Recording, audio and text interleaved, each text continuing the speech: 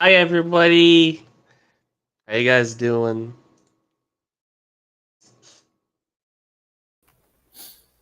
All right, everybody's in here. Well, except Ryle, but he'll show up eventually. I'm guessing he's probably eating or something. How are you Probably. guys doing today?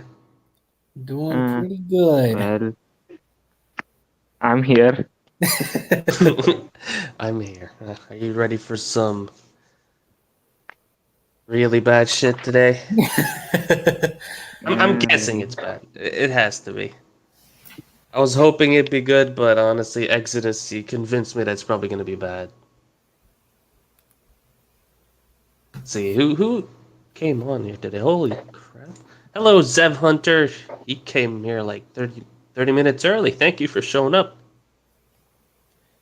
Obey the link. Right. Hey, Zana. Hello. Oh, crap. How do I read this? Nim Diayat. Okay, I read it right. I did it. maybe, Unicorn. What are you saying? maybe. Did you see that the just before the intro played, there was a split second where it was just you on the screen. Yeah, you're right. Oh, Ryle's here. Hello, Foxman. Hi, How are you? I'm fine, thanks. And you? I have a headache, and I'm also annoyed I don't have chicken. But that's just another story entirely. No, I mean I could tell the story if you guys like it. It's not very interesting. Go for We're it. here. Probably We're going here to for be your. more interesting than Rising Sun. I mean, okay, since Shadowy Cloud here is here for my suffering, I might as well share a little bit of my suffering from yesterday. It's I ordered some food, right? Like grocery food, and the order came in, but not completely, and they charged me for the stuff that they didn't bring. So I got a little angry. I called them to refund it, blah blah blah. They got it done, and then 2 hours later, another guy shows up with the chicken I ordered, just raw chicken, and he actually tries to give it to me, and I'm standing there looking at him like, dude, this has been outside for 2 hours, and you want to give me the chicken? Like, do you want me to get salmonella today? I just like sort of sent him packing, like back to wherever he brought that shit from. But I'm very That's sad just because I bad can't eat service. chicken today. Yeah, I feel you. As long as not my immortal. No, no, I would. We're too good for my immortal here. That's not what we do. We like There's Rising a Sun lot instead. of YouTube videos for that. Yeah, honestly, everybody and their mother did my immortal, so I mean, I don't see the point of me doing it. Maybe in private, like we do like a Discord thing where No, people can no, just no. log. It's hell. It's just hell. There's I nothing mean, waiting for you there. I like pain and suffering, Uh, but yeah, I think the internet historian already made a good enough video for My Immortals. So yeah, you're right, if you're right. anyone wants to watch that story, they should watch it at the internet historian. Yeah, probably the best way to be honest.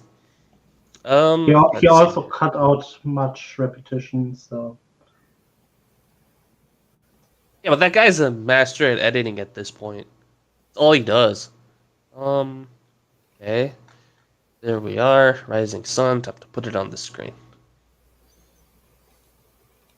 I'm not ready for this, guys. you think anyone else is? By the way, side note: Justice League, the new one, that's good. All right.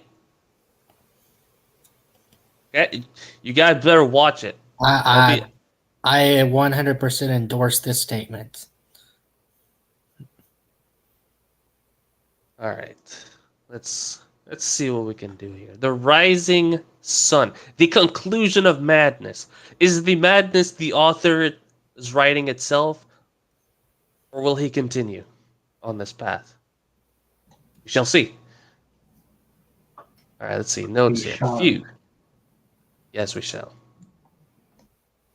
That was a pain to write. Oh no. Long chapter ahead. Just a heads up.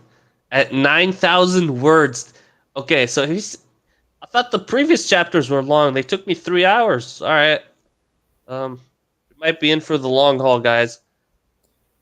Okay, at 9K words, I was contemplating splitting into 2 chapters, but I couldn't find a realistic place to break it in two. I did also promise a bumper chapter for the last chapter in the act, so yeah. I fully understand if 18K words as opposed to the 7K word. Oh, wait. He just added in Wait. 1,000 words. How did it... How did it double? The way he said it, I expected much more. Hold on. Let me, okay. You see the scroll bar on the right, right? Okay, let's see what it compares to the scroll bar in the previous chapter. Oh, I mean, no, it looks about the same, ish. Yeah, no, we should be good. I hope. It's, let's see here. New Justice League is good. You poor sods. He knows. He knows. Oh, good luck, Xana. I hope you get a good answer. Yeah, good luck. Yeah, hopefully. Xana's an awesome writer, by the way. You guys, whenever she's gonna release her book, I'm gonna buy it. But you already read it. Oh, I like it. I'm gonna buy it. That's how you show support. We're not just reading it, we are also commenting on it. Yeah, we comment on it, and I also sometimes do a French accent on it. Arguably the best part. only All right. only on Ned or Catelyn chapter point POVs. All right. For the new people.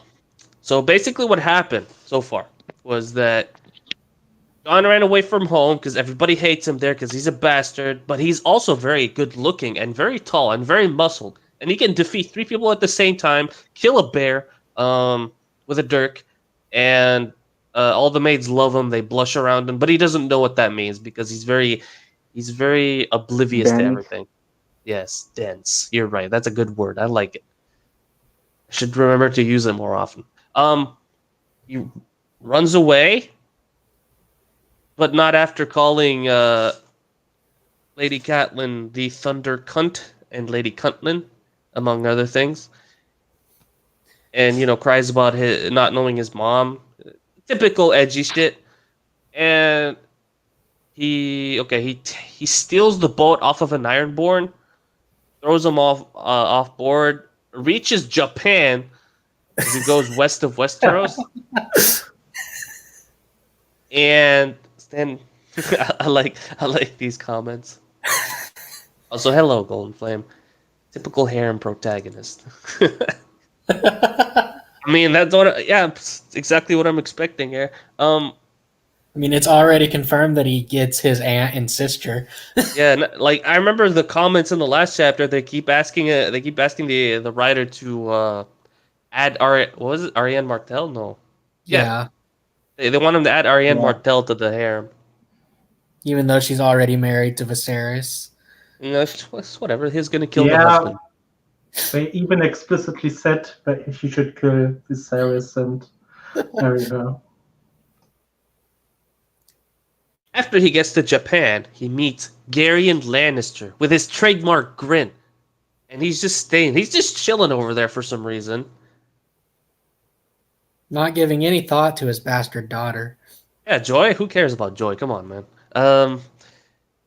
Then John learns that there is a war coming to the place he just arrived. And he is sent to go up a mountain to find a dragon. Which he does. This is how they govern. Like, they just send random strangers to find a dragon. Not Just wait for random the dragon. strangers. He did survive training with Master M. Master With all M. italicized. Dear. NTR. Oh, dear. I remember not knowing what that was, and looking it up, and You yeah, regretted it. I did. I'm just waiting for the dragon to turn into no. Oh, it took me longer than like a minute to drop it. It's okay. Myth actually liked this story. I still Really, blame come on, Season 8. the dragon is already a woman, so technically, you know, Yeah, I mean, yeah, feminine voice. He's right. can still happen. I'm sorry, buddy. I don't know how to pronounce your name, but I'm not gonna pronounce it. That's mean. All right, you guys ready? Yes, Because I am. Yeah. because this is the chapter where you will lose your shit, I think. Yeah. Dude, come on. We've already lost our shit several times over. Yes, It's like but that. this has It's like something that will be personal to you, I think. Myth, do you agree? Yeah. Don't I take everything personally? Not this time. This is really personal. Alright. this entire story is like a bitter medicine. You have to drink it in one go or suffer. Yours, pain. Yes, it is.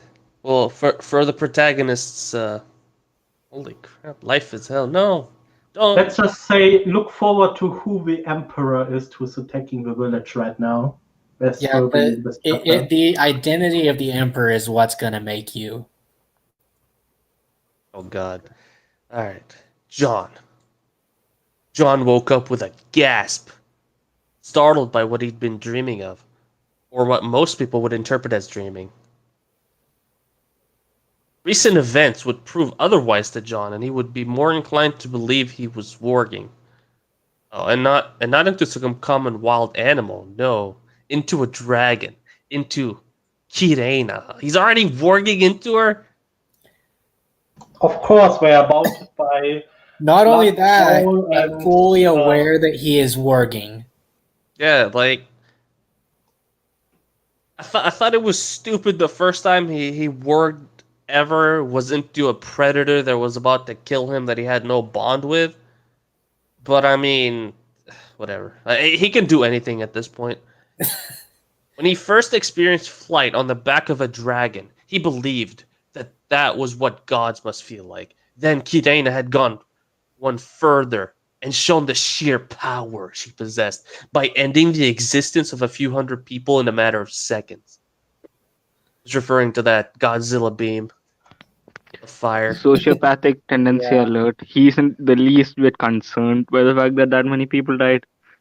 Oh yeah, he doesn't even care. Just ended the existence of a couple hundred. He's literally bragging Just at this point. casually. We're not even two paragraphs in, and 700 like people drop. I wonder why I dropped the story. Look, man, I made a solemn vow that I'm gonna finish this entire thing. I want to drop it, but I mean, must bite the pillow. Master M's lessons about survival and kill or be killed when it came to war. This doesn't even fit in the sense. Were the only things that were keeping him from feeling bad for those people. Had In to a sense. explain away the sociopathy. Yeah, like a few hundred people, and then immediately after, yeah, he's not a bad guy. Also, he was raised in the north. I mean, we are not the most moral people in this regard. How to spend the weekend, a homicidal story. In a sense, using Kirena felt like cheating. The sheer destruction she caused was almost haunting. But at the end of the day, this was war, and what? Sounds like he wanted to kill them all by himself, doesn't it? Yeah, it does. This is terrible. This was war, and those few hundred people dying sent a message and saved a few thousand people's lives. He Greater made the good. best of a shitty situation. He thought to himself, "Hey, I should." Oh, god damn it! I keep finding clips to add. As soon as you said the greater good, I started thinking about Hot Fuzz. It's all for the greater good. The greater good. I mean, we have 4 people here who could try to say it at the same time. Jesus Christ. I mean, okay, all right. Let's go for the greater good. The greater good. The greater good. The greater good. All right, we tried. Looks like we're Points for not trying, cold like everybody. enough.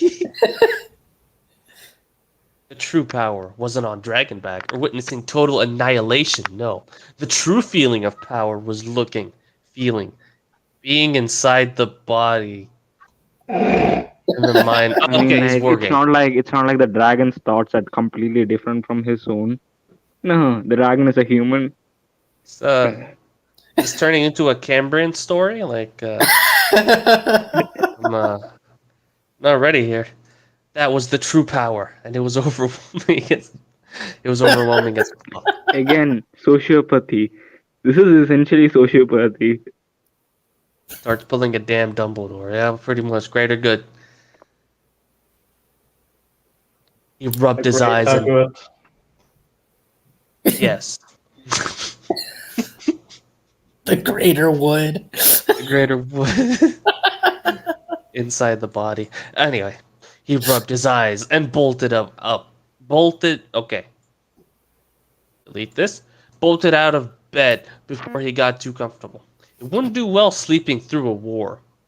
He'd gotten back home with Garion and Master M, with the full intention of planning out the war since they'd just received a massive advantage in the form of, as Garion had put it, a great fuck-off monster of a thing. What? A great fuck... Okay, so if you just take this out, a great fuck of a monster. But that's a... Garion is not this crass, jerk and full of errors. Why are you doing this to me? Yes, he is, in this story at least. At least Garion didn't do his trademark grin here. The first thing John had done when he had entered the house was make himself a bath. Draw yourself a bath? Or whatever. Yeah. The many layers that he'd been wearing for a month had peeled off his body in almost one solid piece, and the smell that was cocooned underneath was off-putting, to say the least. The warm bath, accompanied by a bowl of Garion's special noodles, like...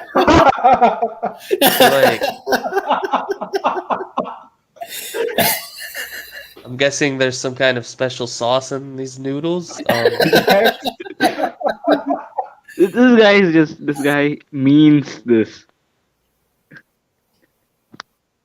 True power equates it being over an overgrown lethal lizard. Truly infallible logic. Yeah, I agree with this. My eyes are starting to hurt from the errors already. God, so I know. I try my best to ignore them, and sometimes I end up repeating myself and annoying people watching. But I can't. I do my best. Just say that. And stop making a connection between Master M and Mr. Miyagi. Yeah. Kind of. I mean, just imagine Mr. Miyagi, except it's an 18-plus movie where there's many things said that imply that Mr. Miyagi is doing something other than training his student. I mean, at this point, a cardboard cutout could replace Master M. Master M. Special sauce. Alright, his special noodles that sorted him out wonders. And while sat at the oh my god.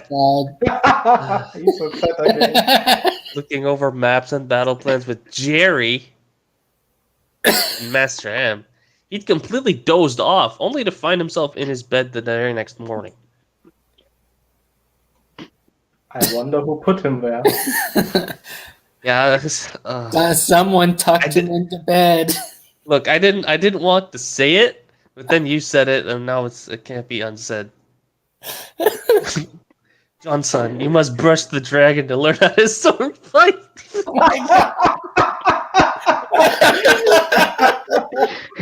That's a good line. Alright, I don't know who you are, my friend. I want you to like at me in one of the discords to like just identify yourself so I can give you some honor. This was beautiful. That was a beautiful thing to say, and I thank you for it That from the deserves bottom to of my be heart. Quoted. From the bottom of Deserves my a heart. gold star. No. Like, this was movie level cringe. Like Oh no. Like a Karate Kid parody. Oh, they must have carried my fat arse to bed. They are good to me, he thought fondly. No. What is Oh, this no. sense?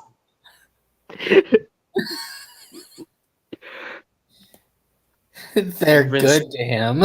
They're good. Master M doing some things here. All right, he rinsed his face, put on some fresh, clean clothes, and wandered out of his room. He followed his nose to the kitchen, where Garion was cooking something that made his stomach grumble. His shuffling feet alerted Garion of his presence, and he received a beaming smile from the man when he tried to return, but he was just completely out of it this early in the morning. Did Garion turn into a housewife? He's been a housewife the I mean- whole time. He makes the dinner, he is making the clothes, and he also carried John to bed. I mean, who else? John But John it- talks like a housewife. John talks like a housewife. Gurion is the housewife. It could have been Master M that carried him to bed. Jerry. I feel like I need a Tom and Jerry clip every time this guy says Jerry. Like, you sure we're talking about the same person here? I don't know who I am either. I'm guessing you're from ACI server because your name is pretty Greek, but I could be wrong. I did link my video there.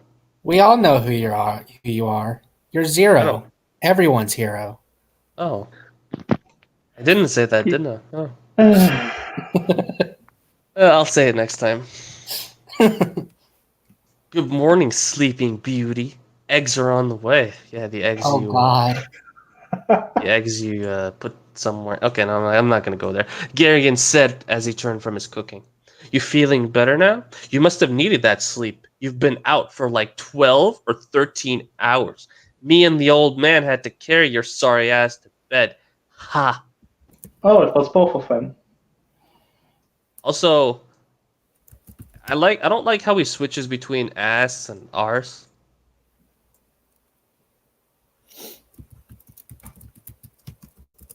It feels as though the writer was trying to pad the fic with as many words to boost the word count. Yep. Definitely what it is. And it's like it's cringy. I won't say the cringy part. It's predictable. Just like most of the most popular fan fictions are. You can easily tell what's gonna happen, and I know people like to make fun of that, but I also know that other people love that sort of thing. They don't like stuff that challenges them for the most part. They like comfort food reading. Everyone's Just like hero. Dragon Yeah, that's me. Quest. Just like Dragon Quest, exactly. Except Dragon Quest is good. Oh, it's the bloody cringe. Eggs, woodles, and special sauce. Oh no. Be from Shiro server. Myth link the stream there. Yeah, that's true. That's true. Yeah, he is from Shiro server. I told him to follow the link to let you know who he was. That's all good. You can join my server if you like. We talk about this sort of thing all the time. The link should be in my video description. I always put it every time I upload the video now. Like rather set up the live stream session. Anyway, okay. Sorry, ass to bed. Ha. Just throwing a laugh in the middle of a sentence. Yeah, feel much better. Back to my grumpy old self on a morning, so nothing to worry about, he said as they both sat at the table. I like how he's like just moving on from the fact that he's been on a mountain for a month. Just, it doesn't no one cares about that. It's just nothing. Garion slid across a little small pot towards him. Have a go of that. That'll wake you up. Inside was a clear liquid not too different from water. What is it? He asked him as he looked at the drink with suspicion. Just try it. I promise you that it will help. One of Master M's creation. I don't like where this is going, guys. You think I do? Oh Also, God. seriously, no, never mind. Arian said as he smirked. Also, no period here. I don't trust you. You've done something to this, I can tell. Yeah, it's probably chloroform in there or something. Morphine. Wake up missing a kidney and, Feeling your nether regions a little overworked. You replied, "Just down it, or don't. I was trying to help you." It's obviously sake. There's no way it's vodka. These aren't Russians. I'd like to do a Russian accent, but I'm not good at it. I mean, I would like to deny that it's not. I would like to say it's not vodka either, but You the know, story. at this point, this guy just pulls random information from random cultures. I wouldn't Just be trying to help. surprised. Surprised about what? Exodus, finish your thought. Oh nope, he's Nope, he's gone. he's gone. He's surprised. I'm surprised. Disappears now. I'm surprised too now. All right, it's not me who always feels like shit on a morning. I should start saying poop instead of the S word. Gary replied as he No, went you back to his eggs. But, like, okay, let me explain this part. You can get away with saying this particular word a few times, but if you keep saying it over and over, the YouTube overlords start like hammering down on the Yeah, video. that timing couldn't have been more perfect. I'm a little surprised here. Poop. All right. Gary replied as he went back to his eggs, his special And eggs. I mean, you are not monetizing the stream, so this shouldn't make Well, any I will difference. eventually. I don't see why not. Also be I do have lots of plans for this channel. I haven't like really talked about them yet on stream. But Exodus knows and I've been slowly working on it. Hmm. I'll start doing well I might start doing one fan fiction reviews, not like reading them, just telling people if they should read them or not. I also will start doing things like lore videos. I haven't picked a specific fandom yet. I don't know which one to choose because I like quite a few. But I might start doing videos that talk about how strong is this guy, or what happened here in this situation, or like I talk about, I don't know, a pantheon of deities in some universe, explain how they work, who's who, etc. I think that would be fun to do. But Be yeah, fun to Basically, watch. yeah, basically writing advice by giving examples. I mean, yeah. Also, yeah, like I was gonna just start with that, and then eventually go into how this pertains to writing. For those who are interested, I know not everybody is interested in writing, but a lot of people like the lore itself. Anyway, went back to special eggs. All right, no, you just looked like, and then for the rest of the day until you go to bed at night, the world is a cruel one, Jerry. I'll give you that. He replied as he successfully dodged a bit of scrambled egg that was thrown at him. Don't throw food, Jerry. What's wrong with you?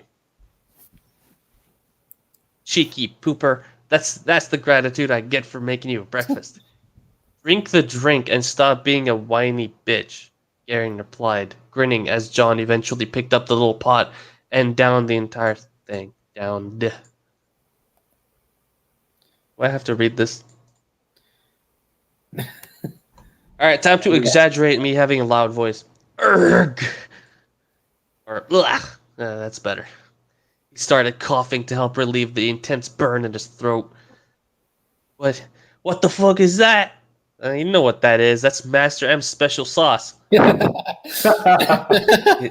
looked around the kitchen for anything to take the burn away whilst Jaren was laughing his ass off.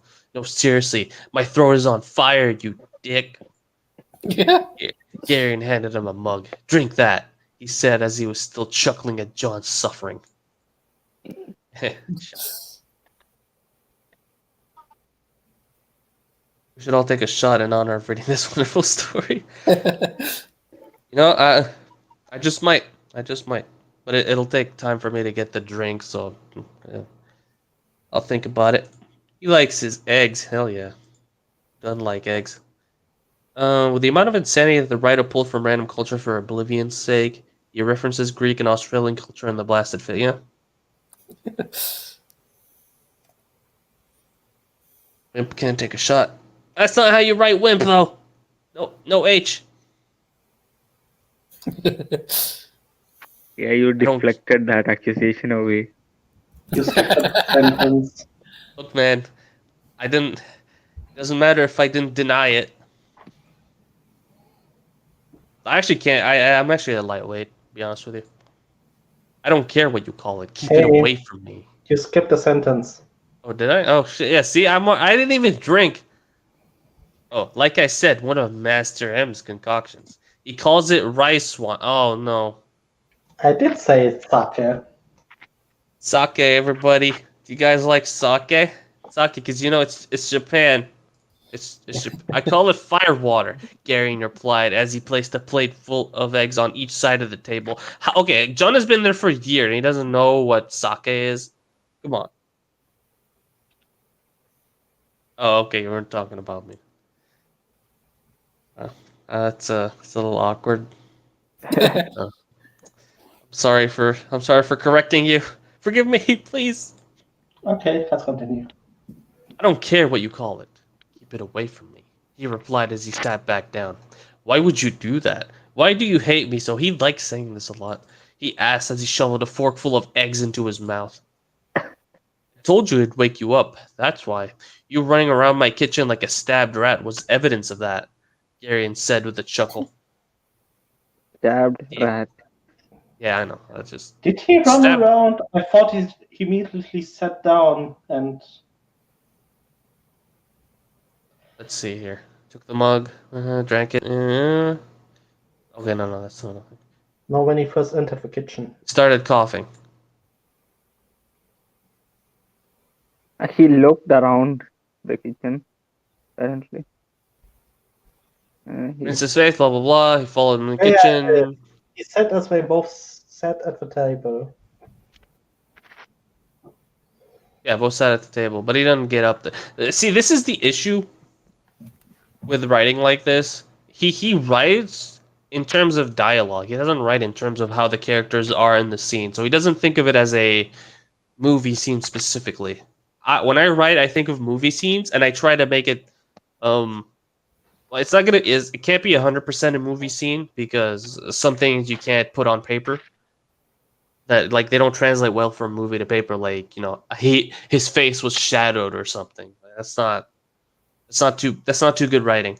Um, but for the most part, characters moving. Like he took the cup and took a sip before talking, or like he got angry and just pushed off the table. And you have to describe these little details, like the chair behind you grinding against the floor, just to show just how angry the character is that he pushed it on the floor, and so he pushed it so hard that it started grinding very loudly. Things like that. This guy doesn't even do any of that. But yes, stabbed rat was evidence of that. Garen said with a chuckle. Was the butt clown. Dick, he replied with a mouthful of egg. What is it with the egg? The rest of the breakfast was spent talking about the actual war they were currently in the middle of. Garen had told them the Imperial clan's naval fleet was spotted by a fishing boat that was being used for scouting, and they guessed they were 2 or 3 days away from here. That was 2 days ago. There's so much in this paragraph. So much to die Unpack. inside over. Yeah. But I'm gonna read the comments first. Same, and sake isn't clear like water. Damn it. A little clearer than it's a little clear, but not like water. Yeah, Saksuke. Master M added his special ingredient. So That's right, maybe he special assumed it sauce. was He's that. right. Special sauce, guys. Gotta remember that. Rice wine and sake are both grain alcohol derived from rice. Rice wine can be distilled and fermented, but sake only fermented. Google. Oh yeah. Yep. Sake doesn't burn. Alcohol percent is different too. Oh, okay. Let's be honest. This guy doesn't know a thing about Japan for real. Like he probably just reads things off of Anime. anime, most likely. Yeah. It's written more as though the writer could figure out if they were trying to write a novel or a play. More on the play section. An issue with most fan fictions I see is that they focus too much on the dialogue and not enough on the actual narration. Because they like their what's the word I'm looking for here? Their payoff moments. You know, the character says something cool, but he doesn't actually do anything that follows it. Dude, I followed a link to your book, but it was wrong, I think. I'll look at it. So sometimes what happens is I'm pretty sure the book link will have like 3 dots on it because I didn't want to complete the entire link. So I will just straight up link my book in the actual chat. 16 my book.to/the drag tell me. There you go. That's my book link. I could have done that paragraph so much better. Yeah, let's get into this paragraph. So, middle of breakfast. This sentence here. There's no tonal shift in this. What does that mean? They're joking around, you know, eating. You know, it's a chill time. They're relaxed. They're sitting at a table eating, and then he starts talking about the war. This is people have died in this. I'm not talking about the random goons that John killed with his dragon that he just fucking sent his Godzilla dragon at and beamed him out of existence. I'm talking about the people on their side who have suffered casualties. People who are buried, etc. Like it all has Sure, but like the Japanese have this belief that spirits, even if they're enemies or friends, regardless of whatever they are, all spirits should be appeased. Yes, however, these two aren't Japanese. Sure, but like the other people, this guy has been living in this culture for a long time. Cultural assimilation might be there, right? I'm talking about Garian. No, Not not necessarily. I've been living in Canada most of my life now. I still have many reactions that are from the homeland. And John has only been there a year anyway. I'm talking about Garian anyway. So like, they're still talking as if they're just chilling at the table eating. Garen had told them that the Imperial Clan's naval fleet was spotted by a fishing boat. It's so casual. Casual, matter of fact. This happened. I want you to accept that this happened and continue to read the story. Please consume. But this is a war. It needs to be more intense. It needs to be more impactful. Like maybe it could have been like. Yeah, we have a dragon now, and he already established a few lines earlier that the dragon is like that fuck off beast. So see, I understand this, but that never fully erases the feeling of, I would say, helplessness that they felt before. Just because you can do anything now doesn't mean that it changed from before. Sounds so fun to read this. Yes, it does. That's when they'll attack again. When the Navy is attacking from the sea. Oh, okay. They is the army. And since Kochi doesn't really have a naval force, me and Kirena are gonna have to sort them out ourselves. John explained. Not only would it stop them from being attacked on 2 fronts, but it would also prevent the clan's fleet from skipping us and going straight for the first white island, Kyushu, instead. What a weeb. One of Garen's eyebrows rose. Kirena, that's the name of your new best friend? He joked, but John could see that he was very interested in talking about the dragon. Who wouldn't? Wait. Jerry, so they had like jealous. He does, but I'm also weirded out by the fact that he didn't even mention it until now. Yeah, it's been days, and this is the first time he's mentioned the name. Screw it. It just foreshadows how important the dragon really is in daily conversations for the character. I mean, that goes hand in hand with what we talked about before of him like being so matter of fact about the war. Like none of this actually matters until the writer wants to have a scene. The entire reason this happened is so that John could explain why he gave her a name. When I found her, she told me she didn't have a name, so she allowed me the honor of naming her. I think the name is fitting, don't you? Darian's face morphed into a look of confusion. She told you. How? Does she talk like us? Ah, poop. Let that one slip. How does... How do... Okay, the one time you should use first person, you don't. How does he explain this to him without sounding mad? He wondered. Actually, this sounds like what the author was thinking. Like, oh my God. The SI strikes again. Yeah, so this is another self-insert. Don't do this, guys. If you're not sure about your sentences, just come to me. I'll help you. If I have time. I'm sure many others would also help you. It doesn't cost you anything to just ask, does this sound stupid? Might hurt your feelings a little bit, though. I know mine have been hurt a lot because of that. He cleared his throat and sat up to explain. Have you ever heard of skin changers? He asked. Darian's eyes went wide. Like the wildlings?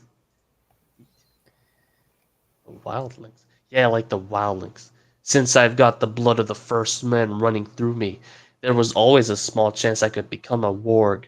And since I've got Stark blood, the chances were multiplied. Yeah, this is such a fandom thing, by the way. Yeah. He finished. He looked at Garion, who shook his head in confusion. With the whole Warg King story and how Stark taking his daughters as prizes, our blood has plenty of that skin changer magic. He explained further. Of that skin changer magic.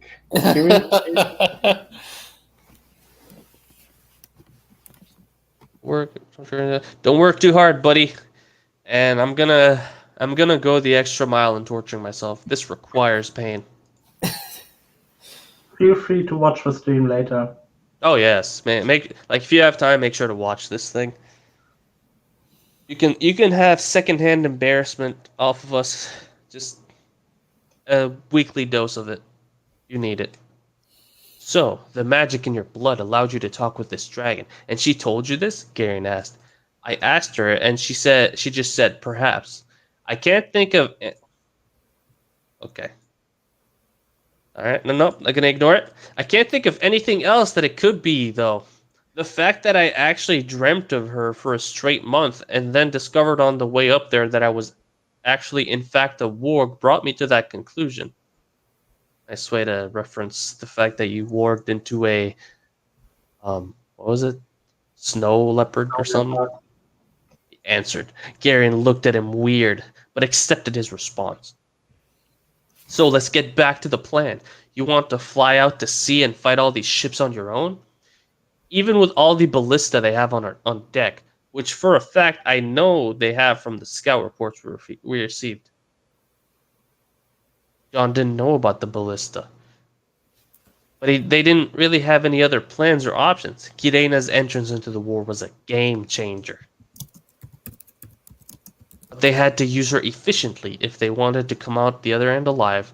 His plan was high risk, high reward. And it had his name written all over it. This entire paragraph. After the damn thing, I know how bad it is. Oh my god. This is so good. The amount of plot holes is bad enough. Look, man. Imagine how it feels for me. I if I know most of you don't know me, but whenever someone recommends something to me that I hate, I immediately stop reading it because I cannot handle it. It pisses me off. This is I get angry. I mean, I'm not gonna name names of most of the people who suggest things to me. Dylan. Not gonna name anybody. Just yeah. Even when he's not here, he's here. He said he's abandoned us forever. He's gonna start doing I don't know, his sword thing every Sunday 12 to 2, so he's never gonna be on the stream ever again because he hates me. Hail the power of nepotism. I wasn't aware of the ballista, but we should manage, I think. I hope. Garen didn't look convinced. Listen, it's the best plan we've got. It's one big thing less to worry about. The town recollects themselves and prepares for another siege against the clan's ground forces. Yes, it'll be more than the 10,000 you had to defend against before, but the fear of a dragon appearing will make them skittish and less confident. They'll be reluctant to overcommit, he explained.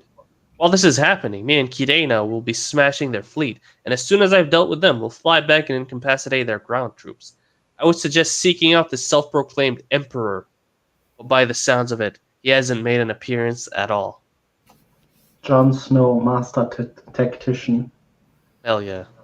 Without any of the background that he has to get there. Background? He doesn't need background. Get out of here. I'm just reading something here. Something about. Okay. He can't even count. Let's not forget that. So right. Let's be honest. From a high altitude in the previous chapter, the dragon created carved the ground with its blast. I'm not sure why he's worried about ballista if he can just get even higher away from their range and blast the ship. It's made out of wood, not earth or stone, so it should break much more easily.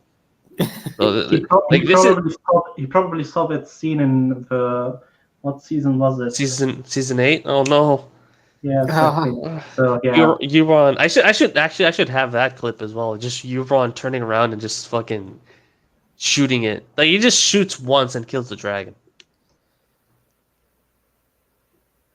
When it's said to be a 1 in a million shot in the books for that to happen. Yep, and he hits it without her even knowing about it. He hits two shots. Let's see here. Well, yeah, like this is called manufactured tension. I mean, all tension is technically manufactured, but a good writer knows how to make it seem natural. Arian shook his head. No, he hasn't. He's done a good job of protecting himself by staying elusive. He knows if he gets captured or killed, then his little conquest of greed will have been for nothing. He sighed. I just wish we could have a talk with him to understand his motives. It can't all just be for greed. Well, I mean, lust for power. Need to this is Tywin's brother. He knows exactly how these people operate. Yeah. Yeah. Season 8 hadn't come out when this was written. I mean, it's the same level of quality, but I understand. Word padding, yes. Garen sighed as he looked at him. I've only just got you back. You skipped another sentence. Damn it. That's a paragraph, buddy. Well, if I manage to find him, he won't get the chance to explain himself. He doesn't deserve that luxury for what he's done, and I'd rather just to cut the cruel fucker's head off there and then. He answered with conviction. Fucker had to die, no two ways about it. What has the Emperor actually done, though? I don't even know. He's just conquered stuff, don't you know? Guys chill in the background. I like how earlier the writer was just trying his best to justify what Jon did, and now Jon is straight up acting like a homicidal maniac. No, he doesn't even know who the guy is. He hasn't made an appearance, but he has to die. Very inside. Also the hypocrisy. If Jon was doing the conquering, it would be presented as good and necessary. But yeah. It's the Emperor. 100%.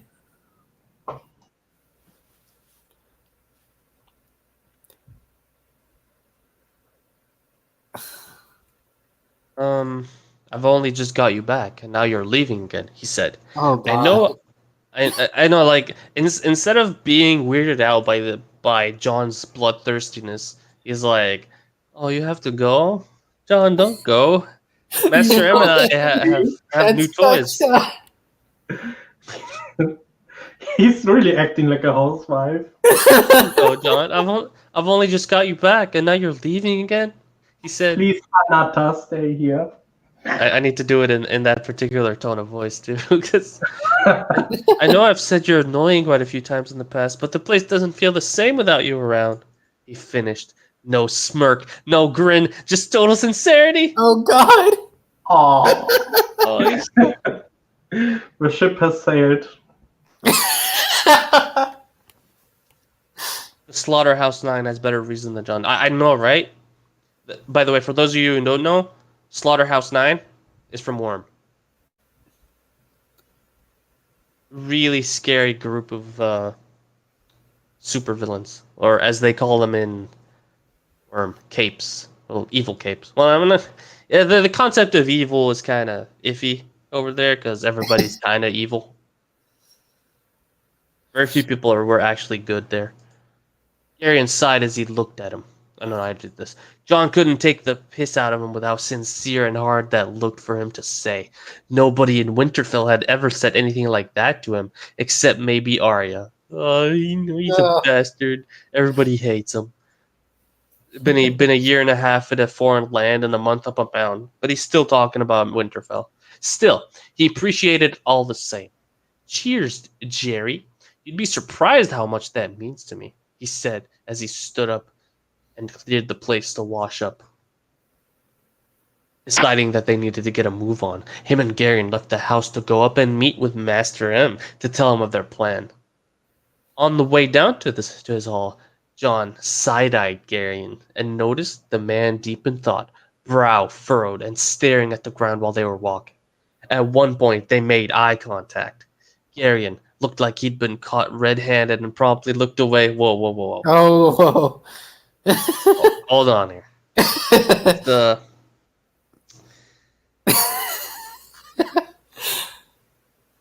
Yes, the Slaughterhouse 9 are the best murder hobos. The Emperor's evil because John had a shipwreck on the opposite island. That's it. Yeah, pretty much. If John's shipwrecked on the Emperor's island, he would have become trusted advisor, blah blah blah, all that. The room level competence, writing and acting. Yes, exactly. Spit it out, he told him as they sidestep a cart being dragged up the road. Spit what out? Garen looked surprised, but John wasn't buying it.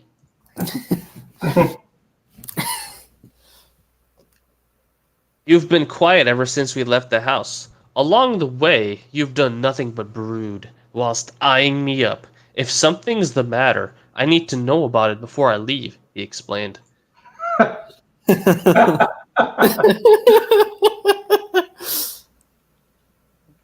Husband's going off for war. Also, apostrophe game needs work. And comma game. Anyway, Gary sighed.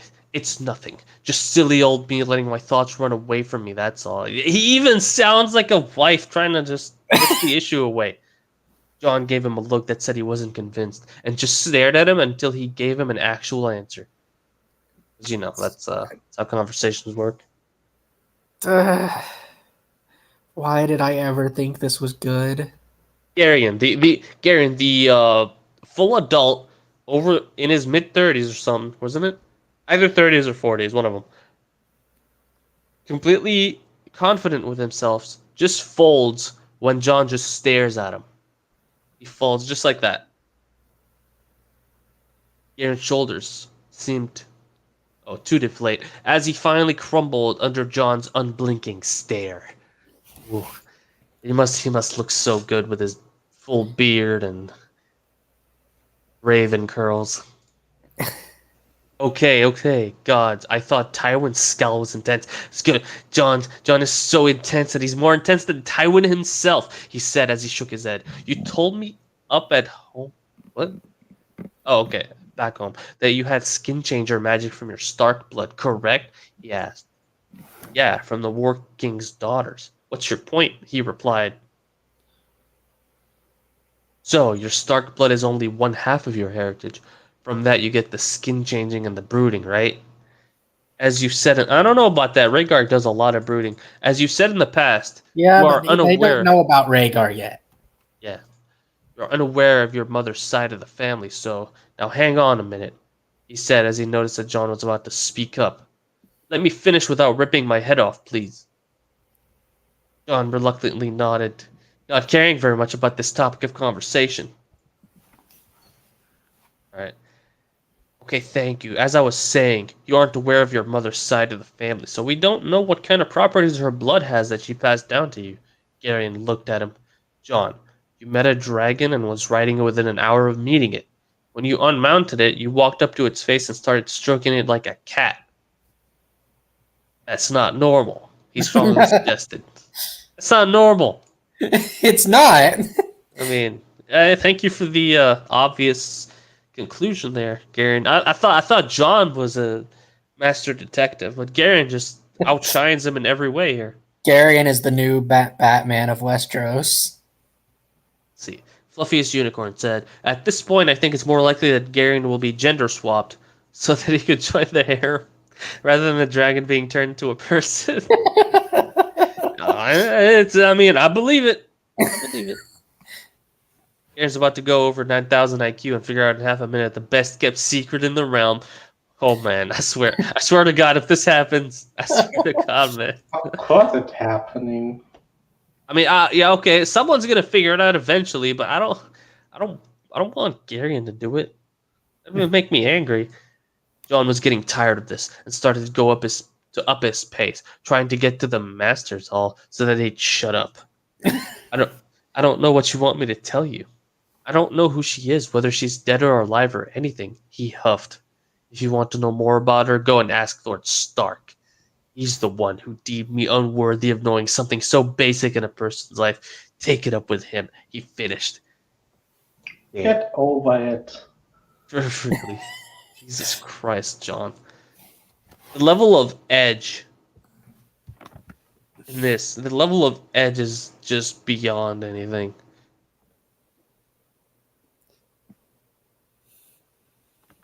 I don't know. Just zero focus. Don't get angry. Don't get angry. Garen grabbed hold of his shoulder to slow him down. "I'm trying to help you, you clod. Answer this question for me. Who was known for having connections with dragons?" He asked, one eyebrow raised. John just looked at him funny. "Targaryens," he scoffed. "Don't stand there and suggest I've got Targaryen blood. I know Master M is going mad from old age, but I thought you had a few years left at least." Alright, okay. No. He just controls a dragon. And he's brushing off the possibility of Targaryen blood. To be Also, fair, it doesn't have to be Targaryens. I mean, yeah, okay, but any Valyrian. If he thinks he's the son from Ned Stark, so if his mother had any connection to old Valyria, I mean, could technically be possible. Doesn't have to be Targaryens. Hello, buddy. Welcome to the stream. Yes, we are dealing with some really dumb shit today. Also, this part here, I mean, We've seen no evidence of that yet. It's even been proven that he's not going mad because he was right the entire time about the mountain. Right? So why would he keep treating him like he's crazy? Because he's Jon Snow.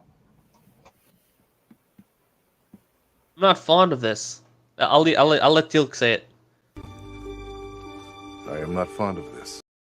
Yes. I surprised you with that one.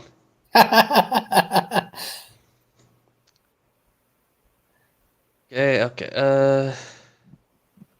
Oh, you had a few years left at least. He smirked as he started to walk again, but then turned around. As a matter of fact, she can't have been a Targaryen. There were only 2 females in the Targaryen line when I was born. One was already pregnant with Princess Daenerys, and the other was Princess Rhaenys, who was 3 years old. Read it out. Oh, God. No, I don't. Yes. Watch it.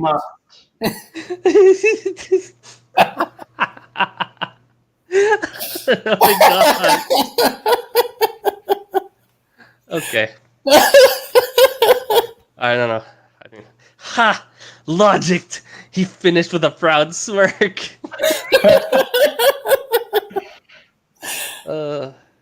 You know, that's not even something you say in modern times. Like, Dirk, I only have one thing to say to you, Dirk. I'm gonna put some dirt in your eye. Christ's sake. Garion just looked at him. And what type of blood do the Targaryens have? He didn't give John a chance to answer. As he furthered this point, Valyrian. I suspect that there's a drop of Valyrian in your blood. Not necessarily from House Targaryen, he said. yeah, so Garion does understand. And, you know, he's using some logic here. He's, He logicked. people do in their free time. I've heard come from the cave age. Really inspiring. If you like Ned Stark, like me, I advise you to brace yourself. He's bashed harder than Sakura does in most Naruto fanfic. I can already tell he's gonna start getting heavily bashed. In the chapters where he just hypes up Jon, I already know Jon is gonna bash him anyway, just like he's currently bashing Catelyn any chance he gets. But I'm eager to see how bad it gets. There's a theory that Targ's ability to control dragons is general working ability, but yeah, it's done for Jonathan. Yeah, Jonathan. I keep forgetting his name is specifically stated to be Jonathan in this one. Yeah, it's dumb for him to dismiss it. You're right. I agree with this. I mean, I understand dismissing it because, you know, this part here, the Rhaella pregnant with Daenerys and the other one being Rhaenys, but everyone knows that there are still dragon seeds out there. It's not like they all disappeared. I mean, there's even a house descended from Valyria that isn't the Targaryen. House Valerian. Yep. Yeah. Jonathan's making a mistake here. Does this count as a deliberate character flaw? No, there's no way. There's no way. Like your hair, bro? Thank you. I like it too. I like writing it. A logic was attempted at How I Met Your Mother reference. I've never my sister loved that show. I caught a few clips of it as she watched it, but I've never properly seen it, to be honest. Me neither. He's bashed more than a succubus in a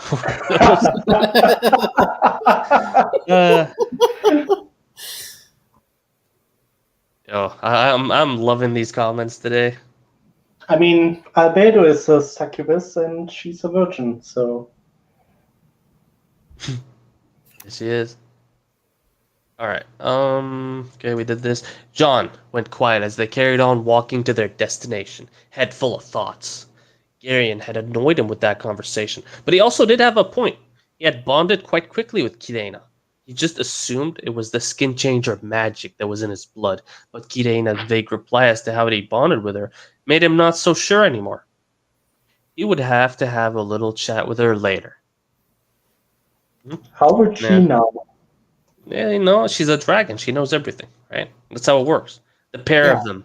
But she's living on the other side of the planet. How would she know about old Valyria? Because dragon. She's a dragon. But what about dragons? It's the equivalent of a wizard did it. Yeah, like how does this spell work, magic? How did you do that, magic? That makes no sense here. It does if you have magic. You know, that's the typical explanations here. The pair of them made it to Master M's hall after that rather heavy conversation on the way down, but were pushed out by the old man and his trusty stick before they even walked in. Oh, wait, he has dialogue again. Oh my god! I need to remember to change my name to Master M next time. Yes. Master His M. trusty stick. His trusty stick. Oh no.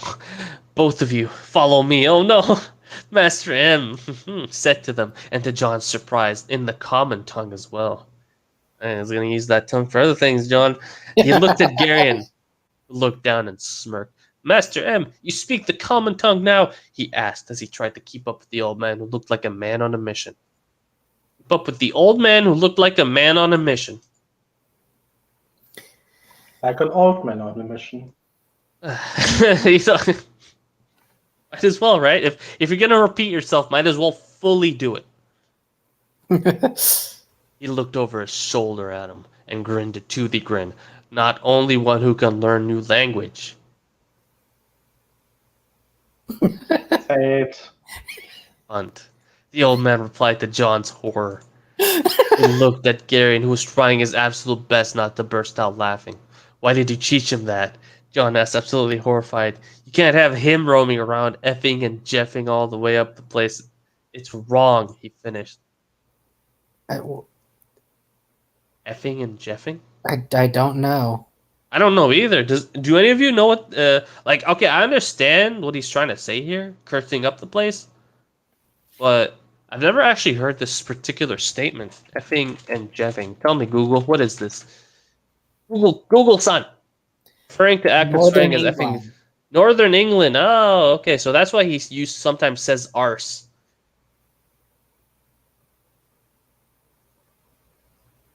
Really likes his stick. Yeah, I can tell you a few stories about what he does with that to John in the bedroom. But let's we'll talk about that later. All right, yeah, it's in the after party. Old man be Fallout New Vegas. He really is in Fallout New Vegas. Garion shook his head. It's not swearing to him. John looked at him for clarification. I may or may not have told him the word for.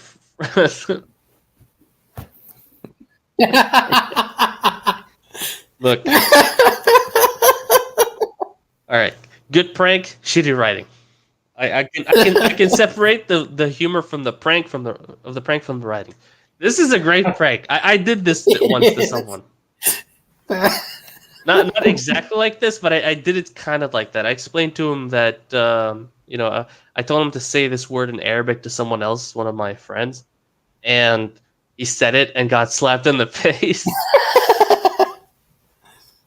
And the word was like it was an insult.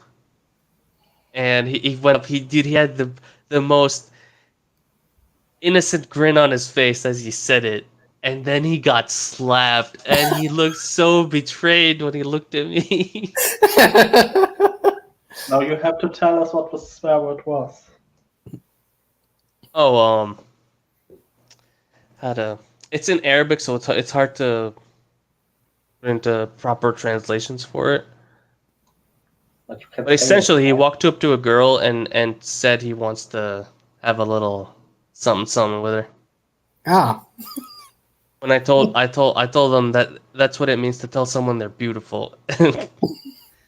he didn't like it. You don't want to know what I told him.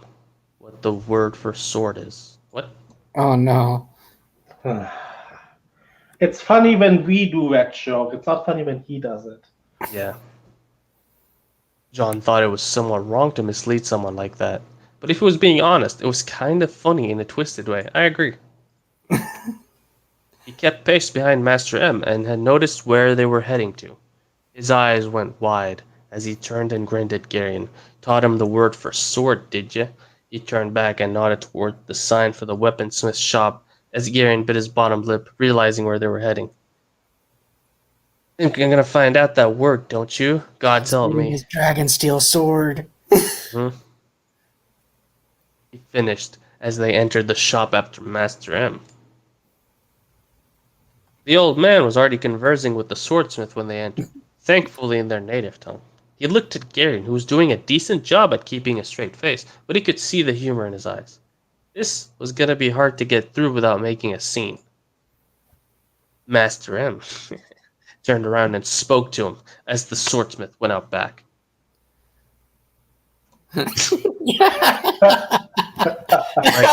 Goro has gone back to bring gift from me to you, he said, still using the wrong word for friend. Garen coughed. He was too busy holding the laughter that it took him longer than normal to register the words. Gift for me? What for?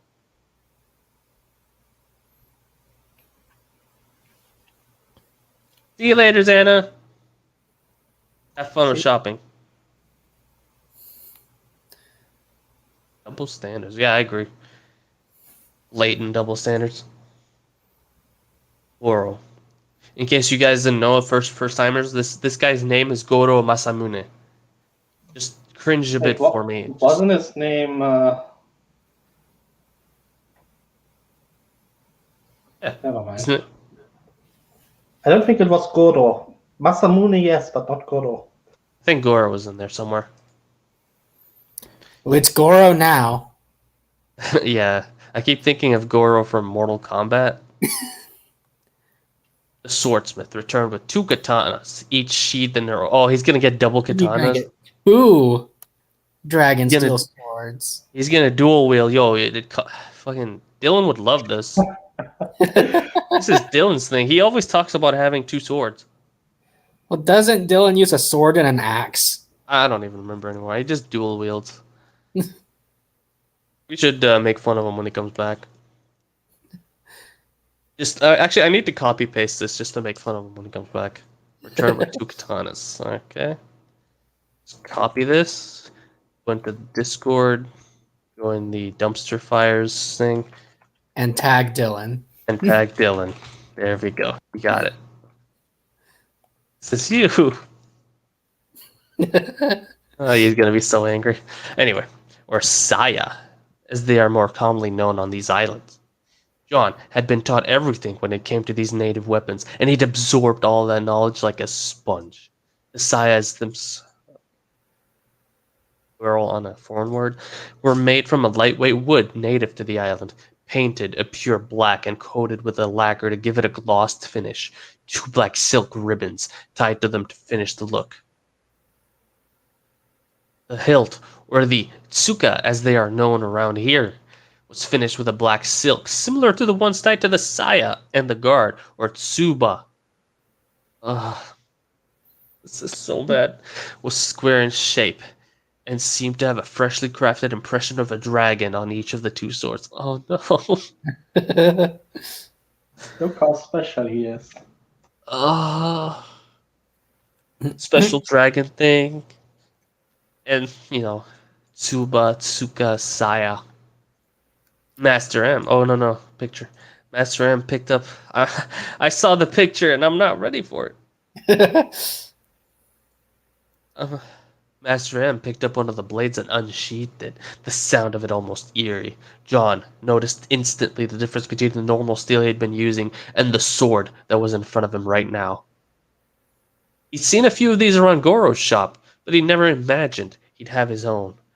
John looked in awe at the immaculate steel. A steel the shade of a midnight sky. Dragon steel. Oh. Incidentally, also Dylan's favorite. Really? That's it? It looks like a $20 fucking knockoff. Looks like a cheap knockoff. This is glorious Nippon steel. Glorious Nippon steel. Japanese. I mean, the blade looks plastic. It does. It looks like a prop. It looks like something you would give a child. Is it? Well, technically, John is still a child in this, isn't he? Let's just look at this again. Oh. Dark and full of errors. Sometimes you just break my heart. If you're gonna use pictures, pick better pictures. Really, honestly, there's so much good art out there displaying what the sword looks like. Beautiful art, and also free because it's been so long. But yeah. Katanas are two-handed blades, goddamn. Yeah, they are two-handed blades. I don't understand this thing with people. They're like, you can use double-wield katanas. It's two-handed. if you're gonna dual wield something, it should be a one-handed weapon, like an arming sword. He's Jon Snow. He can do whatever he wants. You're right. You're right. Like a year and a half ago, he was strong enough to beat the crap out of 3 guards. So him holding 2 weapons, easy. Nothing. How big a bear with a dirk too? How big are the swords in Final Fantasy VII? And they are wielded in one hand. And let's not forget that he broke Theon's nose to the point that it hasn't healed in over a year. Oh yeah, you're right. You're right. Probably buy that from Wish for $3 and $20 shipping. Yeah, and it'd take you like 2 months to show up. I remember trying to use Wish. I regret all around. Why would you use that? Dude, it was years ago, and it was all over the place with its advertising, and I kind of wanted a cool anime-style necklace. It's obviously a scam site. I mean, it wasn't a scam. I actually got the necklace, but it took like 2 months. But I only saw when they were selling like 4 terabyte USB sticks and stuff. Yeah, I noticed those things, obvious scams, but like back then, I was just looking for a Naruto style necklace, which I got. I'm holding it in my hand right now. I'll show it to you at some point. After the stream, I'll put a picture in the Discord. Anyway, I once had a small plastic small sword that looked exactly like that. Kept using it to bash my siblings on the head. Threw it away. Yep, yeah, what's the point of a sword if you can't use it on people? Don't be mean. This is a special sword that is only given to chosen people in this village. Yes. Wish is only good for jewelry. Anything else I won't trust it for. Exactly. I remember checking Wish a few months ago, and it was showing laptops for $200. But the specs on those laptops easily would make them cost $1,500. So, no, don't trust them. No. Also, on the subject of that, have you guys seen the prices on graphics cards right now? Nope. Easily doubled what they used to be. It's all the fault of the pandemic and those damn miners. Yeah. The data miners, yeah, you're right. Bitcoin miners, sorry. Let's see. He was so enraptured with the blade. No, this part. John didn't know what to say as Master M handed him the hilt of the katana. The balance, the weight, even the grip was perfect in his right hand. Looking up closely, he could see how truly brilliant the steel really was. Freshly oiled and deathly sharp. He was so enraptured with the blade that the sound of the other katana being unsheathed was rather jarring, to say the least. Shouldn't it be deadly, not deathly? I know, but I mean, just ignore it. Damn it, Durkin, full of errors. How could you do this to me? How could you? How dare you? How dare you? You've just been waiting to use that, haven't you? Look, man, I got all these clips. I want to use them, all right?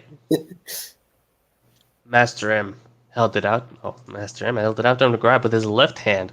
And again, perfect weight, balance, and grip. This is how Japanese swords are made, guys, with absolute perfection. Freshly oiled, just like it's doing. I feel like he's just copy-pasting what happened here.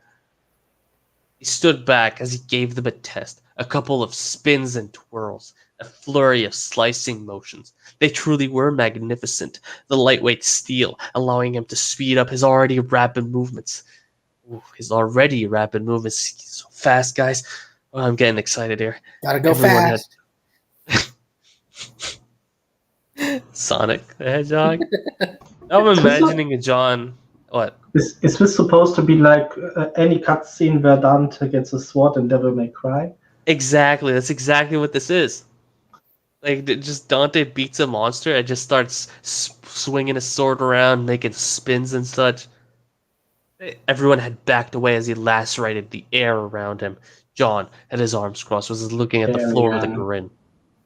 Looking at the floor with a grin? Jarian, not John. Yeah. Oh, yeah, Garion, you're right. Looking at the floor with a grin. With a grin. I got so confused by this that I didn't even pronounce this right. Like, I have a thing where as I'm reading this, I look down to see what I have to read next, and this tripped me up. Master M had his chin high as he looked on with pride, and Goro was just open mouthed in awe. Yeah, Goro, you can never compare to this. All right, Well, you're question. nothing. What's up? Has John, up to this point, ever demonstrated dual wielding capabilities? No. He's Jon Snow, of course he's able to. All we were shown with this actual skill was him killing that bear.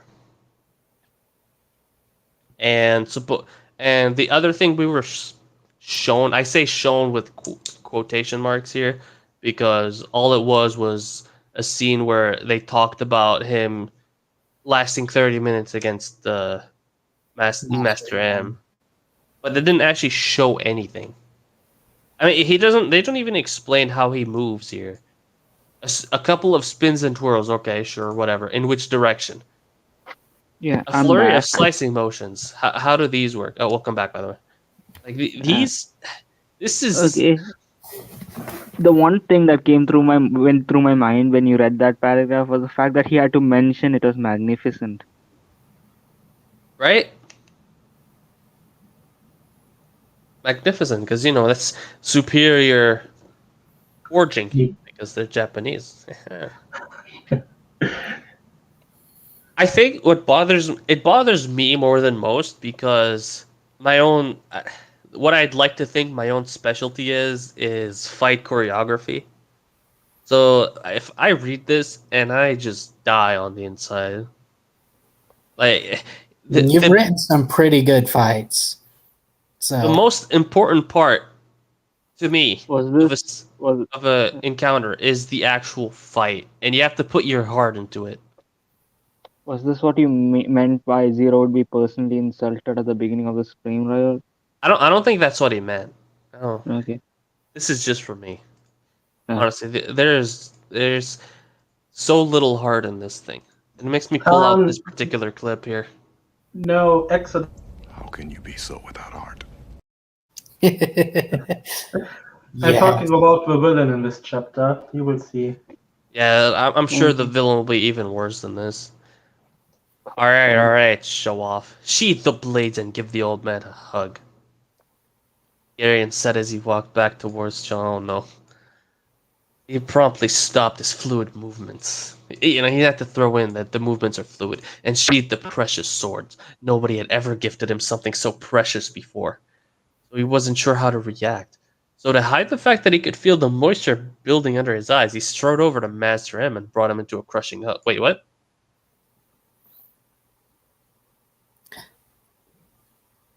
Oh, okay. You probably miswrote that.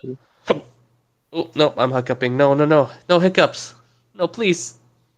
Go drink some water, Zero. Alright. Water drinking. I must fix the hiccups. Okay. Hopefully it's better now. Ooh, comment. Let's see here.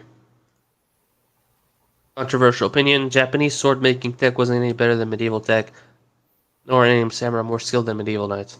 Yeah, I mean, obviously they weren't any better. Just different. It's different. They like their swords to have a single edge and a point. And they had so many rituals based around all that. Let's just wait. This guy is going to take all that and is going to flip it around. Also, the reason katanas were folded during the smithing was that the steel in Japan hasn't a good quality. So you have to work on it really long so that it becomes a good quality steel. Gary and his floor gang confirmed. It really is. It's not a controversial opinion. That's the fact that European longswords were more durable and stronger than katanas. I mean, yeah. and 2 edges. Yeah. Imagine doing a swing and then having to spin your sword to do another swing. Like, screw that. You just swing and then you change direction. I mean, also, the one-handed swords are literally called bastard swords. Well, aren't they hand and a half? Yeah, that's a hand and a half sword. Right. Close enough, though. It's a sword that can be used with either 1 or 2 hands. That's why it's called a bastard sword. Didn't John Right. actually get a bastard sword as a joke? Yeah, Longclaw was a bastard sword. Yeah. At least to my issues with this, you want to write abbreviated fight scenes, do it better You're than learning memorize things it than here. do it badly. I don't agree with this. I don't agree at all with that one. If you want to do a fight scene, you go all the way. Especially in stories specifically centered around the medieval times and fantasy. Fights are kind of important in these settings. They're integral. It's not like this is a story set in modern times with gangs and shadow wars between the cops and the mafia or whatever, and you just go in and it's gunfights. The fights, the gunfights, it's just a bunch of people on each side just taking cover and shooting or something. But a sword fight, that requires actual choreography. I mean, the only time you would need choreography in that situation I just came up with is hand to hand. But yeah. Anyway, brought him to a crushing hug. Thank you so much. I don't know what I did to deserve this, John muttered into the old man's shoulder. Master M placed his hand on John's shoulders and eased him back. You do deserve it. I believed in you. I believed you would save us all, and you did. You have earned the right to wield dragon steel, John. You deserve it. The wise old man said determinedly. Master M is going to ask him another something. Last time he believed it if he went on a mountain.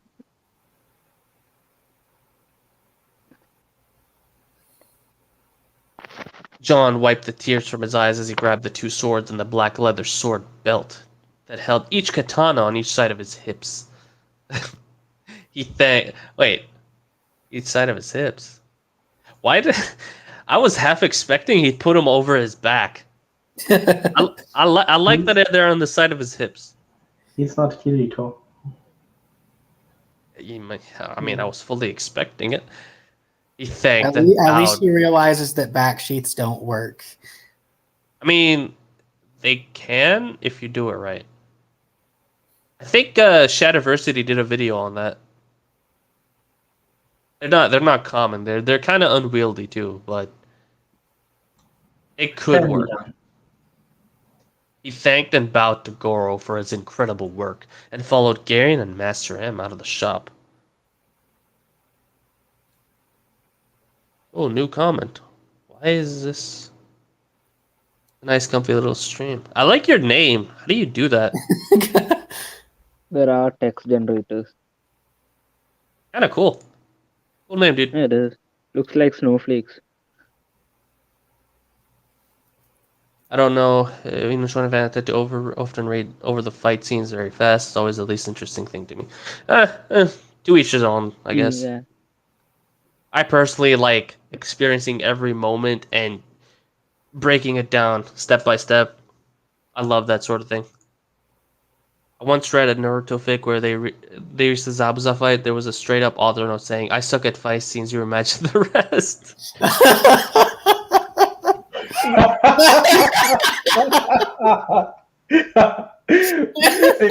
Imagine a story. Imagine just a story that it's one chapter and says, "I suck at writing stories. Imagine the rest," and that's the entire story. I'm tempted to do that now on fanfiction.net, but I feel like I should get banned if I try. Like, I don't know. I don't even write. What is You'll it? get cancelled. Oh yeah, I would. You're right.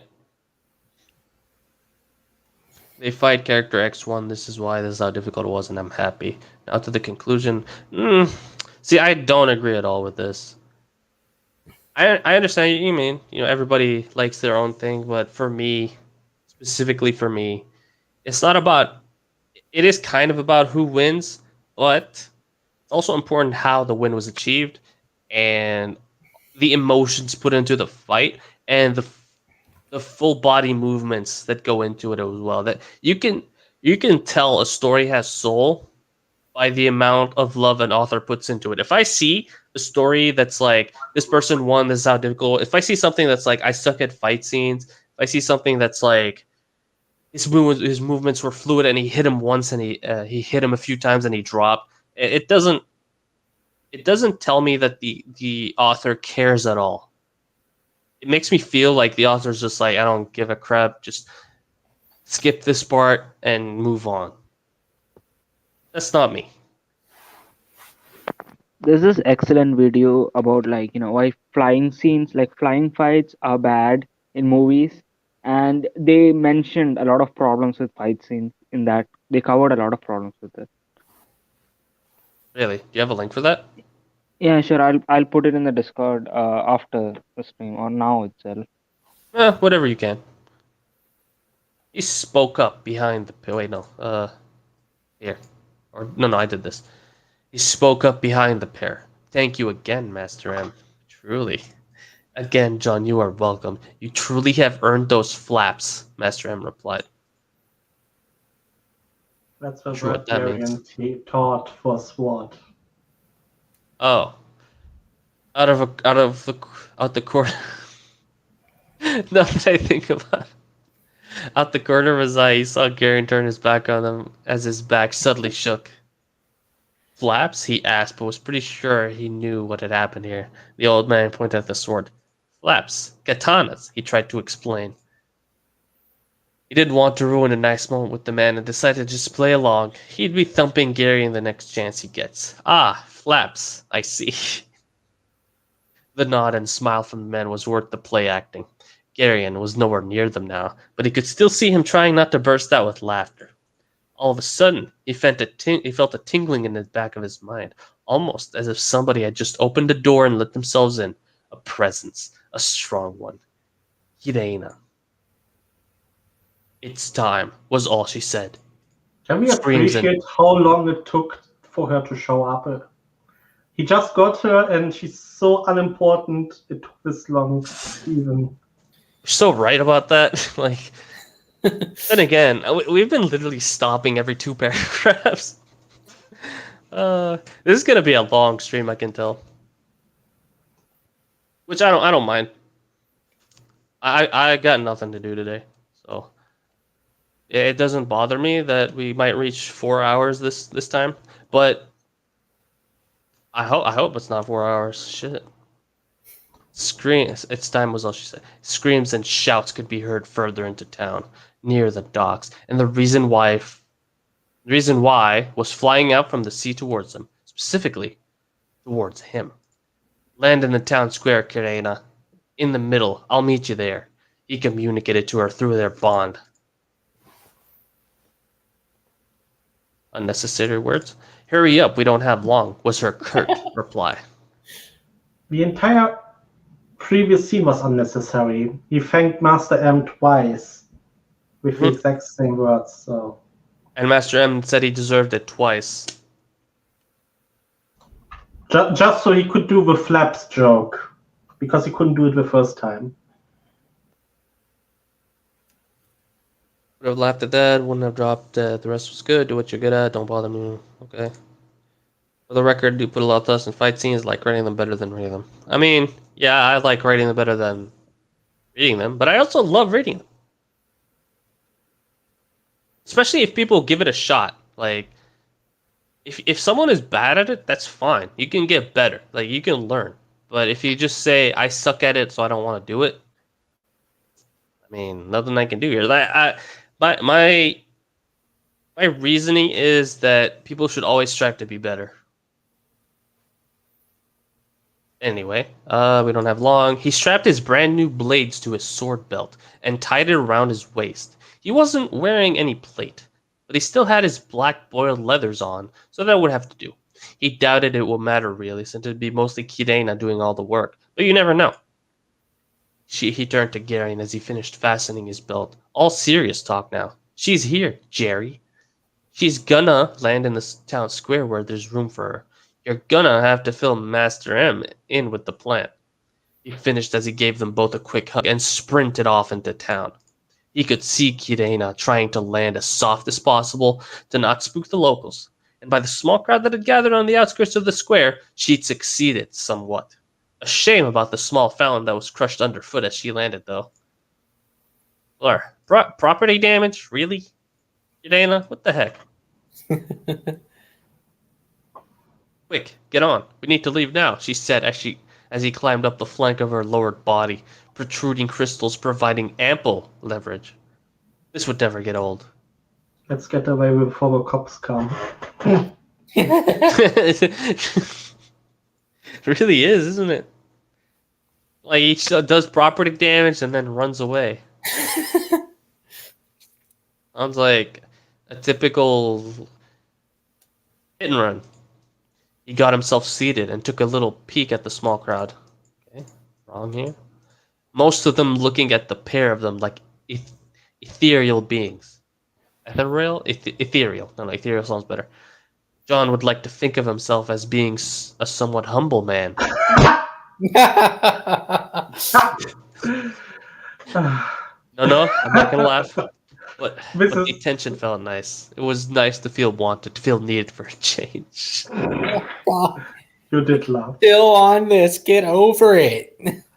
Look, guys. John is humble, alright? Okay? No. He's humble.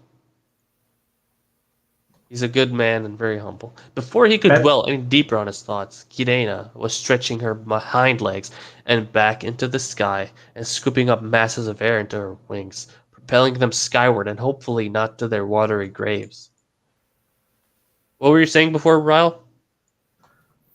He's so nice that the first things we heard from him was ranting about Catelyn and him calling her Lady Catelyn to her face. Oh yeah, he's very humble. He's very humble, but he's fine beating up 3 guards at the same time. Very breaking Theon's nose. Breaking Theon's nose. For Theon. I feel bad for Theon. Also, scooping up masses of air into her wings. I mean, technically that is exactly what flying is. You're scooping up air and just turning the spoon and bringing it down, ish. Honestly, never mind. You're just waving a spoon down. You're not scooping anything up. All right, let's see comments before I go. This seems. I'm gonna read comments before that. Gotta love how the enemies wait for the emotional scene to be over. That's how you show respect in movie warfare. Exactly. Yeah, John is very humble, guys. Very, very humble. None of us can compare to John. Absolutely nobody.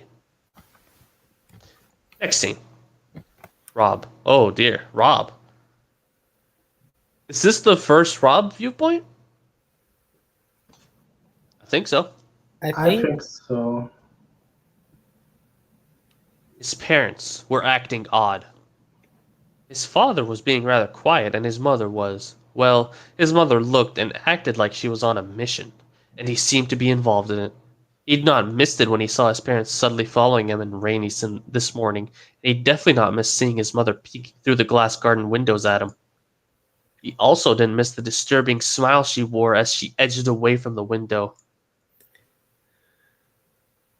He'd never once thought he'd associate the words mother and disturbing in his life, but for the first time, he'd managed it. I don't know what's so disturbing about matchmaking your kids. Especially in this day and age. Just calm down, buddy. He wasn't modern naive. Standards imposed on. Yeah, he's been doing this. Dirk and full of airs. You live up to your name, and you make me angry. Soon your days will be over, Dirk and full of airs. Your days are over, mister.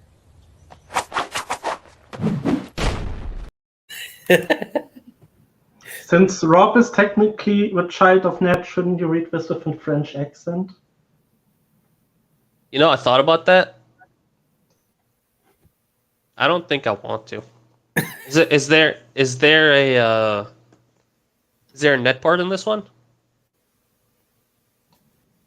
Because I don't want to read this and then realize there's a net part. I would have to look it up, but I don't think if there's a rock part. But let me see. I like how some people got confused about that clip I showed. He's like, "What? You want to see it again? Like, if you want to see it again, just comment yes. I'll show it to you. I don't mind. I got a lot of clips, dude. I specifically made a bunch of them just for this stream and any future streams, obviously. He also didn't miss. Okay, he did this. He wasn't naive. She was obviously up to something. He wasn't sure if his father was in on it, but he knew his mother was very much the spearhead of this game they were playing. He had his predictions on whatever it was they were up to. The main one being a betrothal to one of the princesses. Everybody wants to see it. All right. Here. Just for you. Your days are over, mister. That's a great movie. That movie is full of clips like this. Here, I'll show you another one. This one's one of my favorites. Reconsider. No, not that one. That one's great too, but no. That's a lot of nuts!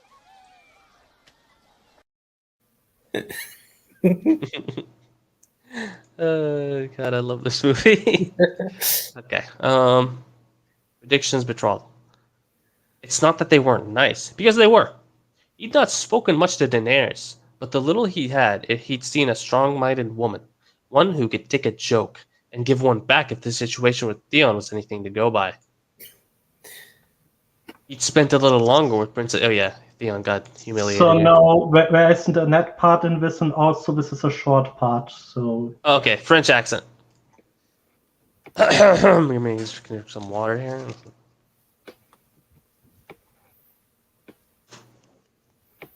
Sit up properly so I can do this accent correctly.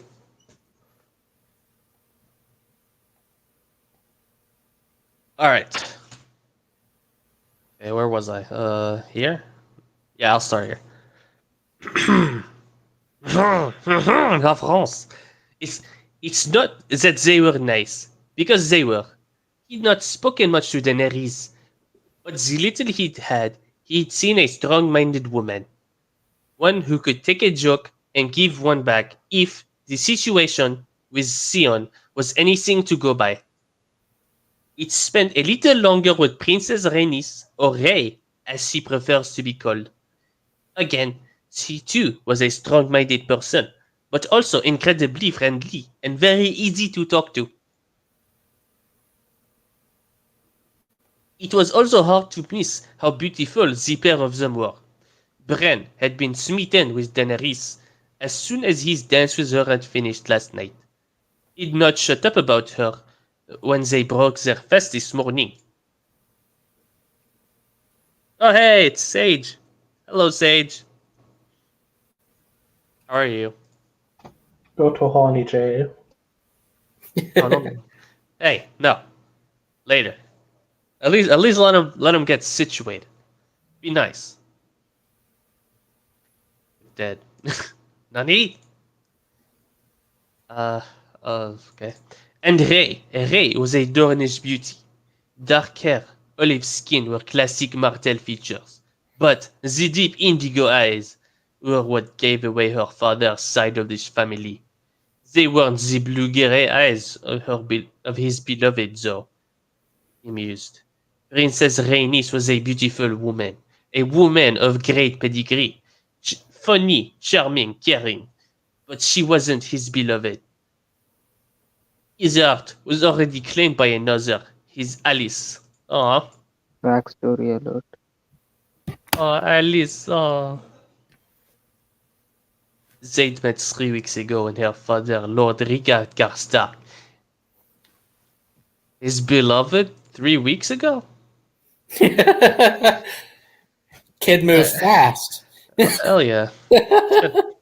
Zaid met 3 weeks ago, and her father, Lord Richard Karstark, had visited his father to discuss about matters of the North or something. He wasn't sure, because he was not present in those meetings. As soon as his eyes had met hers in the courtyard, it was over. Love at first sight. He drew Northern Beauty, one that he'd offered to keep company for the duration of Lord Karstark's visit. When he suggested this, his father was stone-faced, but he could see the humor in his eyes.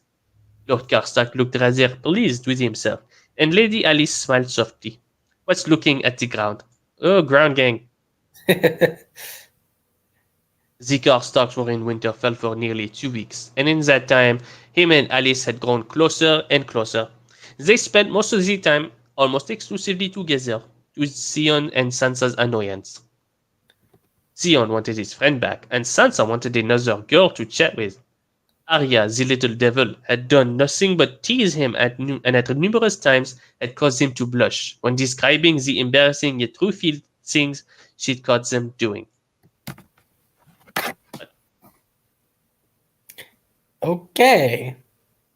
You know what they've been doing? He'd shown her around his home And dozens Arya of walked times. in.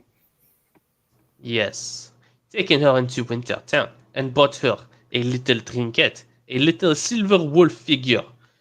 She'd hugged him for that, and he'd felt like the king of the world at that moment. They'd spent time at the library and read a few books together, reading the same book and seeing who could finish the page first. What? Oh, that's weird. It's their version of Netflix and chill. I mean, Winterfell Library and chill. Yeah, pretty much. It makes sense because they're the north too. She won most of the time, but the smile and laugh would invoke from her was worth it to Rob. It had all come to a head the night before her departure. They'd sneaked out of the farewell feast and strolled hand in hand into the Godswood. There, they shared a kiss and a promise to stay in touch. They'd be sending correspondences to each other when she got home. He told her she'd have one waiting for her by the time she got back to Carhold. It was early days between them, but the connection was there, and Rob was pretty confident he'd found the woman he would like to marry. But it would seem his mother had other ideas. Oh, Sunderkant. It was a shame for her that nobody was interested in her wishes. It may sound horrible to speak like that about his mother, but he'd still not forgiven her for John's disappearance. Even if it was over a year ago and he come to terms that he was gone. It's not Catelyn's fault.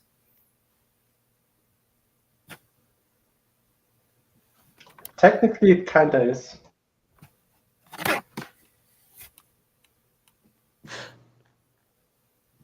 Wasn't she the only one who treated him like a bastard in this keep? To answer this comment, point of view changed, now it's Rob. You might have missed it. We're talking in Rob right now. Okay, where were we? Something about departure. Read a few books together. No, Catelyn. Here.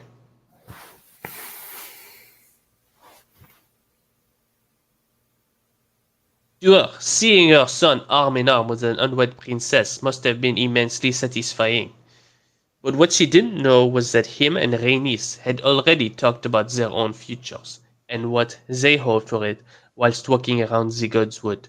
He'd explained to her that he wanted to ask his father if he could ask for Lady Alice's hand in marriage. Mariage, la France. And that the pair, of them were very close. If Rhaenys' reaction was anything to go by, she didn't look offended or jilted at all. In fact, she almost looked relieved when he told her. He didn't know whether to be offended or pleased with her reaction.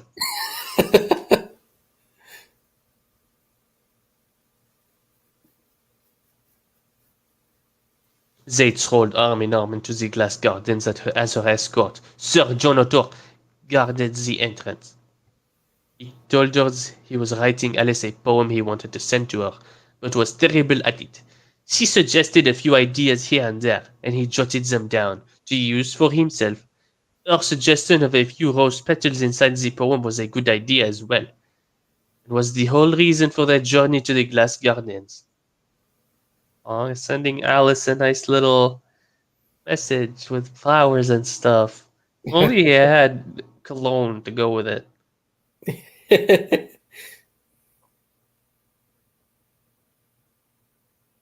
Yeah, I understand the reasons behind your comments now. But yeah. See, honestly, I'm not sure how much Catelyn abused Jon in canon. She didn't treat him like a son, but he also wasn't her son. Get the feeling she was mostly cold toward. Yeah, pretty much. Like, essentially... The worst thing she did was pray to the stranger for his death. Yeah, exactly. She almost immediately repented for. Yep. She didn't abuse them. She didn't abuse them at all. Like, she didn't do anything to him. She just let him exist. FANFICTION respects that, right? FANFICTION never respects anything, to be honest. Nothing is sacred. To be fair, she technically got him sent to the wall. I mean, she said, if you leave, he can't stay here, to her husband. I mean... But he was going to the wall anyway. It's what he wanted. See, now, for that, I'm not sure exactly how that would have played out, because when Ned leaves, it's Robb who has final say, right? Yeah. And Robb, if I recall correctly, wanted to make Jon his master at arms. Yeah, he wanted to make him his master at arms, and you know, in the Song of Ice and Fire, he made him heir. Yeah. You know, before Red Wedding. It's straight up. Like Petunia Dursley. I mean, yeah, kind of like that. But I mean, Petunia didn't she hit Harry with the pan at some point? Yeah, she did. Petunia was worse. I mean, Petunia was actually worse. Yes. Catelyn still acted like a lady, so she was like, "I'm offended that you exist, but I will ignore you." Something like that. Like most of the shit she does is petty. Like, no, I don't want him sitting at the table with us, or you know, he doesn't. He doesn't get. I think she said it should have been you when Bran was after Bran had been pushed from the tower. Yeah, like that's the worst thing she said to him. Like straight up, didn't want him to see Bran when he was in bed. Shit, stuff like that. It's low level petty stuff that doesn't actually mean anything. Yeah. Versus directed hatred and very obvious. 90% who read the story have departed years ago. I know. Petunia's level of abuse was much higher. Don't compare them. I mean, if you read fan fiction, sure. No, even in canon, it was higher than. It's higher. It's higher than that, but I wouldn't. I wouldn't say it's much higher. It was a lot of verbal abuse and essentially treating Harry like a servant. She forced him to sleep in the cupboard, even though she had the room. Catelyn didn't do that. I mean, if she could have, she would have. But she couldn't. Jon going to wall was Maester Lewin's idea. I don't quite remember that. No, it was. It wasn't. It wasn't Maester Lewin's idea. It was. Jon got what's the word here? Starstruck by the idea of going to the wall because and making a name for himself there.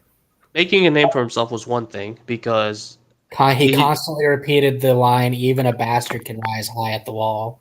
Yeah, but because. To be fair, who put the idea in his head? I just Google search for Caitlyn, and apparently the first one was like Caitlyn, the Karen of GOT. Yeah. First, Jon going to the wall is Jon's idea, inspired by his uncle Benjen being part of the Night's Watch. Yeah. All right. Because Benjamin would constantly talk about Stark's manning the wall and how it's honorable, etc. And his father would also probably say something similar. And most likely Benjamin had a few stories about the people who he's with. For example, one of the leaders was either the Shadow Tower or Eastwatch by the Sea. One of them is a bastard from the Iron Islands. Yeah, I think that's Eastwatch. Cotter Pike or something, I think. Yeah. Oh, if a bastard can rise into a position of authority, John must have thought, I can actually do something here, which is why he went there. But I don't think it was at all Lewin's idea. I don't think Lewin may have advocated it, but Oh, yeah, advocated, sure, but it wasn't his idea to begin with. Being a 10-year-old, yeah, it's essentially slavery. But how to put this? It's more the way I act here is more of a reaction towards the fan fictions that I've read rather than what happens in the books. It is pretty bad, really bad, but not read the as fan bad fictions. as him being beat every day almost to death.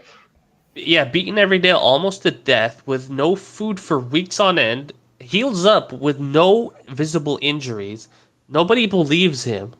Uh, it's mind-boggling. These people really like this wall. Yes, they do. All right, where were we? So I do want to say we are 2 hours in and we are not even at the halfway point. So Sure. I mean, we I have suggest stopped to talk a lot. I suggest we don't stray as much as we have so far. Worst case scenario, if it goes too long, we can just pause at the middle and resume the next time. Worst case, man. It's not that bad. But Chapter I mean, I'll part 2. yeah, exactly. Chapter 8, part 2. Okay. Here.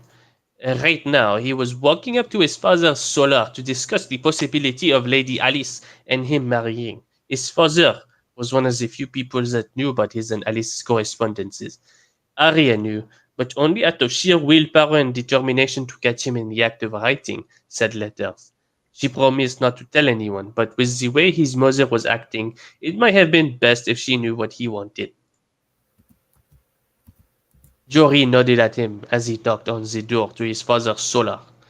He's in there, but he's been rather quiet, my lord. Jory, captain of the castle guard. What? Household guard. Thanks for the heads up, he said as he heard his father tell him to come in. The Lord of Winterfell looked up from whatever it was he was reading and gave him, in all honesty, quite a pitiful smile.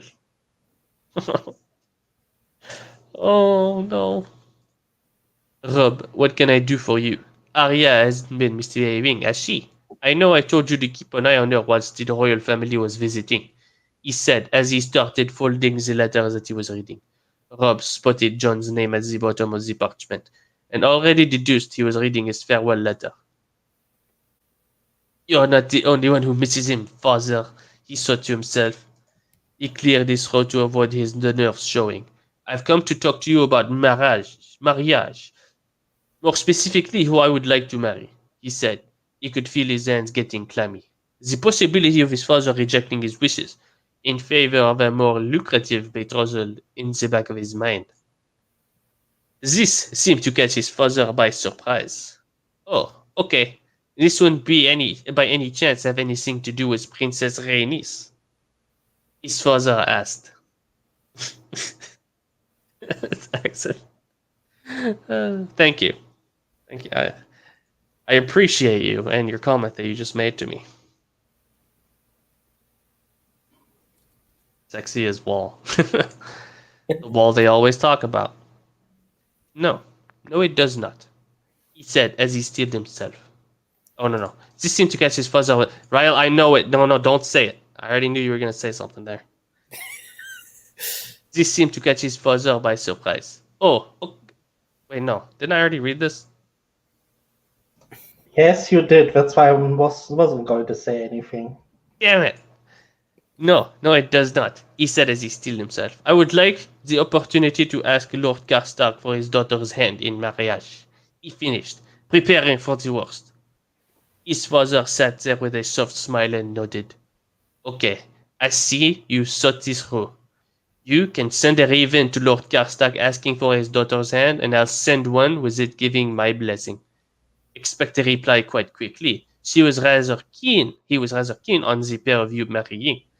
He finished with a smile.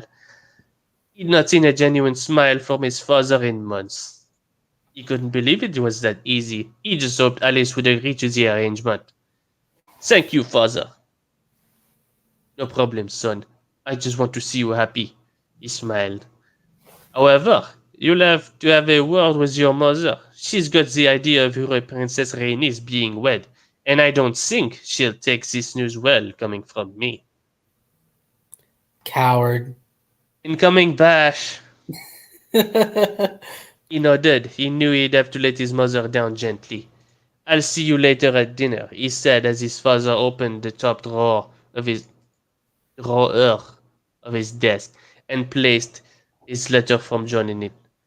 Father, he looked up. Yes, Rob? You're not the only one who misses him. His father looked 10 years older when he replied, I know, son. I know. Back to John. Oh, wait, I was hoping we'd have the scene with Rob and Catelyn raging, but okay. Back to normal, gentlemen. I know you guys get weak in the knees whenever I speak in that accent, but good things should always be short. The sea breeze attacked his face and filled his senses. Would have been enjoyed somewhat more if they weren't hammering at an immense towards what could possibly be their demise. He was quietly confident they could pull this off, and by we, he actually meant Kirena. The sheer amount of destruction she had caused against the clan in such a short amount of time was terrifying, gloriously terrifying. His blood thrummed through his ears, and the adrenaline coursed throughout his body when Kirena annihilated a portion of their army. He should have felt remorseful at the loss of life, but to his horrifying surprise, he felt nothing but fire and power. Oh no, he wasn't too it's careful. The madness. Madness. I'm reminded of Death Note. I'm reminded of Death Note. He's like Yagami, killing everybody around him. If he wasn't too careful. I'm waiting for the laugh. The laugh? Oh yeah. The laugh. Yagami laugh, you're right. If he wasn't too careful, he could become a danger to himself and the people around him. This entire paragraph. I mean, at least he admits that he feels nothing but fire and power to it. So this is an actual character flaw, everybody. Yay! Yay, character flaw. That's probably never going to have any impact. Yeah, it's not a meaningful flaw. This is what people mean by Gary Stews. It's not that Gary Stews don't have character flaws. It's that their character flaws have no meaning. And most times end up becoming an advantage. This also applies to Marisu's, and then doesn't need to be said. Anyway, I won't let that happen. Kirena responded through their bond. He'd still not gotten used to the fact she could hear his thoughts. I do wonder, are you able to read the thoughts of anybody you want? He asked. No, only the one I'm bonded with. I can communicate with creepy. you. What? The that thoughts? Sounds yeah. creepy. Yeah, it does. I can communicate with you through thought and hear your thoughts whenever you're close. But if we are separated by a great distance, I can only communicate with you through your dreams, she explained in that deep, thundering voice. Wait. And that is why I stalk you. It's a feminine but deep thundering voice? How is it feminine? Now I'm imagining some kind of Amazon. I'm imagining Smaug, from The Hobbit. Yeah. The movie itself, like the guy who voiced Smaug. I'm imagining that now. That explains the dreams on the way up to find you, he realized. Something didn't add up, though. How could you communicate with me in my dreams before we'd even bonded? I'd been having those dreams a month before I'd even met you, he asked. She went quiet. Why had she gone quiet? After a minute of nothing but the sound of the wind blowing through his ears, she spoke up. Pretty sure John would push the issue way before a minute passes. Yeah. I know anyone else would. Like the man's stick, short. What you ask pertains to something that I have sensed brings you great emotional distress. Are you sure you want to know? She asked, delicately, words chosen with care. She was pussyfooting with him, and the entire concept of that just seemed bizarre. As delicately, words chosen with care, she was pussyfooting. Repeated twice. Like he said it once, and then repeated it twice. And I'm not saying literal repeating, but the entire situation. He nodded, then realized she couldn't see him. Yes, you can tell me. I promise I won't cry. He japed, even with a sense of unease resting on him. Your blood resonates with me. Not your first man blood. No, the other part of your blood's mixture, she told him cryptically. The hell would a dragon in Japan know about first man blood? I ask you. Magic. Come on, please. John wasn't a fan of riddles. I know they hurt his head. He's not too smart. Not a bright bulb here. He only knows what he reads in a book. Yes. If he hasn't read it in a book, he can't do it. And he's never picked up a book on riddles. Yes, exactly. Mr. Lewin did not have books on riddles in his library. Exactly. He sighed and replied to her, although he was quite sure where this was going. And what is this other part of my blood you speak of? Okay. She rose above the clouds in hopes of seeing better as the thick fog had started to ease its way into their vision. She leveled off after their ascent and replied to him, a word he somewhat expected, but still sent a lurch through his stomach. Valyrian. Okay, this is getting interesting. Maybe she's linked to the freehold. He took a nice, deep breath of the cold sea air through his nose. He never thought he could describe air as delicious. That was the word that came to mind. Delicious, clean air running through his body, calming his senses and mind as he desperately tried not to make his annoyance rear its head. Unfortunately, wolf blood had no such problems with acting now and thinking later. Okay, I'm guessing an entire paragraph to describe what could have been said in a single sentence. He tried to stay calm, but his wolf blood was boiling. He can't control himself. Alright. He almost snarled at the dragon as he replied. Almost. And how would you know that? Valyrian blood originates from the Valyrian freehold, a once vast territory on the continent of Essos, a continent on the other side of the world from here. How could you possibly know about Valyrian blood? Hmm? She can fly! More word padding, too. Yeah. Originates from the Valyrian freehold. Go on a wiki of Ice and Fire. A once vast territory on the continent of Essos. He felt that. He felt that deep-rooted sadness, a wish to forget, but failure to, an immense pressure on her soul, and subsequently his at the moment. He felt it. He felt his insides burn, and his eyes start to boil. His brain feeling too big for his skull, wishing to escape from its confines of blood and tissue. Confines. And then, nothing. He felt nothing. Normal again. Until another emotion collided with him with such force, he couldn't stop his breakfast from escaping his stomach, or the tears from running down his face. An emotion that was more jarring than her sadness. Guilt.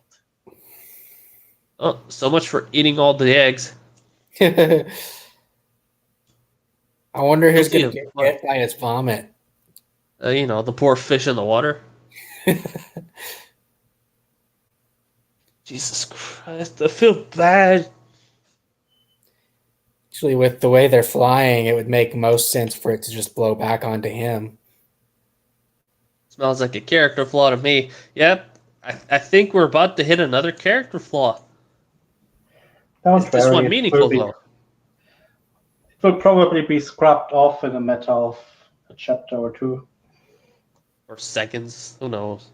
He recovered somewhat from his breakdown as they coasted through the air in silence, both needing respite from such an intense experience. John was sure he wasn't supposed to feel any of what he had just had, but like Kirena had pointed out, they were bonded. Her demons were his demons, and his hers. And my God, did she seem to have some horrible ones. Gods. By the gods would work better there. By This the is another gods. self-insert. Yeah, it is. She broke the silence after a few minutes. Can we not talk about how I know? Can you just take my word for it? I have no reason to lie to you, she answered, almost pleaded. At that moment, John felt awful for his targeted anger. He reluctantly accepted that yes, she had no reason to lie and he could, quite possibly, have some Valyrian blood pumping through his veins. Bet if it was a male dragon, he would have pushed the issue. But because she seems like she's gonna cry, he's not.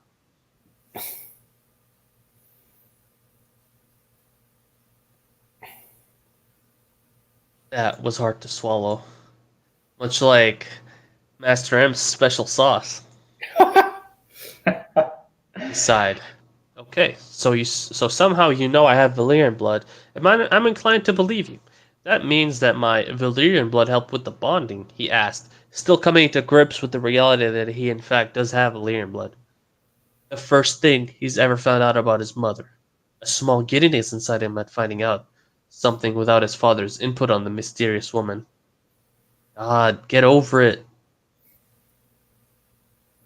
He felt her powerful muscles move as she banked a little further out to sea in the hopes of catching a glimpse of this fleet.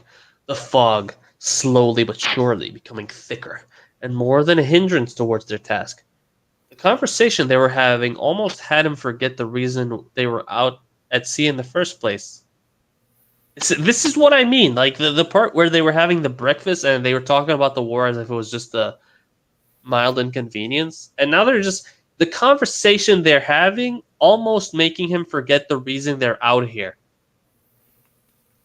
I understand distracting him slightly. But almost making him forget?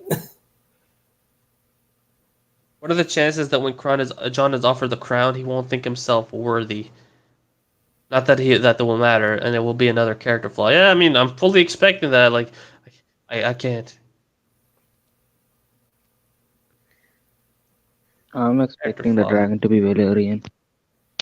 Character flaw. I don't know her. I love saying. I love doing that particular statement. Anytime someone says something that ends with "er," why do you torture yourself like this?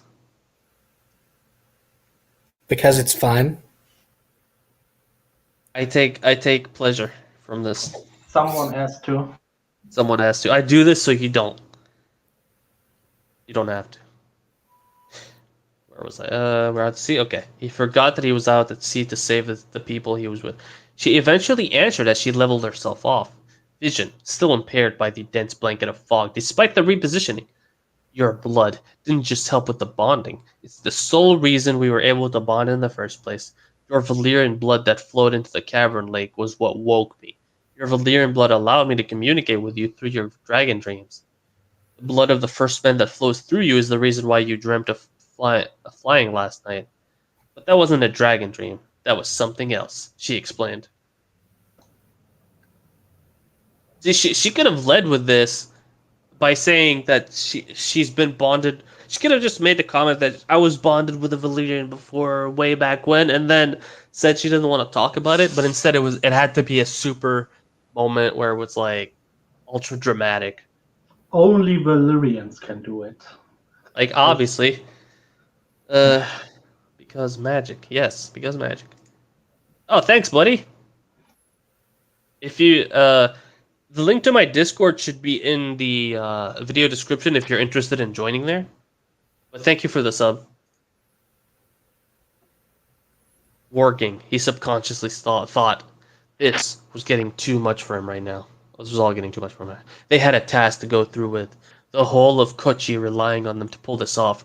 With failure resulting in the death of him, Garion, Master Imp, and the Kochi people, and even possibly Kirena herself. He had no time to be thinking about his blood, his mother, dragon dreams, and warging. This seemed kind of off here. Yeah. They had a job to do. And with the surge of determination that plowed through Kirena and subsequently his mind, she agreed. The heck was that? Was that a cat? That was Smith. Did you like try to choke a cat out just now? Like you just get it in a headlock? The heck was that, buddy? I'm scared. He made a kissy face at John. Oh, that's probably it. I have a question. It's a noise that I subconsciously make sometimes. Oh, I'm sorry. Question for the people watching. Would you consider, would you, if I decided to do gaming streams, would that be a thing you would watch? You can be honest. It doesn't bother me if you think it's a stupid idea. You can feel free to say, Zero, you are dumb, and you should never say that again. Anyway. She agreed. Irena dipped lower towards the sea to get a better view. The fog had turned up at a truly awful time. Visibility was nigh-existent? Non-existent. Okay. Thankfully, if they couldn't see anything, then neither could any of the boats they were searching for. Can you see anything? I might as well have my eyes closed. This is ridiculous, he thought, a wall of gray facing him. She was silent for a few seconds until she saw something. There. I see shapes. She bellowed out loudly through their connection. Why doesn't she just say it? Bellowing implies loudness. Yes. Right. Yeah, but why doesn't she just say it where I see it? Why does it have to be loud?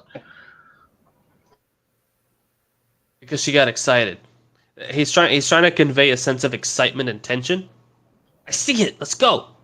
You know, like the way I said it just now. It fails. It fails, obviously, but this is what he's going for. Dark Truth said yes. Oh, okay. I'll start thinking about it. I've been setting up my Streamlabs. I'm sure some of you have seen me do that test stream a few days ago. But yeah, I might start doing weekly streams or maybe 2 times a week or something. But yeah, turns out dragons had better eyesight than people, because it was nearly half a minute before he started to see dark silhouettes in the distance. He counted 10 so far, but who knew how many they had further back? What are you saying, Ralph? Never mind. All right. Drink some water here. Go higher and see if we can fly over them undetected. I want to see how many we're finding here, he uttered to Kirena. Uttered? But he's not speaking, he's thinking here. Even in his mind, he was whispering. There was always something enjoyable about being sneaky to John. It almost filled him with a childish glee when they coasted over the numerous ships. They were that quiet they could even hear the dull voices of conversation. Okay. This guy has obviously never been on a boat before. Like the writer.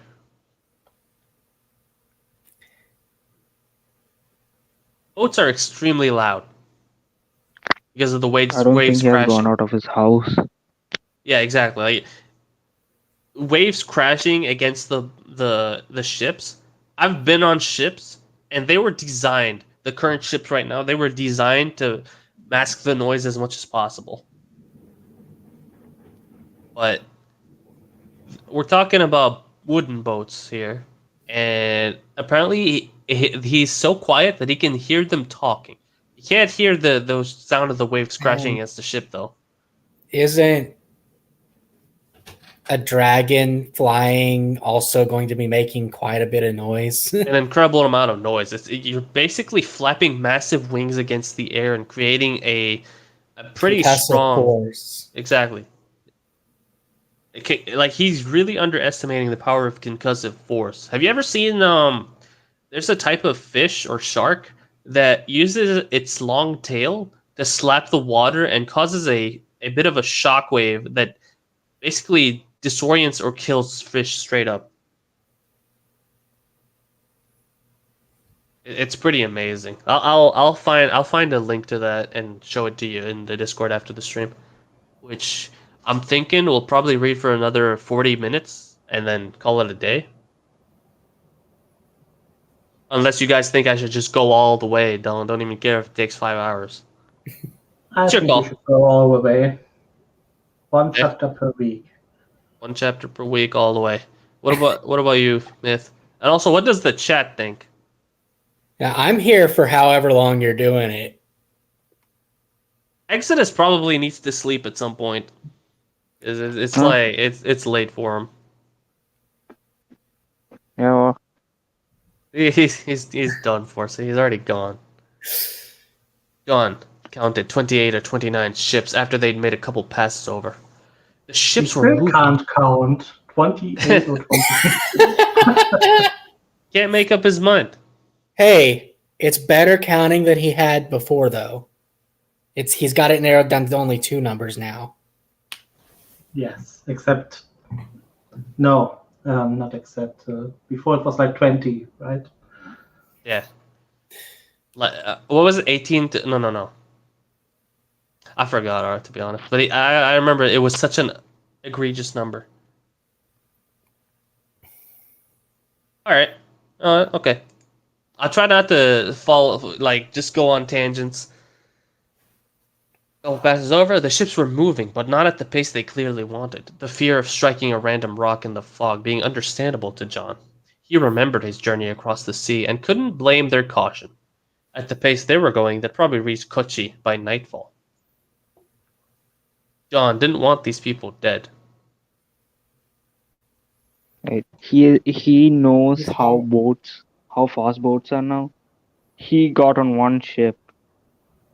But he's read about boats. Can we go longer? Yeah, we could. I mean, oh wait, you mean longer than a chapter? I'd rather not. I'm already starting to feel dry throat. But I mean, I'll do the chapter itself and then the comments afterwards, of course. You only have to ask, and someone of us could take over for a few paragraphs until your voice is recovered. Yeah, there are 3 of us in here with you. You're right. Yeah.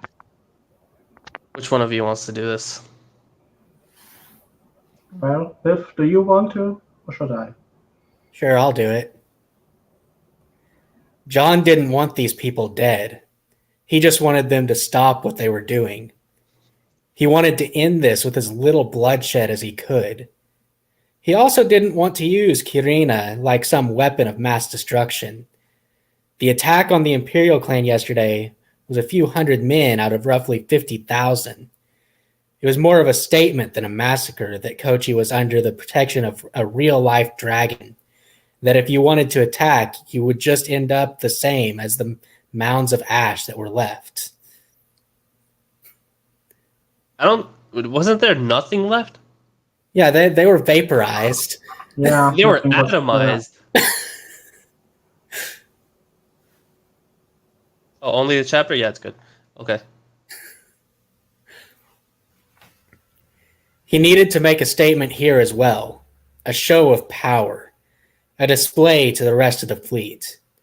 Master M had told him once that the human emotion of fear was powerful and if used properly could become a useful tool, especially in war. Unfortunately, more people would die when he set this example But it was to stop the entirety of this fleet and the people on these ships from being annihilated by Kirena. It wasn't fair to make Kirena kill all those people either. He wouldn't make her a mass murderer. It's a bit late for that. She's already killed hundreds. Yeah, it just annihilated them. And who knows how long she's already been alive and how many she killed before he even met her. Well, she did say she was sealed in the lake from the beginning, so. I mean, she's a serial killer by definition. Another bolt of guilt from Kirena hammered through his mind as he finished his thought process. She felt guilty of something, but John wasn't sure of what she felt guilty about. He was getting distracted from the task in hand. At hand. Yeah. Jesus Christ. Why is she even guilty? She's a dragon. She shouldn't be guilty. That ship right there, the one furthest forward. He sighed as he told her what to do next. Hit it with all the fire you can. We need to make a statement. He finished whilst he held out on tight to one of the crystals on her back. When she'd done this the first time, he'd held on to a similar crystal on her back, and that too grew warmer and emitted a soft glow just like this one. What he hadn't noticed was her actual dragon fire. He was too busy holding on for dear life as she nosedived toward the ground. By the time he'd collected himself, she was already landing on the hill and screaming her head off at the fleeing army.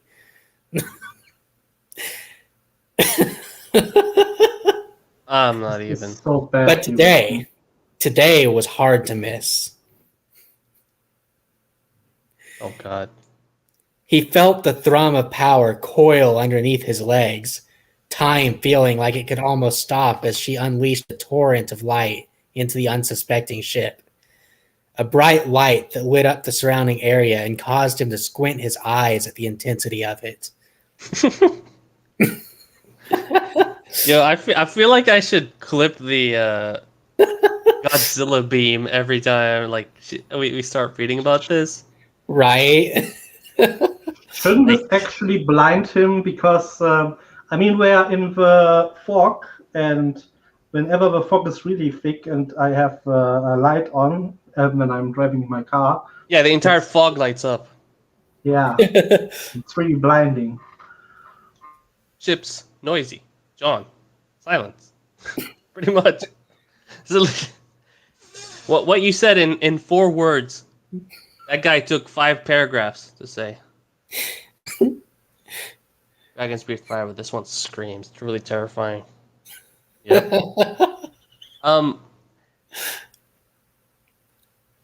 I still laugh at the comments in the past chapter when a guy was asking what it looks like, and he shows the Godzilla beam, and then someone else is like, "That's the first time I've ever seen someone do this."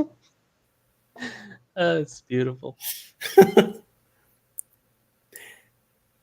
That wasn't fire. That was energy. That was power in its purest form. A power so absolute, it cut the ship clean in half and carried on as the beam of light broke the surface of the sea and lit up the water underneath. Numerous sea life seemed clear as day, darting off to avoid their demise. Energy. Hey, now he has a new method of fishing.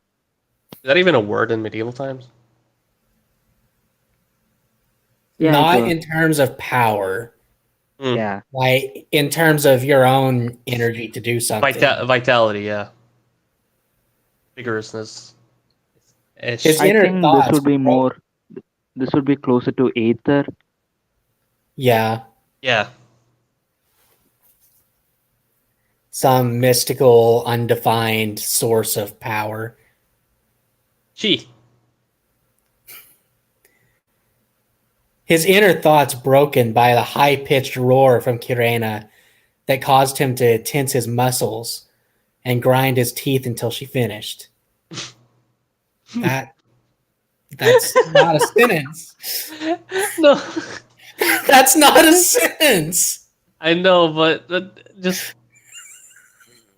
Okay, a high-pitched roar from Kirena that caused him to tense his muscles and grind his teeth until she finished. Oh no, we've hit some Cambrian territory here. Also the next sentence. Oh no! As soon as her roar of dominance was over, she beat her wings and dragged them up high into the sky. Yo, this is the gift that keeps on giving. Oh god. Oh no, it gets worse. Do you trust me? She asked him as she stopped working her wing muscles and made her body go limp. No. Maybe we should pick out the safe word.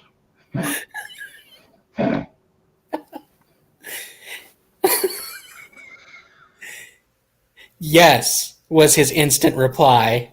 The right answer, his mind screamed, as she tucked her wings into the side of her body and nosedived toward the remains of the destroyed ship. God damn. Alright. I think I'm ready to go back. Unless Ryle wants to read. Do you want to read, Ryle? Sure, I do want to read. A German. The crystal on her back glowed up again as another stream of light blasted towards the remains of the ship, striking it from a vertical standpoint. The feeling of power surged through him as they nosedived closer and closer towards the bombarded corpse of the clan's vessel. He took a quick peek, written wrongly again, in the direction of the rest of the fleet as he rushed towards the sea. Men stood at the bow of each of the ships, completely frozen in fear, some chancing it and leaping into the sea in the hopes of being a smaller target. Wearing their armor? Apparently, more ballsy than the Ironborn. Well, they're quite a distance from shore too. Oh, this comment. Would you rather die by dragon or by drowning? I mean, it looks like the dragon's going to be pretty instantaneous, so... Yep, dragon. Drowning is horrifying. Yeah. He looked back forward as he saw how close they had gotten to the surface of the watery grave for some of these men. Muscle and scale bolted upwards as Kirena lifted up at the last second and closed her mouth to halt the flurry of energy she'd discharged at the remains of the ship. Nothing but a thin layer of ash and a few stray planks were left. Badass. Oh my god! Yeah, an ecosystem ruined by a dragon. I feel like as this guy was writing this scene, he was like, "All right, it's gonna be so fucking cool. It's gonna be so amazing." You know that sound I just made. That's important. That's he's gonna destroy the ship. Wait, hold on, nasally voice is better. She's gonna destroy the ship, and she's nothing but a layer of ash and planks will be left. Yeah, pretty cool, guys. All right. Yeah. I'm sorry for those who may have been triggered by the nasally voice, because I know it pisses me off whenever I hear someone try it. All right. I apologize. Kirena roared again, and a good job too. It's not a sentence. Another not a sentence. He was pretty sure the sudden change in direction from Kirena had momentarily knocked him out, and the sharp noise alerted him back to consciousness. Kirena flew slow circles around the fleet to see if any of them were feeling especially brave today. Nothing but scared and resigned men looking back at them. Good job. Wade done it. Wade managed shock them into resignation and free. Oh, the absolute last thing an army needed. Another non-sentence. Yep. He looked back at the ash pile as they circled back around the front of a fleet of ships that didn't have a single sail up now. He had a feeling that the ship they destroyed was carrying their emperor. the spearhead of the fleet and the whole campaign in general. No. No. Is this what you meant? No. Not yet. You will see. You will see. You'll see. If we've just killed the leader by sheer luck, then we might have just won this war, he thought. Kirena agreed and hoped he was right. Kirena flapped her wings and sent a few of the ships in front rocking. She moved as close as she possibly dared, which allowed John to shout at the men stood at the front of the ship, majority of them looking up at Kirena's form and some waiting for him to open his mouth. A man who seemed to be the captain of that particular ship untied his sword belt and dropped it to the floor, along with his katana as well. The rest of the men behind him followed suit. They are dropping arms, giving him ample time to actually talk to the enemy for once, he thought to himself. Yes, giving him ample time. Could be a trap. If I kill you, I'll make them wish they'd drown after I'm done with them. Kirena muttered in a concerned but angry manner in his mind, the protectiveness making him smile. Yes, she's just as sociopathic as you are. He cleared his throat as he shouted across to the captain, hopefully understand John's dodgy Nihongo. Watashi o kizutsuke daremo ga shinu. That's not bad. Everyone dies. That's actually pretty good that you pronounced it all correctly. Good job. I'm proud of you. Thank you. I did take Japanese in university for. Really? How well do you remember it? Bitte? Sorry? How well do you remember it? A few words, a few kanji. I could still introduce myself, but not much beyond that.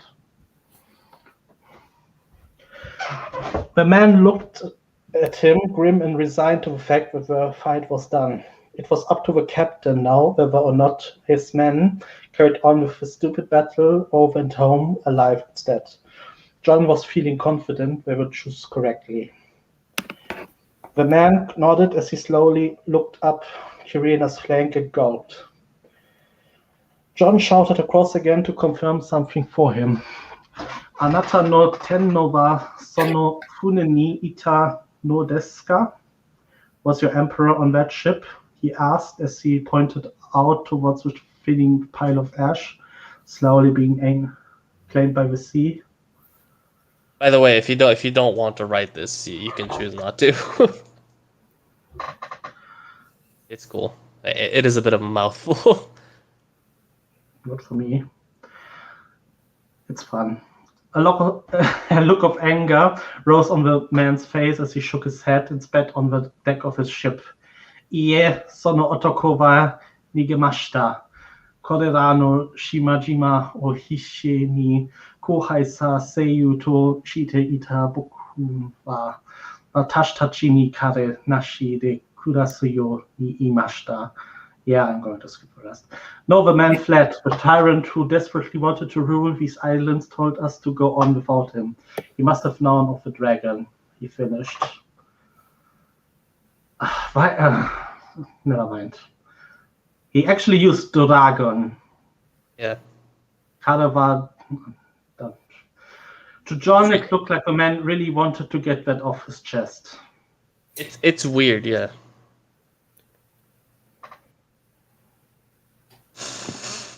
This is a small non-sentence when Gilbert has pennies. Had to go eat something. Hope didn't miss anything too cringy. Oh no, you missed a little bit of cringe. Not too much. Just a little, tiny little bit. A bit of innuendo. But not the main Quite a bit of innuendo. I mean, I almost thought we were gonna see Kirena's nuts. That's a lot of nuts! Okay. Scroll down. Alright. John shook his head. Killing their leader would have been a major setback for the enemy. Hell, by the looks on some of the men's faces, they weren't the Emperor's biggest fans. no doubt angered and forced into the position to keep their families alive, families that were being held hostage by their own leader. What the fuck was wrong with this guy? A man fueled by greed and wielding fear against his own men to ensure loyalty. A madman. Like, I mean, modern sensibilities yet again. Yeah, I'm going to skip that one as well. just being a tyrant does not mean you're mad. Hey, you can skip all of them if you like, unless it's like 2 to 3 words or something. It's something you can just quickly say. Yeah. John was abruptly interrupted when the captain shouted across to him. "He should only be a few miles behind us. If you are quick, you could catch him before he truly disappears." John's funny feeling ended up being true. Fear was the only thing this man had to ensure loyalty, and they had lost that fear from him when he ran away. He was still surprised with how quickly they were turning the man over. A look behind the captain and the man behind him was even more surprising. He could see the hope in their eyes as the captain explained how long ago the emperor had decided to turn back, how he'd threatened to butcher women and children if the task was completed even in his absence.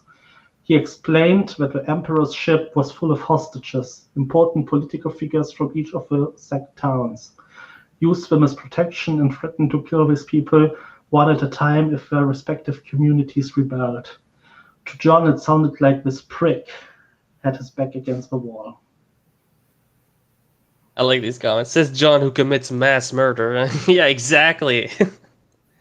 I was in the toilet. What did I miss?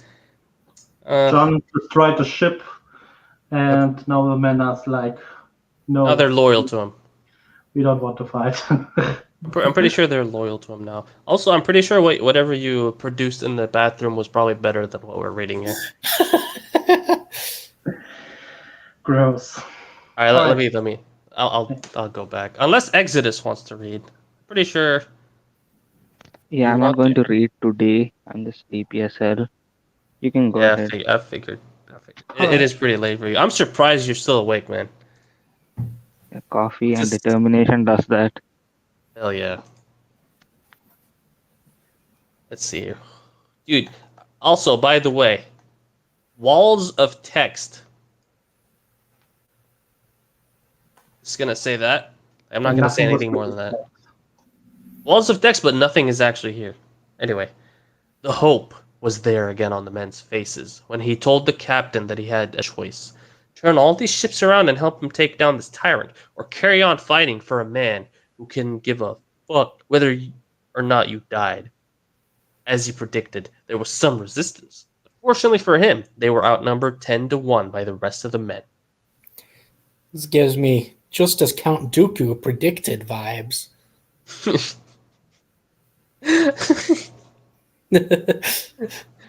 Seriously.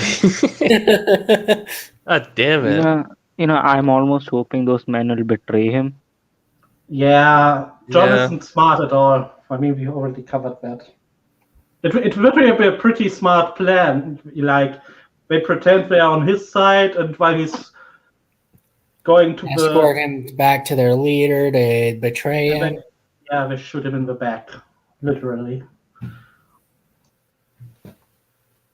The men who resisted the hardest and endear them to their emperor. Yeah, pretty much. Also, I like how earlier in the chapter John was, trying to justify his killing people, and this is a situation here where you can easily justify killing these guys, but he ties them up and puts them inside the ships. And it doesn't even make sense because in his culture, in war you kill people. It's not something. Yeah, you kill the foot soldiers. You keep the nobles. The nobles. Lords and knights. Lords and knights of renown. The ones you can auction off. You can ransom off. For I don't know. They seem to like doing that, ransoming each other off. Anyway, the men who resisted the hardest were tied up and held inside the ships they were on to avoid any sabotage. John got a good look at a few of these men, and they looked nothing like the natives of the Four Islands. Something that was rather odd. Fortunately for them, he didn't have time to question them as the fleet started to very slowly change their course back the way they came. He didn't have the time to question them as the fleet slowly changed its course. Time is Couldn't relative. spare 5 minutes. I don't know, like. All right. He'd managed to do what he'd set out to do, and that's stop the fleet from attacking Kochi. And he'd managed that without too much bloodshed. But John was feeling greedy. He wanted this emperor cunt. He thought he'd got him when the boat was turned to ash. He thought that in one fell swoop, he'd essentially crippled their leadership and put them on the cusp of surrender and defeat. But he wasn't there. He'd wormed away like the cowardly maggot he was, and John wanted him. Kirena was getting restless. He could feel her annoyance through their bond. They needed to move, and move fast if they were to catch this cunt. The fog was still thick in the air, so spotting the ship would be a lot harder. But he trusted Kirena could see it. No, he trusted Kirena could see it before it was too late. They circled the fleet a few times to make sure they were in fact turning around, and this wasn't some elaborate ruse. John was in no mood for tricks, and neither was Kirena. The whole fleet would be annihilated at the first show of deceit. He'd used democracy to win them over, but force would be reluctantly used if he was betrayed. Reluctantly used. Says John who commits mass murder. Says John, the man with the dragon. These walls should be used to prevent the... pretty much. Does he mean diplomacy when he says democracy? Yes. I didn't want to say anything. I was waiting for one of you to point it out. Yes, he meant diplomacy. Yes, he indeed meant diplomacy. As the ships. Guys, we need very nice to them. He swerved left from all of his Japan idolizing and went America on them. Look, he needs to be democratic, all right? I mean, Myth, he is You in the want west. them over with America. Myth, he is west of Westeros. For freedom. He's in the west. For freedom! Okay, as the ships slowly started their reverse journey back. Reverse journey? Return course, buddy. Kirena let out one last mighty roar for good measure and ascended into the clouds in search of, hopefully, the man that would end this war. Yes, warn him where you are. Like, pretty much show yourselves. North was the only way they This is not a war. This is just massacre. War is when, like, there is equal chances of both sides winning. Hold on. North was the only way to go, so that's the way they went? Could they not go east? Like, they went east. Why can't they go south? Okay, whatever. They didn't have much to go on, other than how long ago the Emperor had ditched the rest of the fleet, and that his boat looked nothing like the other ships. They were looking for a ship that couldn't be anything more than 10 miles away due to the fog, and looked different to what they'd seen before. Shouldn't be overly difficult, he thought. Wasn't long until Kirena was whispering in his mind. There's a ship ahead, but something doesn't feel right, she muttered. A sense of unease encompassed the pair. Oh no. Are they gonna is this gonna be another Euron moment? Just read ahead. The wall wasn't built to keep the White Walkers. I was built to keep all the reincarnated self-insert protagonists that keep popping up there. A far more dangerous than disturbing enemy. Yep. My God, are we even halfway done? I think, yeah. Look at the scroll ball says we are, yeah. Yeah. Truly worthy. No. Shit. The fog hadn't let up at all. If anything, it had gotten thicker. It was a few moments after Kirena spotted the ship that John did. The men were right. The ship looked nothing like their own. Where the fleet's sails had emblems of what he'd guessed the Imperial clan's insignia, This one carried pitch black sails with nothing on them at all. This one also had a vicious-looking iron ram attached to the bow of the ship that looked like it could cut through any ship that decided to get in his way. Oh no. Is this Euron? There was still a feeling of unease as they flew silently over the ship, a light rain deciding to appear. A look down towards the deck of the ship caused John to frown. There wasn't a soul on deck. The unease grew. What is this, a ghost ship? I really don't like this, John. Elaine had whispered through their bond as she circled around to get a good look of the ship. One more lap around and confirming his earlier observation. There was nobody on board. This is getting kind of interesting. I'm hoping they go somewhere good with this. Me neither, but we've come this far. I need to check to see if the prisoners are on board. Hell, this might not even be the right ship. It looks abandoned, he replied. Okay, why would an abandoned ship be sailing the water? I don't like it. There's something really odd in the air, she answered, still worried. Are you the odd thing? It is kind of weird to see a dragon, wouldn't you say? He japed. A light rumble from her. Why isn't he like in a freaking fight or flight state here? This is, I don't know. If I see something that is out of place, I am immediately disturbed, like goosebumps and everything. All of a sudden, I can't get this image of Caitlyn being the king out of my head. Okay, I'm sorry. I suppose it's not the best time to be joking. Yeah, no shit, John, he replied. I still need to go down there and check, though. He could feel her trepidation about the whole thing. Don't worry, I'll be as quick as I can. We can still hear each other through our bond, so I can tell you if something is wrong. In the meantime, you can keep an eye out for any more ships, just in case this isn't the one we're after, he suggested, hoping to ease her. It obviously worked somewhat as she slowly descended towards the side of the ship, low enough so he could take one last look at the deck to check for men before jumping and rolling onto the vessel. Good luck, and be careful, she told him, almost like a mother hen. It brought a small smile to his face as he watched her coast back into the thick fog, essentially leaving him alone on the ship. Let me guess, is this an opportunity for him to use his awesome dragon steel? So, as I said this, I read this part here. This was dumb. John knew this was dumb. Being alone in presumably enemy territory. Well, not completely alone. He did have his freshly forged, superior dragon steel katanas with him.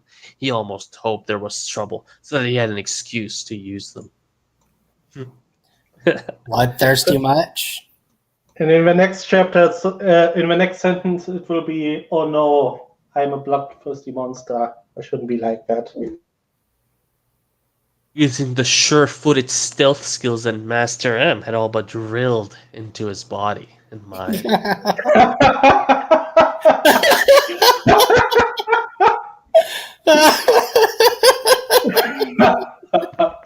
Poor guy has been milked dry in this fiction.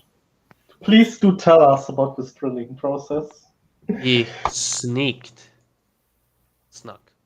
around the top deck, looking for any sign of life. The rain was starting to get heavier as he made sure not to make a sound. 2 laps around the top deck was all that he needed to confirm that it was devoid of life. The sails were still up, so the ship was still moving along through the fog, aimlessly traveling into the unknown and possibly death. I am honestly confused now. What's going on, man? Using his bare-bones skills on sailing, he used the sails riggings to hopefully halt the ship and bring it to a somewhat standstill. With that done, I mean, using the sail riggings, it will make the ship slower, but it won't stop it. You need to drop the anchor to stop it. Correct. You need to drop the anchor. We shall vote for our lives, John. I am fair and kills. Fanfiction really loves to turn Euron into comic book villain, well, more than how much he already is. Show Euron. Show Euron for sure. Book Euron. Book Euron is terrifying. Frightening. I wrote Book Euron into my fanfiction, and the people who watched the show were angry that I made him quote unquote badass. even though actual Euron is incredibly scary and insanely knowledgeable. Yes. And I don't know. Master M officially joins there. Yes, he does. Master M was one of the first members. Actually, more One like could argue that it's actually his harem. Jon Snow joined his harem together with Tyrion. Okay, With that, we shall vote for our lives, but I think it's the royal hour. You know, I'm just so sleepy right now. dude, if you need to go, you're good, man. You I'll just held up. leave for now. You held out long God. enough. Yeah. This is easily gonna take an hour more. God, like I just can't. Now it's already 12 o'clock here. All right. Good night, then, and see you later. Yeah, see you. Take care, man. See ya, Exodus. Try not to get killed by monsters in your dreams. Alright, using his barrel, okay. With that done, he made his way towards the captain's cabin to begin his search. He entered the captain's quarters and noticed straight away the sheer lack of luxuries. Something that was rather odd if this was indeed the Emperor's flagship. Dark, damp, and dingy would be the words he described the room as he walked across the desk in the corner. The only light that was available was the natural type that was seeping in through the crummy windows. Scrolls and maps. And if there's fog surrounding the ship. Yeah, triple dark. Logic. We don't do that here. What are you talking? No. No, I'm not fond at all of logic. I am not fond of this.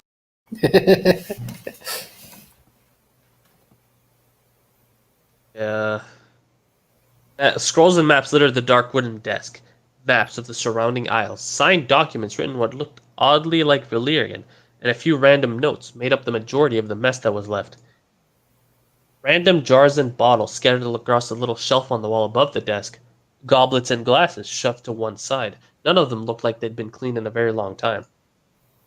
A small decanter was perched in front of a dusty glass jar. The decanter looked to contain a dark blue liquid of Euron, of which half the contents had already been used. Shade of evening. He picked it up, popped the cork, and lifted it to his nose, the overwhelming smell making him reel and placing it back where it was. Okay, I get it's Euron, but why is the ship empty? Anyway, I'm guessing he's hiding somewhere in the ship. What do you think he did with the crew? Sacrifice them all? Assuming. Yes. The large, dusty, what? Read further, it's not far away now. I mean, I figured I saw blue liquid, and I immediately was like Euron, and the ship's empty. He sacrificed them. This is what I mean by bad writing. You can just predict it, yeah, just like snap of the fingers. Large. I mean, I could be. Hopefully, I'm wrong. Hopefully, I'm talking out my butt here. The large, dusty jar caught his eye as he placed the decanter back, trying to drip the dust off of the label deemed useless. Eyeing the room, he found a dirty rag flung across the back of a chair and used it to remove some of the muck on the jar. After rubbing it for a few seconds, he had to place the jar on the table and hold himself together lest this needs a T. He threw up. Mixed in with what looked like brine and blood was a jar full of what looked like worms at first. But after a couple of seconds just looking at it, he realized it was a jar full of tongues, with a few eyeballs thrown in for added effect. For added effect? Halloween decoration. Join the harem now ensures your survival. Master M may have joined the harem for plot armor. Oh, Exodus is in the comment thread now. Yeah, this is fucking awesome. Alright. He looked away from the little desk of horrors and took a quick look around the cabin, confirming it to be empty. He unsheathed one of his katana after finishing his search. and headed back outside to look for the door to the hold of the ship. The door wasn't too difficult to find, and he was soon inching his way slowly down the stairs to the hold, trying his hardest not to step on a creaky stair or plank of flooring. He doubted it would matter, though. The wind had picked up outside and was currently whistling through the gaps of the ship, essentially canceling out any slight noises he would make. As he slowly opened the door at the bottom of the stairs, the first thing that hit him was the horrendous smell. Poop, pee, blood, every bodily fluid mixed into one stench of death. The second thing he noticed was the sheer lack of light at his end of the hold. Thankfully, at the other end, there seemed to be a soft glow or light behind a stack of crates about 7 feet off the floor. Second thing you notice, sheer lack of light. Okay. No doubt a single candle being the source, and John was guessing there was somebody behind those crates.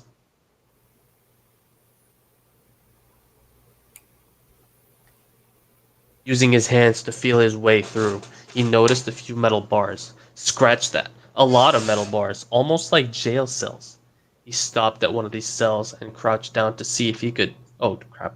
They're bad. To see if he could get a better look inside. What he saw made him sick to his stomach. Yeah, I clicked the back button on my mouse accidentally. On the floor of this cell was the shadowed silhouette of a small person. And with a bit of squinting, he realized it was a small girl. A girl who was curled up in a ball, covered in dirt, blood, and what looked to be her own waist. Her ankles and neck were chained to the ground, and the worst thing of all, she wasn't breathing. The little lass had died in this fucking cell, in a puddle of her own making. Oh, he's quoting Sam Darley. Okay. We get whoever did this was super evil. John could feel his blood boiling. He wanted to hurt something. He closed his eyes and exhaled deeply through his nose, calming him a little, but not nearly enough to douse his anger. There were dozens of these cages. A few of the people in them were alive, but barely breathing. Most had died the same way as the little girl. I'm here for the comments in French accent. Probably just leave it on and either sleep on my table. Oh, thanks, man. I could use every viewer, to be honest. The watch times. I need to get to 4,000 watch hours, which, I'll get to eventually. Ew. Yeah.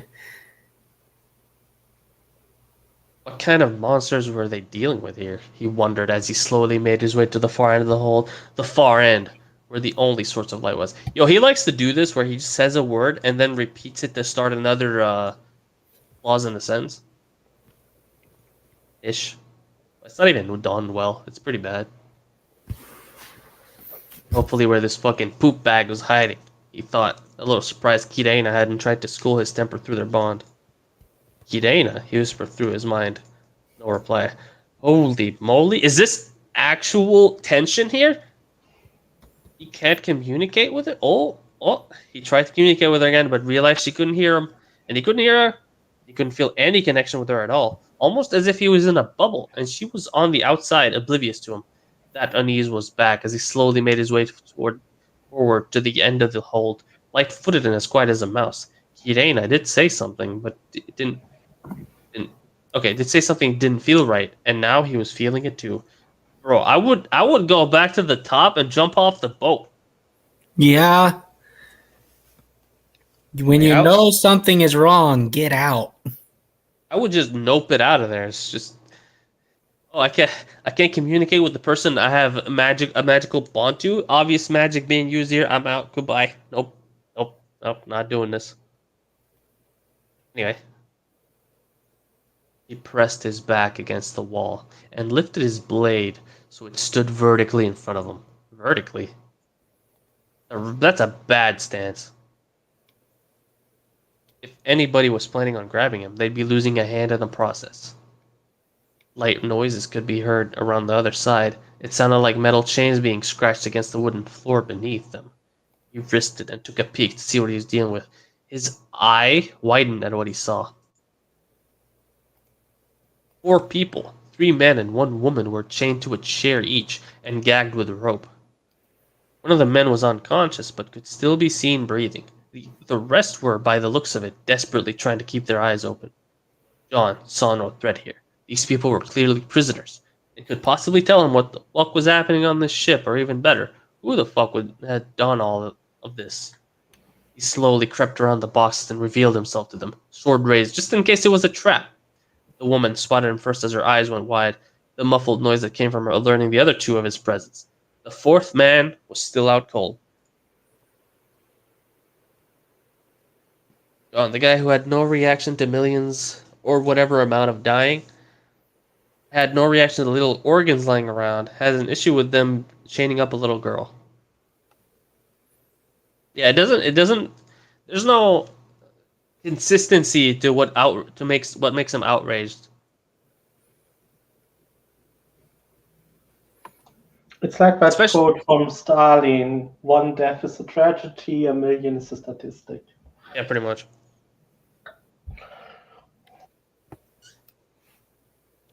He put his finger to his lips and motioned them to be quiet, which they instantly did. John got a closer look at them as he approached the woman first. You know, it's always the woman first. He is predisposed to being a simp. All to 4 be of fair, them. all protagonists are in this day and age. You know what? You're right. All 4 of them were dressed in some very expensive-looking silks and robes. Not at all like the rest of the prisoners he found in the cells. He tried to rack his brain and work out where he'd seen this type of clothing. As he slowly started untying the rope that was around the back of their head, he realized he'd seen this type of clothing in a town hall, where the daimyo were situated. These people are daimyo. These were the important figures the captain from the fleet was talking about. If they were here as prisoners, it meant that this was in fact the Emperor's ship. Is Euron the Emperor? None of it made sense though. Yes. That's why I said you will lose your shit. I mean, I don't know what to think about this. And now you get to see how this Jon Snow deals with Euron compared to how your Harry did. Okay. Where the fuck is the Emperor then? He wondered as he finally loosened the knot and freed the rope from the woman's mouth. Hey, look. Someone knows how to say it from anime. Alright, you ready, guys? I am Japanese now. Daijoubu desu ka? Are you okay? He asked her as he started untying the rest of the ropes around each of the men. I'm not going to read this. I think I'll be okay, thank you, she said as he finished untying the rest of the men. Loosen the knot, freed the rope, untying the rest of the ropes, untying the rest of the men. Okay, how many times are you going to say this? Who did this to you? He asked. He got no reply. He looked up from where he was trying to untie the rope from around her ankles and saw she was wide-eyed and looking behind. Oh, of course. What? He didn't get to finish what he was going to ask as he was jarringly interrupted by a grim voice behind him.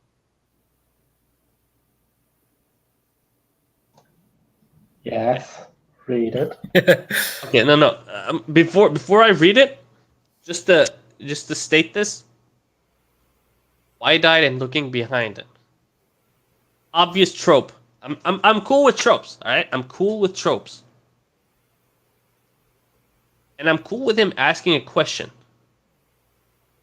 But he was interrupted by someone talking shit, not someone stabbing him. All right, now that we've got that covered, let us read this. All right. I think I have to read this in a piratey voice. Well, look at what we have here. Got ourselves a wannabe hero. Hey, boys. Oh, that's a shitty pirate accent. I don't know. Never mind. Came the loud shout from behind, the use of the common tongue startling him somewhat. His head swung around to take a look at the men, or in this case, men that had caught him red-handed. There were 5 of them in total, and they were about 10 feet away from him. 4 of them were pencil-thin and dressed in dark black and indigo robe with withered faces and bald heads. The man stood behind these 4 creeps with a lot more built than the other men. a long dark gray coat covering up a steel breastplate and chain. He had dark brown scraggly hair that matched his beard, scars all over his face, and a leather eye patch across his left eye. Slung across his shoulders was a 3-foot-long steel axe that he was holding with his right hand, and hanging around his neck was a black leather strap with what looked like a steel horn strapped to it. Something he noticed they all had in common was an unusual blue hue to their lips. Book Euron. All right, but I mean this is way too early. But book Euron, guys. Yes, but one moment, we have to really appreciate this. Slung across his shoulders was a 3-foot-long steel axe that he was holding with his right hand. Yeah, he's doing the bleach stance. You know, like Ichigo with his sword. Puts it on his shoulder. Hey, look how cool I am. But is it that, or is it actually he usually has it on his back, but he's actually holding it right now, and this is just a disaster of a sentence? I don't know. There's a clip that's like Zeb. Dark truth: if he had rescued the man first, he would be gay. That's why. If only this dude had magic dragon toothpicks.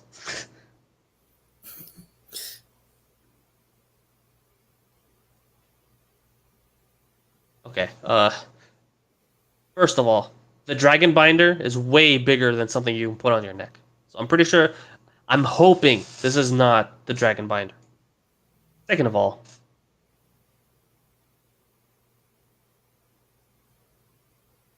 Euron does not speak like this. He does here. Show Euron does. Show Euron. I have a special name for Show Euron. I call him Urine. Like how you write Euron, except an I instead of the O. It's like God damn it! It's like they're describing Book Euron, but actually depicting Show Euron. Exactly. Why don't you paint a picture? It lasts longer, a lot longer than you're gonna. The man at the back bellowed out at him. One of the 4 creepy bold men started quietly chanting something as Jon stood up and readied his sword. Let me guess. He's gonna kill every single one with no effort because he's Jon Snow with the dragon steel weapons. He's so amazing, guys. His dragon steel weapon is gonna destroy the Valyrian steel axe that he has. I already know it. Who are you? Where's the rest of your crew? He said in a cold voice, thankful that it didn't waver.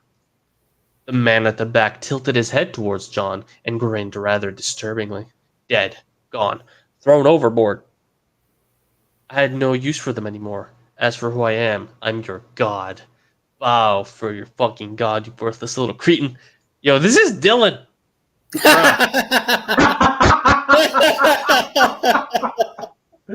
Bro, they just copied this? Yo, no. This is 100% Dylan. Not enough cheese.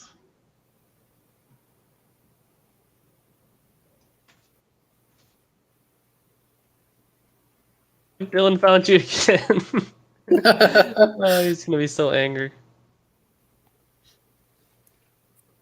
The only gods I bow to are the old gods, so forgive me for not bowing to some ratty-looking fuck and his little group of cunts, Jon boldly replied. The man looked unhinged, and maybe winding him up would cause errors.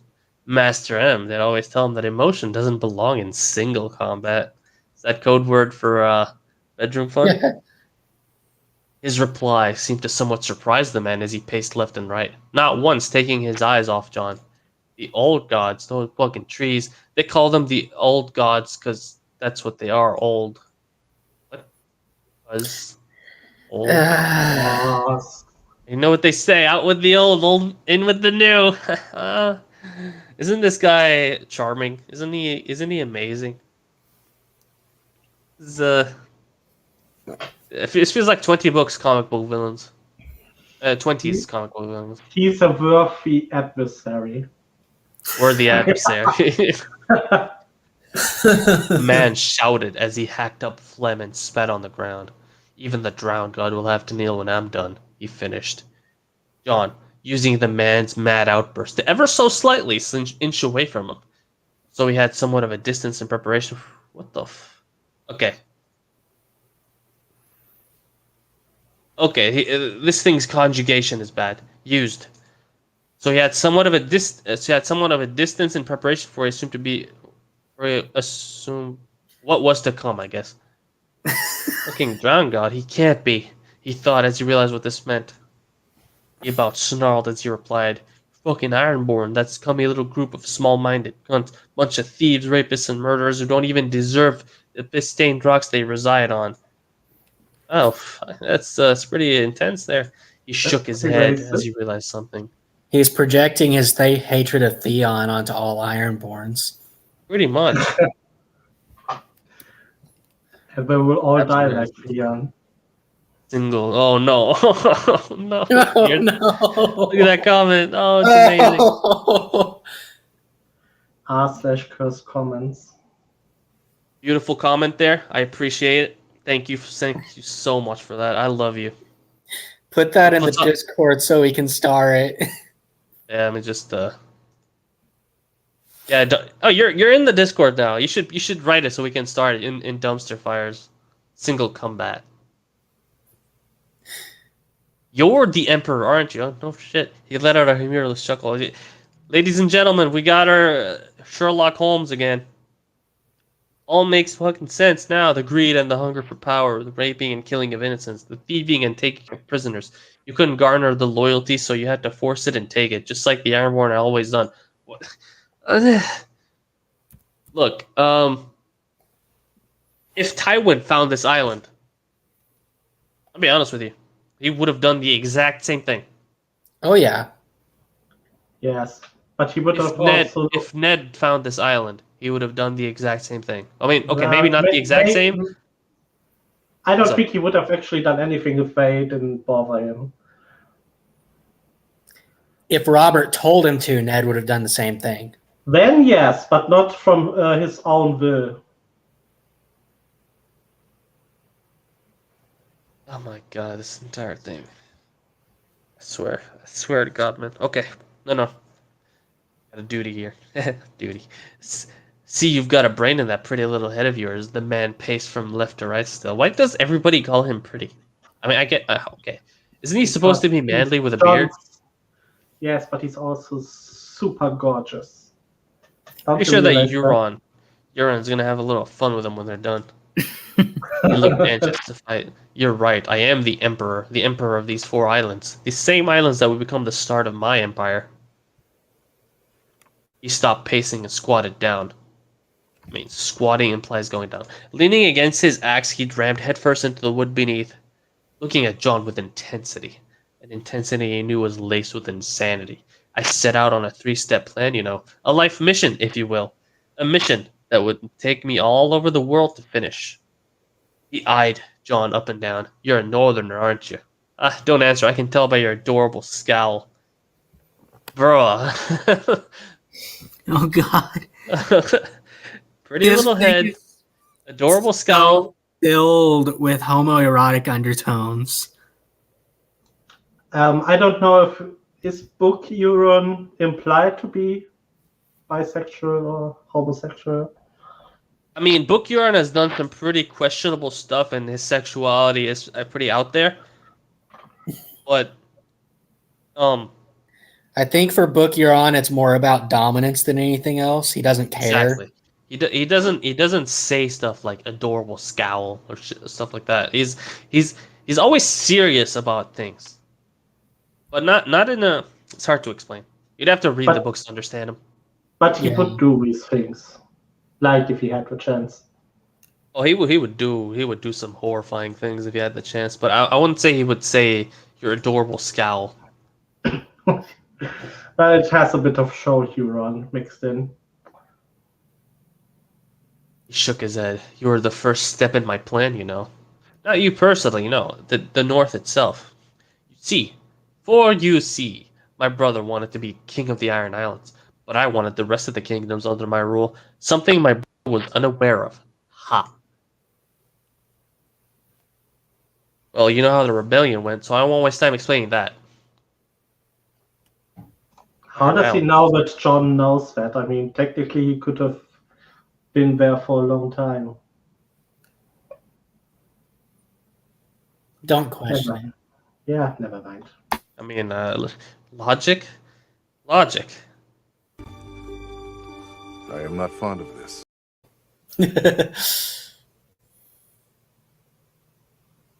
Shortly after I was banished from the Iron Islands, some would say it was a punishment for raping my brother's wife, but I saw it as an opportunity to begin my reign elsewhere. Yeah, he did take, yeah, I remember that. Victarion's wife. Correct.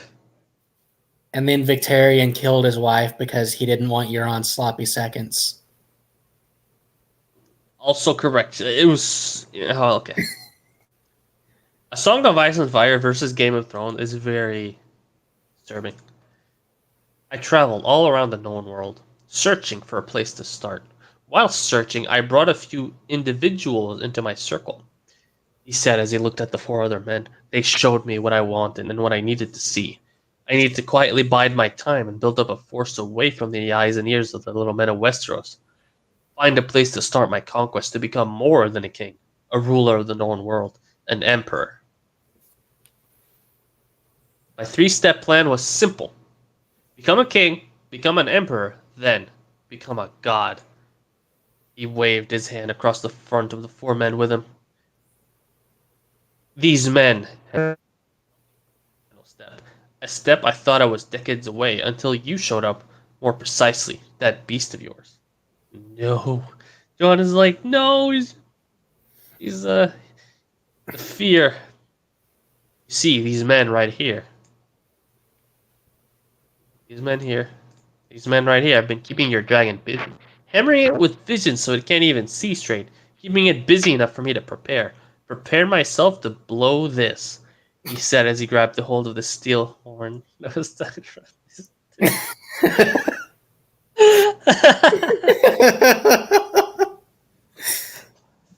Oh no. Yep.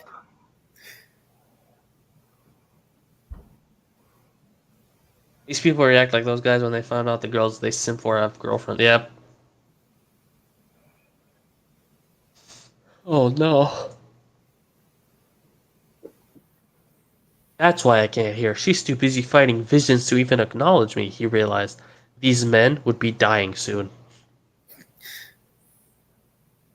The man I like how he's not even afraid. He's just like, these men are gonna be dying now. I'm just gonna fix this entire situation and the whole thing. The man continued. This right here is a dragon horn. That sounds so wrong. He's gonna blow the dragon's horn.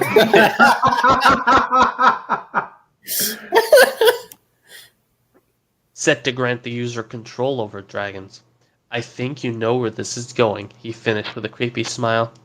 A smile John couldn't wait to wipe off him. John gave him a lazy grin. Oh, I imagine. Okay, no, I have to be serious. I'll probably need some help from one of your whores here, but I bet we could get that whole thing in you with a wiggle.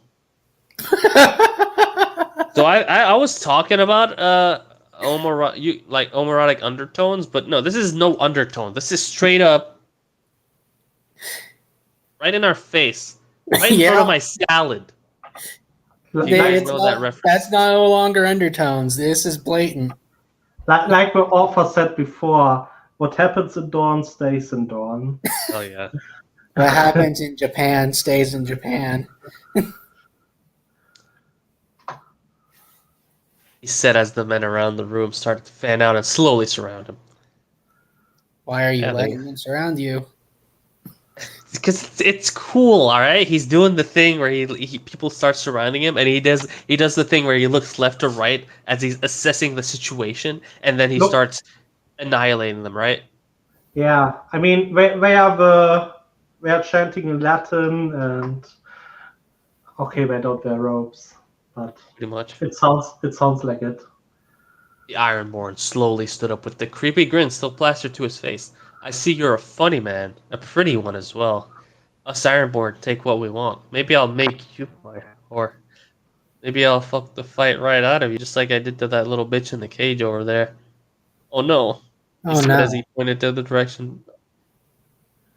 Rest in peace, young lady. I'm sorry.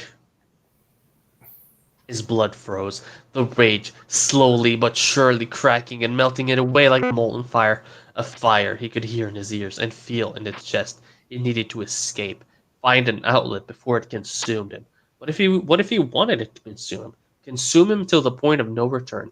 They say fire is the great cleanser. What if he wanted it to cleanse him, use him to cleanse others? This entire paragraph. Writing.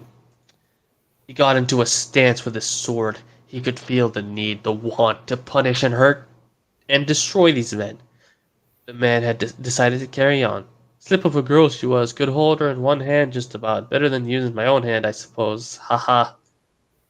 Uh, That was final crack that welcomed the fire. With a spin. Of course there's a spin. He swung his katana with such force behind him and cleaved the man who was still chanting from hip to hip, essentially cutting the man clean in half. Okay? Hip to hip. No need for this. He was still chanting as his legs collapsed underneath him, and his body folded in on itself. A few seconds later he stopped, with unblinking eyes as the trauma took hold and inevitably took his life.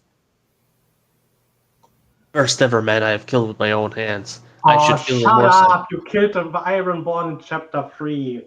Yeah, he threw him off the boat. Presumably still in his armor.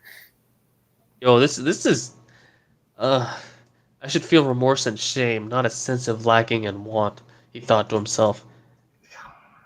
Is he still on about this? We have the entire chapter about this point. He wanted more, and there were 4 other candidates. More must acquire. The man to his right tried to blow something out of his hand into his face, but John turned his head to the left just in time to see a man to his left run at him with a dagger.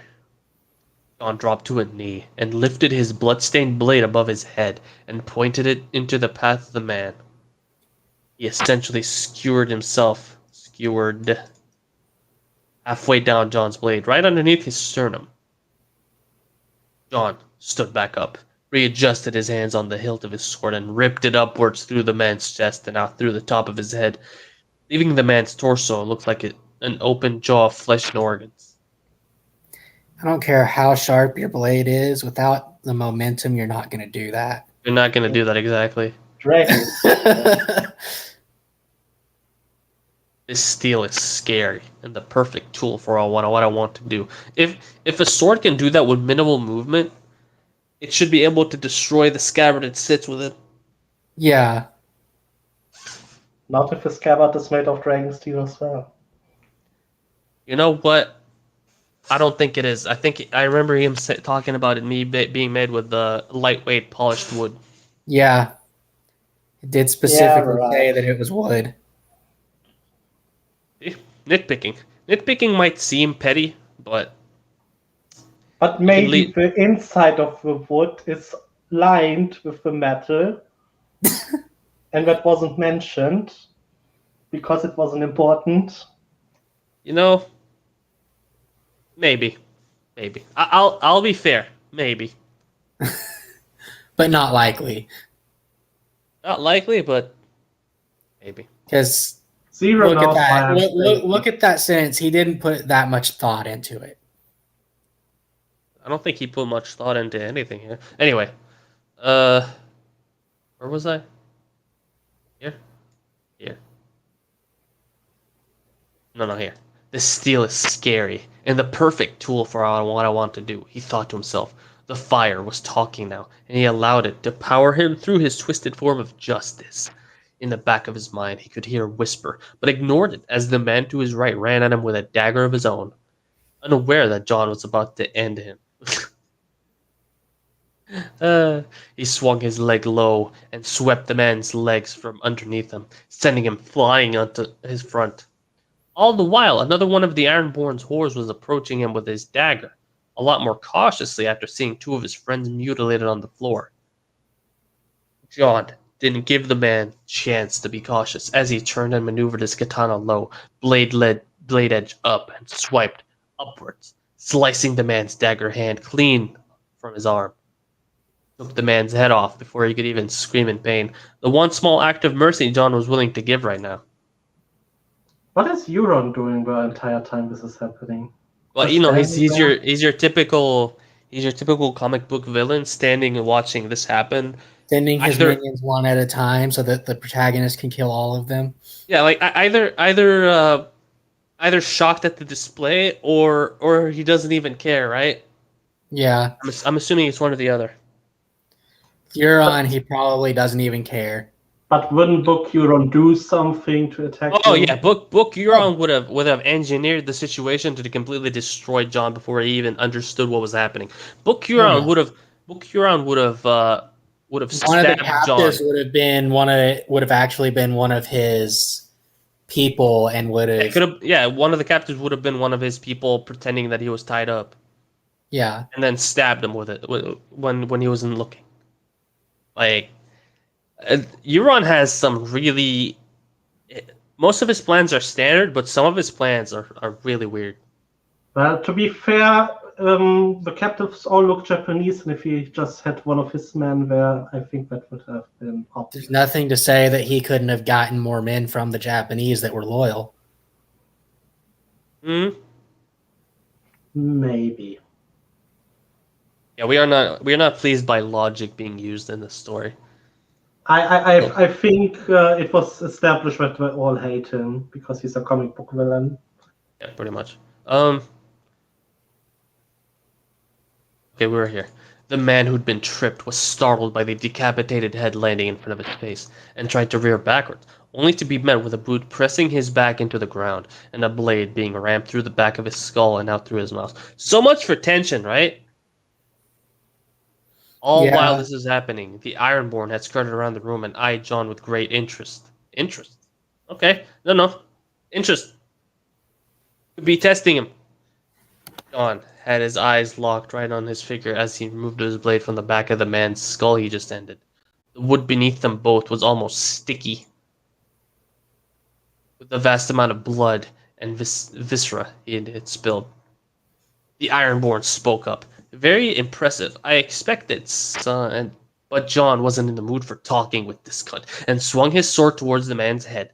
The blade moved with such speed, the man only just backed away from taking the brunt of it to the side of his head. Instead, the end of Jon's blade had caught the man's face, specifically his forehead, left a deep cut across it.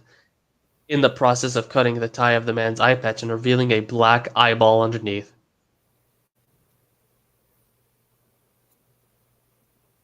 Skirted around the room. So Jon took a few steps forward, swung his sword before Euron was able to even do anything. Yep. He's much better than Harry at this. Would Book Euron's Valyrian steel armor be tougher than Jonathan's plot armor? No, because his dragon steel destroys. I think that was. This was established a few chapters ago, but dragon steel can cut. Was that the entire point of the stupid ass dragon steel, just so he could have this moment where the sword cuts through the Valyrian steel armor? I swear to God, if this is the case, oh my God. Okay, the man touched his forehead and sucked in a breath through his teeth. God, you're gonna pay for that, he growled at Jon. This guy sounds more like the Hound. Not quite. The guy who the Hound killed. Okay, he killed lots of people. You know the season where the Hound was helping build the church, and then all the people get killed, and he's killing the bald guy, and he asks him for last words, and the guy says "cunt." This is what I'm thinking about. He growled at Jon. Not likely, he replied as he went for another slash at the man, one that was avoided this time. Can I just say, not likely is the most VF and Snake line that really exists in fanfiction. I mean, that is literally his trademark. He always says, or his protagonists always say, not likely or unlikely. It's so cool to say unlikely, though. Is this guy the hero? We're supposed to believe that. Yes.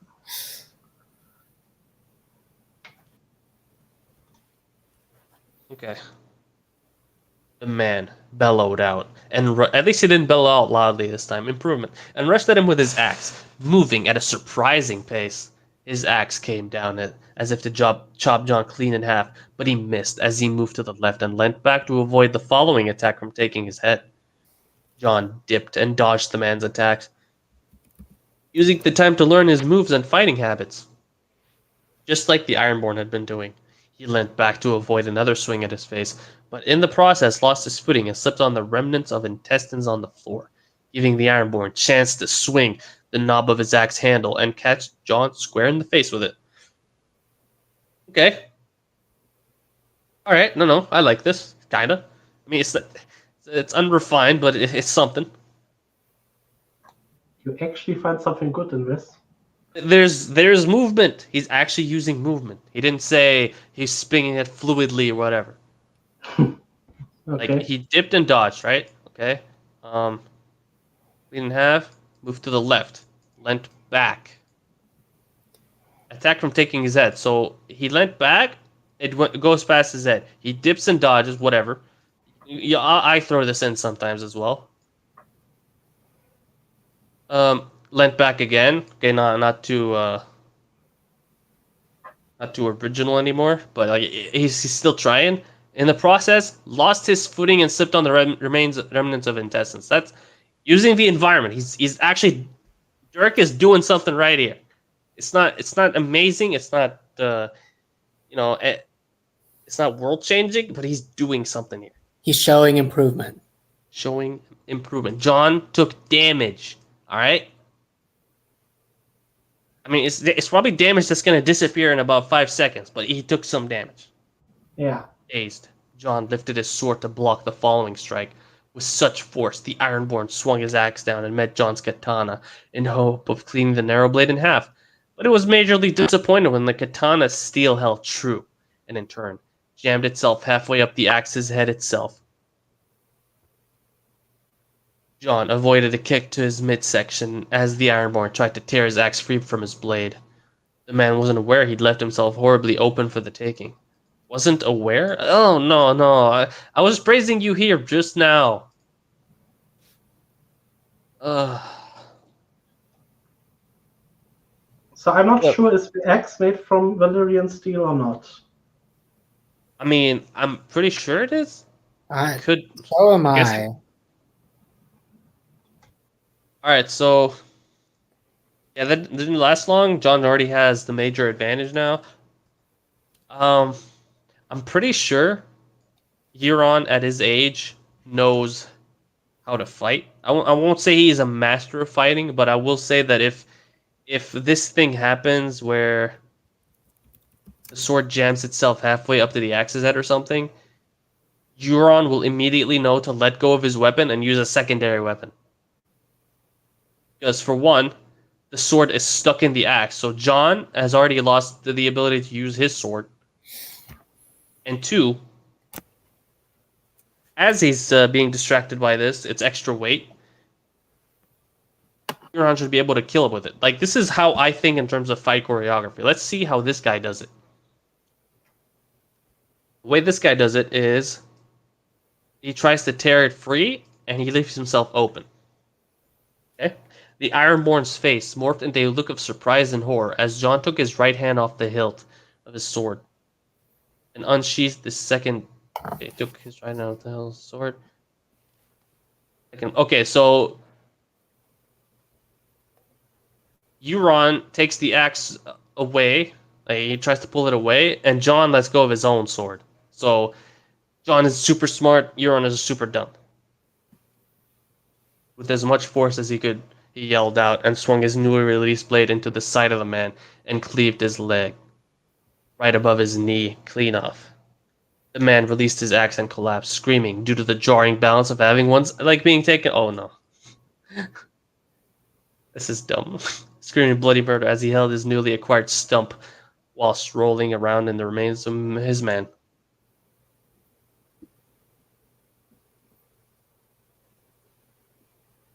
And how would I write this if John would have to win the fight? I'll tell you after this fight is done. John leant over on his knees and caught his breath. That was close, he thought to himself. He looked across the Emperor, who was trying so desperately to crawl towards a dagger that was discarded by one of the other men earlier. Unfortunately for him, though, John wasn't finished. Okay, so I'm guessing there's like a kill scene here. So the fight is technically over.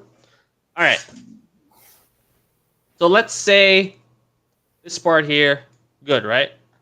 I mean, not amazing. Good. I won't change this part. I can work with this. Here. Swung his ass, meets it in the middle, cleaving the narrow blade in half. What? The steel gets stuck in there. Euron. And John. Considering Euron has experience and John, I mean, I guess you could argue that since he did lots of training, I'm not saying he might, but since he did lots of training, seeing that his sword is jammed in another weapon, he'll let go of it. They both let go at the same time, essentially. Euron isn't a dumbass, and he lets go of it just at the same time as John does, and he has a spare weapon because he's not stupid. So like this part here where he sees that he's trying to crawl towards a dagger. I mean, I'm pretty sure he'll be carrying a dagger with him.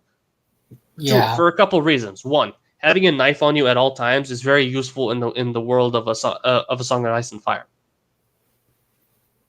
Because you never know when you actually need to use a knife to, I don't know, cut a piece of fruit or like cut a rope or, you know, kill someone who's trying to kill you if you lose the ability to use your main hand weapon.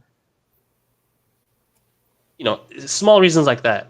I mean, even people. It's seen in medieval times / Renaissance times, etc. People would have hidden blades on them. It was considered normal,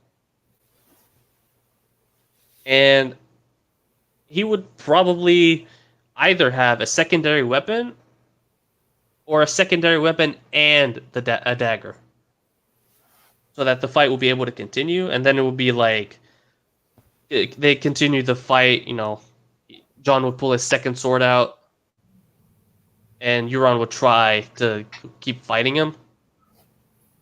Might lose, might not. It's hard to say, considering John would start paying attention to the ground around him, so he doesn't slip on some intestines again. But if I want John to win this one, I would say the best thing to do is fight dirty. I mean, I would have Euron slowly overpower him because of sheer experience. Now that the men are dead, is his connection to Kirena open again? Couldn't he command her to like ram the ship so Euron will fly off his feet or something? Yeah, so something like before Kirena shows up, Euron starts overpowering him, right? Because John is now, it's the first time in a fight that he's being tripped up, and that sort of thing affects your head. You start losing confidence in your movements, and you know, you get this scene where he starts slowly overpowering him. John barely dodges a hit. John gets a cut on his shoulder. John almost gets stabbed to death with a thrust or something, and then he's finally, you know, back against the wall. It's all over, right? And then suddenly John hears Kirena speaking to him, and you know, it'd be like super amazing if the top of the boat exploded, right? And Kirena shows up. Make sense? Yeah. Something like that. Like I'd have to workshop it, obviously, to make it make sense. But you know, whatever. John, the guy's an idiot. He tried to pull the axe away from the sword like a dumbass, and then got his leg chopped off.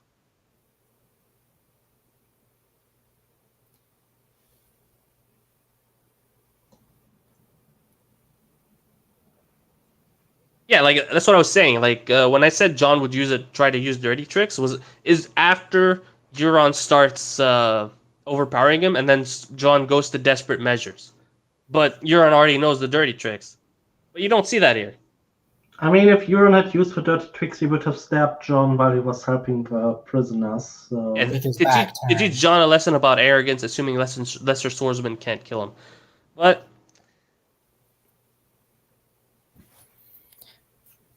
At this point, John has not been tested against anything. other swordsmen.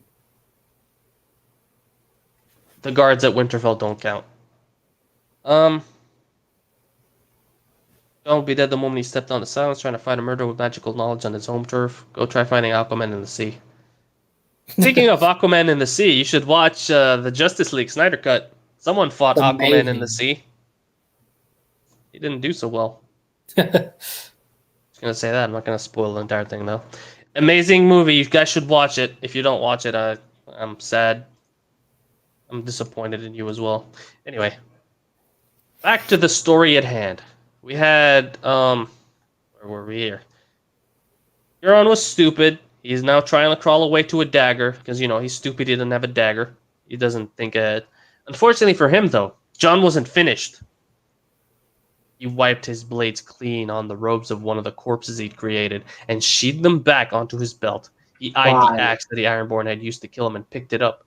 Out of the corner of his eye, he saw the dying man reach for the horn that was still tied to his neck. Ooh, something's going on. With his eyes widening, Jon rushed over, swung the axe down just below the knee of the man's remaining leg, and chopped it clean off. The man screamed in pain and almost instantly forgot about the horn. The horn Jon ripped from the man's neck and threw behind him. Nope, we thought that it was going somewhere, but didn't. Why did he sheath his swords? And why did he take the axe? Poetic justice of killing him with his own weapon, probably. Yep, that was the entire point. So just to tell you something, I've actually met people that have had horrific injuries happen to them, and it takes a little time before registering it. Not too much time, just a little bit. It's not. He should have had enough time to blow the horn. But also, how does he have the time to clean his blades? I mean, that part is stupid. Yeah, it's good. He's doing the thing, where you I seen know Samurai Jack, where cool, it's cool. He cleans the blades and sheathes it like a cool guy. Yeah, but it's dumb. But it's so cool though. But it's so dumb. But it's so. Okay. Through behind him, Jon looked back up from the mess he'd made to the man's legs and saw that he'd actually been successful in reaching the dagger. Before he could grab it, though, Jon moved up and brought the axe down on his arm, cleaving it from his elbow down. That was just drawing it out. He screamed and howled, but little bits of laughter were mixed in as he rolled around what looked to Jon a state of euphoria. He's truly insane, he thought. The fact that he was laughing and almost enjoying himself did not sit well with Jon. It angered him. This man needed to be punished, not allowed to die in his deluded state of happiness. With that thought, and unadulterated anger flowing through him, Jon moved across and took the man's remaining limb off, leaving him with nothing but 4 stumps. Jon, a whisper in his mind said, but Jon wasn't listening. The man's eyes were glazed over as he stared at the ceiling, but was still quietly laughing, almost as if this was all some joke. It kept the anger in him alive. That or he's delirious from blood loss. Jon grabbed the Ironsborn's face and looked him square in the eyes. You're going to die soon, O mighty Emperor. You won't be missed and you won't be remembered.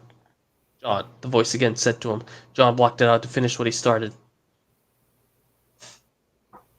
The man coughed up a mouthful of blood as he laughed. He attempted to spit it into Jon's face, but his body clearly didn't have the energy, and he ended up dribbling it down his chin. The great Euron Greyjoy will never be forgotten. I'll be remembered as the most forward-thinking Ironborn of all time. Do you like the choking sounds? No? I'm sorry. I'm sorry you don't like it. Oh god, you did that again. Anyway, the man, or Euron, as Jon had only just learnt of his name, looked up at him and sneered. I'll be remembered more than you will, Northerner. You clearly ran away from home. Unlike you, I left to become more. become a god. He said, but John had heard enough and proceeded to slam the end of the axe handle into the mouth of Euron. Smack after smack into the man's mouth, filling it with blood and teeth. John looked at Euron's face as the man finally stopped breathing, but John wasn't finished. Strike after strike, breaking every tooth in the cunt's mouth. John Kirena's voice bellowed out as he brought the axe down at Euron's neck and decapitated him. He closed his eyes to calm the monster that was causing chaos inside him. In So through what your do you nose, think out. the Japanese prisoners think about all this? Wait, what were you saying? What do you think the prisoners he just rescued think about this? A mix of horror and elation. That he would kill Dylan someone so reacted to horrifying. the second quote you put in the Discord. Oh, did he really? Let me guess. Said, okay, that's pretty funny.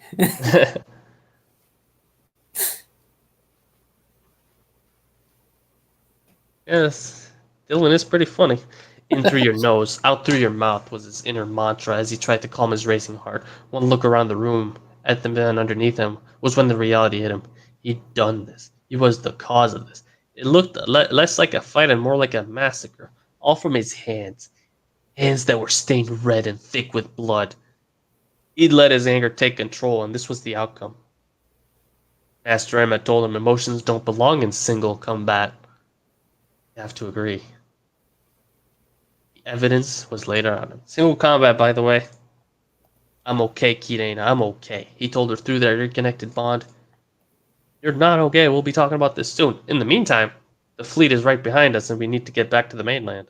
She replied in a determined tone, almost like a scolding parent. What about the prisoners? He asked as he looked in their direction, thankful that they were behind crates and they hadn't seen what he just done. I'm pretty sure they heard what he just done. Tell them help is on the way. You'll have to tell the captain to send more men onto the ship to release the prisoners and sail them back to land, but you have to hurry. While you were on the ship, I checked to see where the clan's army on land were. They've nearly reached Kochi, she urged through their bond. Poop. Right, he said. He had to get his head back in the game. Looking around the room at the crates, he saw a burlap sack flung across one of them. With the idea in his mind, he grabbed the sack and put Euron's head inside, hoping and praying the sight of their emperor's decapitated head was enough to end the fighting, and ultimately, the war. He also picked up the so-called dragon horn and tied it around his neck. He didn't want this getting into the wrong hands if it did in fact control dragons. Just throw it in the water.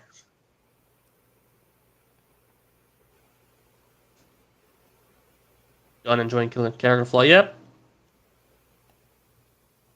Imagine that.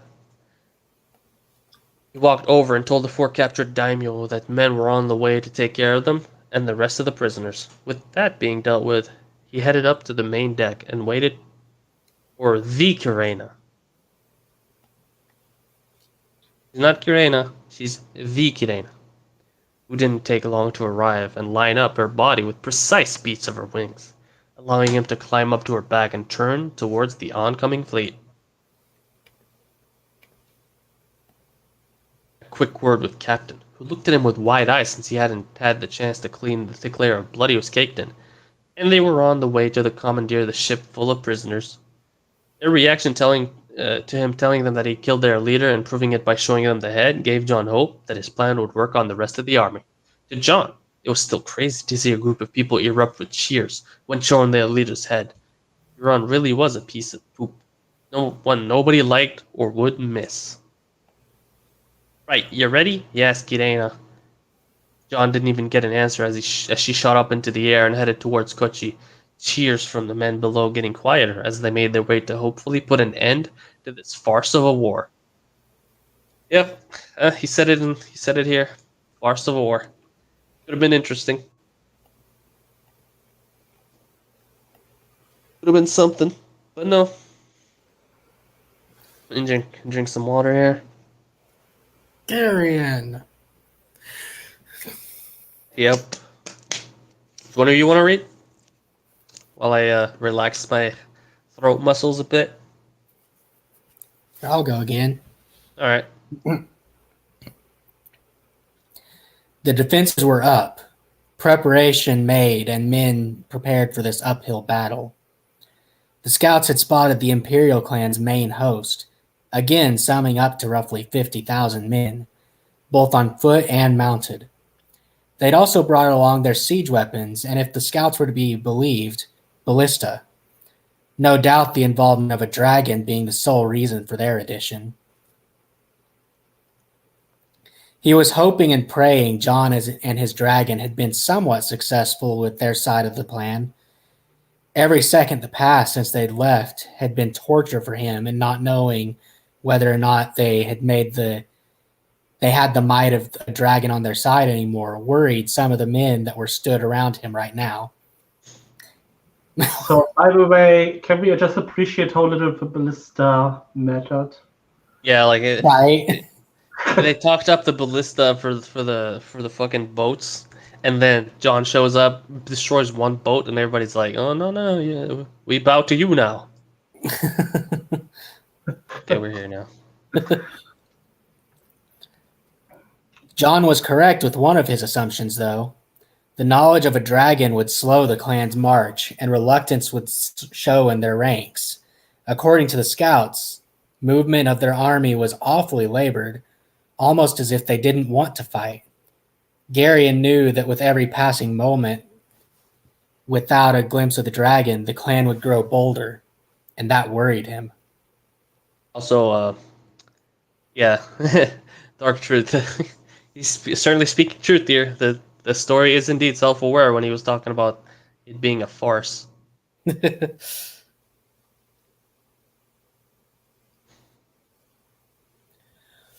What if we don't actually have a dragon to help us anymore? What if John failed and is now laying at the bottom of the ocean? He thought, the last of which made his heart lurch. Oh no.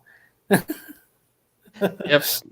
The sad waifu, because we're in Japan. Gary and his waifu confirmed. Part of the harem. He felt a hand on his shoulder as he was broken from his contemplation.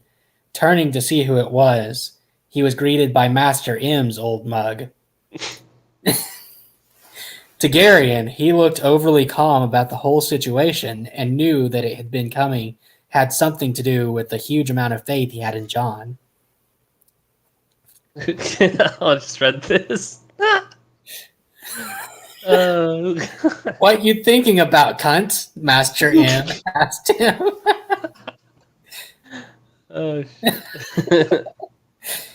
Knew that this was going to bite me in the arse at some point, he thought. Teaching him swear words in place of the real words was a true passion of his, but he'd not thought about how it would affect him. He shook his head, just wondering how John is getting on. This is all gonna come to a head soon, and I'm hoping and praying we all come out the other side unscathed. Master M squeezed his shoulder, a reassuring gesture Garion believed. We'll be fine. The war will come to a close soon, and I'm pretty sure we'll survive, the old man said, his sheer belief being half mad, half inspiring. He dashes here between this and yes. Here. How can you be so sure? How are you this confident? I'm having a mini breakdown in my mind, he said. Master M gave him one of those goofy smiles, a smile he'd seen before. Simple. We've got a John. We have Hulk. He said with pride, something Garion had always felt when thinking of John. I just read this part. Oh. Stop it, he thought to himself, ideas running through his mind of John being more than just a friend to him. He doesn't see you like that. Now it all makes sense. He rolled his eyes and gave the old man a lazy smile. You put too much faith in him, I fear. I've always wondered why that was, he prodded. Master M looked over the horizon and was quiet for a time. He looked deep in thought. He broke the silence when he turned back to him. You've known me for a few years now. Not once have you seen me with a wife or children. The sad reality is, I never saw myself as a parent at any stage of my life, he said. Garion had never seen him this serious before. Master M continued. I've had an endless number of students in my halls, teaching them the ways of a warrior, a pure fighter. All of them for one reason, and that reason being to create them into soldiers. All of them for the exact same reason, apart from one, John. Garion looked at him with understanding. He continued, You see, John didn't want to learn to be a soldier or a guard. He wanted to learn about himself, learn what he was capable of, and learn how to better himself. He needed somebody to help him mold the new John, a more confident John, a smarter John, a better John. Oh my god. It feels like Daft Punk is about to sing here. Yeah. Harder, better, faster, stronger. He looked Garion right in the eyes. He gave me the privilege of that task. He gave us both that privilege. I've seen the way you two act with each other.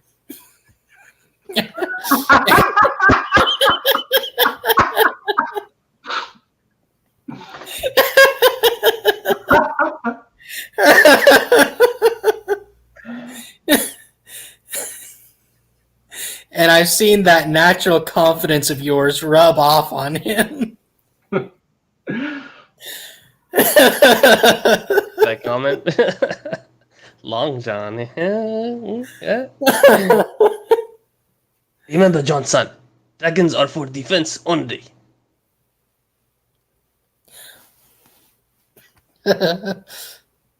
Christ.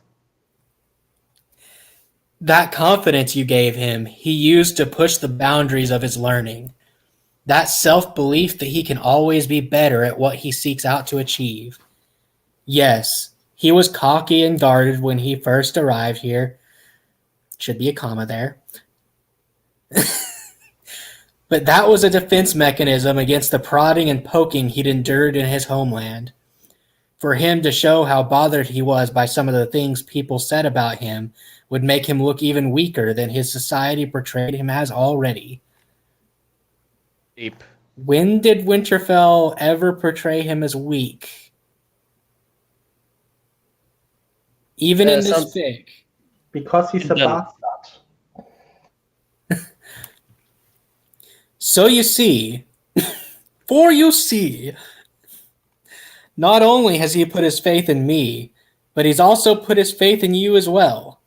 A belief that the pair of us will nurture and better him, to make him feel wanted and needed for once in his life. And we did that. And so, because he's put so much faith in me, I give him that faith right back. Master M finished. Also, look at that comment. Maybe if we describe character development, we don't have to actually write it. Yep, pretty much. Pretty much. This is the entire story. All right, I think I'm good. I feel a lot better now. Just crack my knuckles. Okay. Garion had never thought of it that way, but couldn't find it in him to disagree with the old man. If anything, Master M was in the same boat as him. It's more than that, though, isn't it? He said. Master M looked down and smiled. It is. He feels like family, Garion, like that grandson I never had. Whenever he's around, I'm more content. The old man eyed him. I'm not the only one who feels this way, am I? Garion gave him a sad smile. You have the right of it, he sighed. Oh. He finally mentions her. Just I'm honestly impressed that she exists in this story. Am I going insane, Leia? Did I? Oh, I feel like I'm going nuts. That's a lot of nuts! I really feel like it. Okay, no. I have a daughter back in Westeros. Her name's Joy, and I abandoned her to go on some crazy adventure. She was 3 the last time I saw her, in the arms of her Aunt Jenna, as I promised to bring her back a present. I failed her. The moment I saw a boy appear from my country, alone in a foreign land, I knew I had to take him under my wing to help with the guilt of abandoning one person. I couldn't abandon another. He chuckled a little. That annoying little shit has been the best thing to happen to me in years, and I can't see him as anything less than family. He finished the soft grin for me. Why did I think, he doesn't see? I was thinking something completely different here. Yeah. That was intended. The implication is definitely something different. He heard Master M laugh, and he looked towards him. The old man nodded his head toward the horizon. I think somebody knew we were talking about him, he said in amusement. He turned and looked to where Master M was looking. High in the sky, over the ocean, he could see the small shape of a winged creature. Slowly, but surely getting bigger and closer towards where they were. An image he would never be able to get over seeing until the day he dies. Hopefully, they were returning with good news. Garion really hoped. Imagine this scene if Euron had actually been able to use Dragonbinder. It would have, yeah, exactly. Would have been Euron arriving and torching the entire city. Would have been cool. You know, it's actual conflict. But no, if that happens, you'd get people in the comments saying that why is Jon being such a pussy, etc. You know, I'm not bitter. Experience. I'm not bitter at all from people telling me that. No, not at all. He wasn't drilled enough by Master M. Well, I'm glad you found this. I hope you're enjoying this ride. I certainly am. Actual tension is thicker than the fog from earlier. Yes. Yes, it is. Can't help but getting excited just from the secondhand tension. Jon and his... Okay, no, here. No, we did this. Jon and his dragon. Something fucking mad to even comprehend still. Landed just outside the walls of the town with an almighty thud that shook the ground. People were already whispering and talking about their savior as he headed up towards the gate, and Garion was inclined to believe some of them. Jon was making a habit of turning up just at the right time. Motioned for the guards to open the gates for Jon, which they did. The first thing he noticed when Jon walked through the gates was how much blood he was caked in. The second was the burlap sack slung over his shoulder that was slowly dripping blood onto the ground. What the fuck has he done now? What in the world has happened to you? He shouted as he approached Jon. Well, what did you expect? You sent him after the fleet, hoping that none of the blood that was on him was his. You brought me a present as well. You shouldn't have, Jon. He finished as he smirked at him. But not his trademark smirk. Not a trademark. Just a normal smirk. They can do this smirk. He won't sue them because they cannot. No, Jon is family now, so he's allowed to smirk. No, this is Garion smirking. Oh, right. Sorry. I thought it was Jon. Oh, good. Yeah, it confused me too. Like, I figured... Okay, never mind. Jon returned his smile as he swung the bag off his shoulder and placed his hand inside. There were a few gasps around him as he pulled out a decapitated head.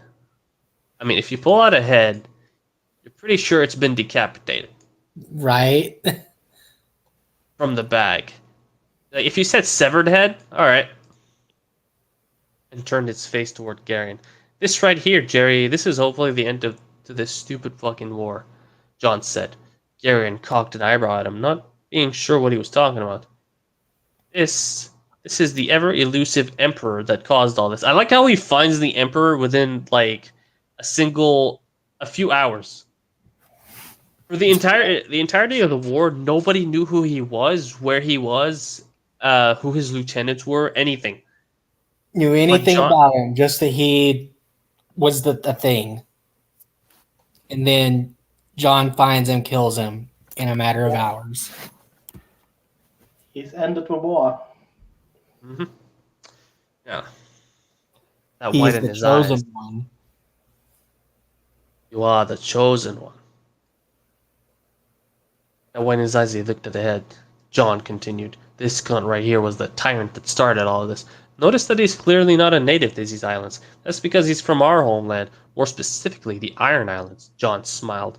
Euron fucking Greyjoy, he said his name was when the life was fading from him.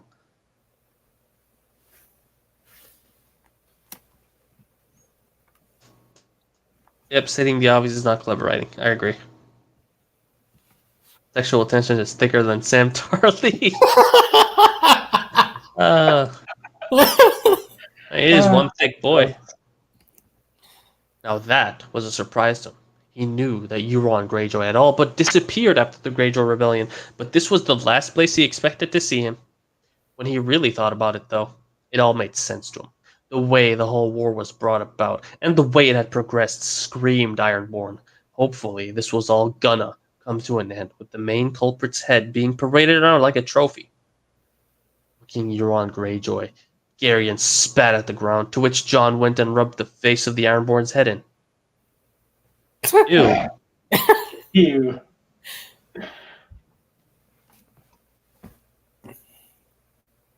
Ew. So Okay, no. Let's just move on from that one. He smiled. The cunt was the mastermind behind burning Lannisport. I'm glad he's dead. I hope you made him suffer. An odd look came over John as he placed the head back in its blood-soiled bag. I did. He coughed and combed his fingers through his hair. I plan on presenting this to the remnants of his army in the hopes they abandon this farcical war. If the way his navy reacted, then I... What? It's missing is any indication, I think. Yeah, that's fair. Then I think we might be celebrating tonight. He nodded. Before he could reply, however, John was already walking back through the gates. John, wait! He shouted. John turned around. I wish I had, suitably dramatic romance music. John, wait! Like a sad violin. John turned around to him, and in the background, he could see the dragon swing its head to look towards the pair of them. What? John asked. You're not going alone, surely? He replied. I won't be long. Trust me. If it doesn't go the way we want it to, you'll know. John answered cryptically. What's that supposed to mean? He asked. John turned and looked at the dragon with a smile. You'll know. And with that, he started jogging towards the dragon, mounting it and taking off towards the oncoming army. Please be careful. Please don't do anything stupid. John was making a habit of this, appearing and disappearing, leaving him to wonder whether or not he's okay like a worrying parent. I'm guessing acting? More like a pining lover. Pining lover, too, yeah. He sighed. All he could do right now was sit and wait. Wait to see if the war was indeed coming to an end. Wait to see if John returned okay. I mean, you could go clean the house. Clean the house or make those special noodles again. Or go make him a sandwich. A sandwich. Hell yeah. He stood there belonging for what seemed to be an age with Master M talking mindless chit-chat, probably calling him a flap or a cunt. Also distract him from the fact that John and his dragon might not have been successful. Finally, after roughly an hour, they got their answer. Oh, they don't even describe what happens. John just disappears and comes back. Circling the town. I guess so. Circling the town and descending from the sky like some great deity. Calm down, Dylan. John and his dragon. John has accomplished Euron's goals. Really is. John and his dragon made an entrance that Garyon would assume would not be too different to the dragon lords of old. I mean, it would be exactly the same. Just outside the walls of the town, a group had amassed to watch the spectacle. Garion and The Master difference is M. John's dragon is clearly better. Yeah, his dragon has has 4 limbs and 2 wings, while others have 2 hind limbs and just the wings. And it's made of Garion. crystal. And it's made of crystal. I bet it can poop crystal too, like in Sword Art Online. Garion and Master M. I like this comment. Sandwich with eggs, noodles, and special sauce. I like it. Maybe John will also make a sword out of that and dual wield it. See that comment? That comment tells us that on the 4 hours we've been on this stream, we've been on a journey. We've seen the special noodles. We've seen the constant obsession with eggs. We've talked about sandwiches. We've talked about special sauce. See, this warms my heart. This is amazing. Thank you. Thank you for this. Now let's keep going. Garion and Master M were at the head of that group as they watched John dismount from his great beast with surprising ease. As John approached the group, Garion could tell everyone around him were holding their breath. The suspense was killing them, him included. John, to his credit, seemed to keep a stone-cold look on his face as he approached them, but as soon as he made eye contact with them, that shit-eating grin started to form on his face. They'd done it! They'd survived! Thank the fucking gods! They're marching home. The war is over. John Hey, shouted. he actually used a plural gods. Yes. Amazing, isn't it? The group around him responded with glee, cheering and shouting. Some even kneeling in front of John, who quickly motioned them to get up. Embarrassment written all over his face. Oh, reluctant ruler trope. Reluctant ruler, he's very humble. Garion pulled John into a tight hug when he finally reached the group. He could hear the news spreading around the town, cheers and shouts bellowing out all around the streets. They'd be a party tonight. I mean, there. But yes. Well done, lad. You should be proud of yourself. You've just saved thousands of lives in there. You're gonna be a very popular man tonight. Haha. Wonder what that means, huh? What are you gonna do with him in bed? I know he was trying to mean something else, but What kind of reward does Garion have for him? Get a little something. A little bit of. He gets to clean John's clothes. Yeah. Master M already gave his reward. Hell yeah. Garion said as he broke away from the hug. John smiled at him, but it didn't look as enthusiastic as it should have been. Only John, in the grip of victory, would start brooding. What's the matter? He asked him, unease taking hold. John shook his head. It's nothing. Don't worry about it. I just need a hot bath and my bed. So fucking drained right now. He said. Garion reluctantly accepted his answer, even though he knew there was more to it. The day turned into night, and the whole town was out on the streets celebrating. John had explained to the daimyo that as soon as he'd shown the head of the emperor to the commanders of the now defunct imperial clan, the entire army seemed to sigh in relief. A few angry protesters, who John recognized as Ironborn, were dealt with accordingly. Though John never revealed what happened to them, Garion had a few ideas. Yeah, I mean, pretty sure anyone can have an idea on what happened there. Didn't take a genius. Especially with the clear hatred John has for Ironborn. Yep. Now the army had split off into separate groups and headed home to each of their respected islands. Peace, at last. The celebration seemed to go on throughout the whole night, playing music, singing, dancing. Everybody was getting well and truly merry, ale and wine being shared among everyone. Master M had also brought his new rice wine that he was so proud of. Once again, when offered some, John, in the politest way possible, told him to shove it up his arse, which got him and the old man laughing. Did the Japanese have ale? I don't actually know.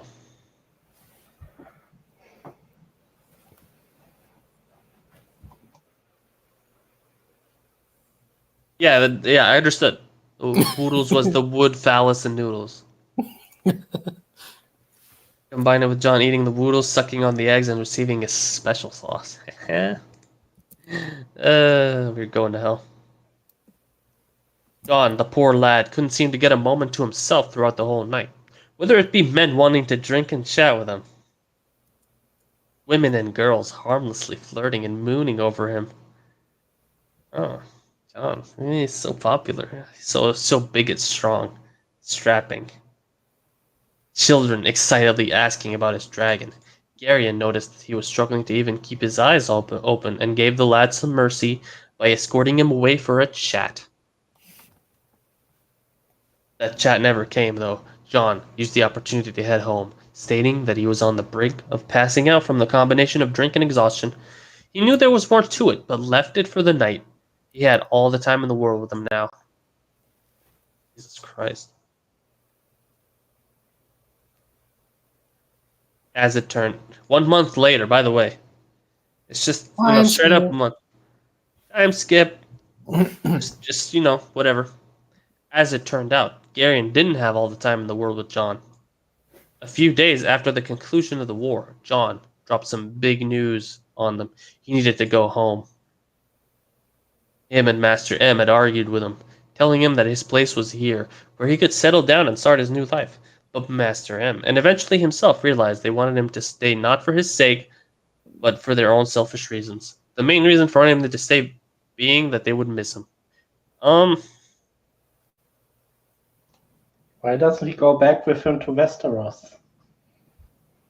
Yeah, and why doesn't he ask John to take him to Lannisport or wherever Joy is so he can take her with him?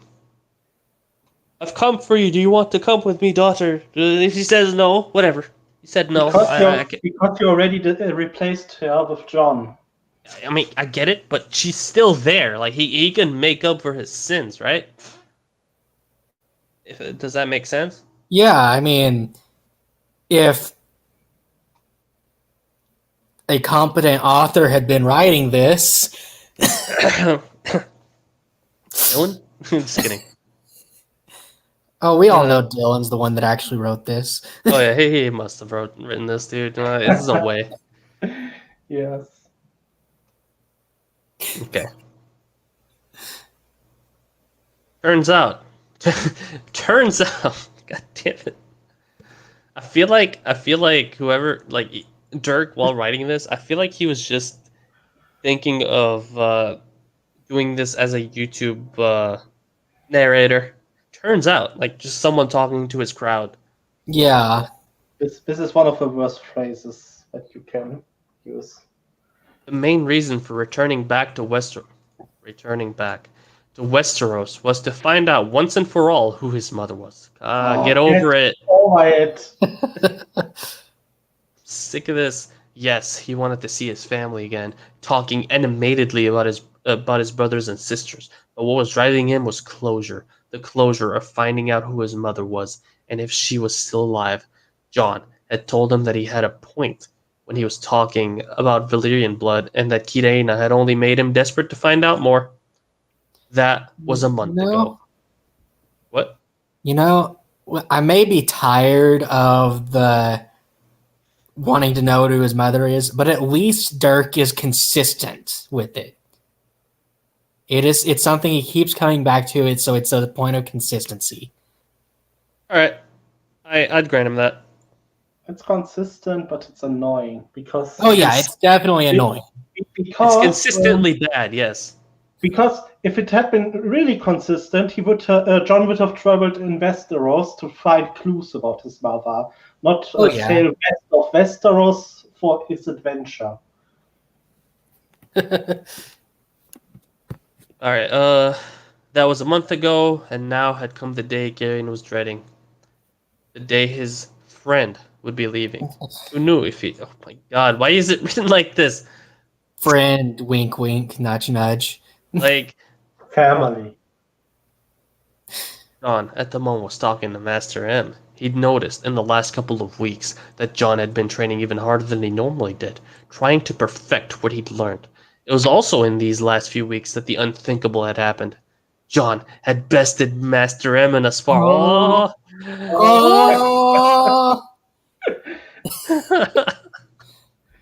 It was the talk of town for a little while. It turned out the old man wasn't surprised at all in his defeat, stating that ever since he'd returned from his suicide mission up a mountain, John had been a monster in their sparring sessions. I'm wondering how many guards is John gonna fight next? Like 20 at the same time, or like 20, 50? No, it has to be 50. The entire Winterfell household guard. Yeah, every single. Never mind. Yeah, all hundreds of them. Plus Rob and Theon. And, not just, plus Rob and Theon, plus whoever came with the. I don't know. I'm assuming they're going to be still there. Theon is just going to be backslapped. Like. Yeah, Theon is going to have his nose returned to its proper place from a backhand from John, just like he wasn't even noticing it. Fixes his nose without even trying. Yeah. Theon will be destroyed by John just casually throwing out, "Oh yeah, I killed your uncle."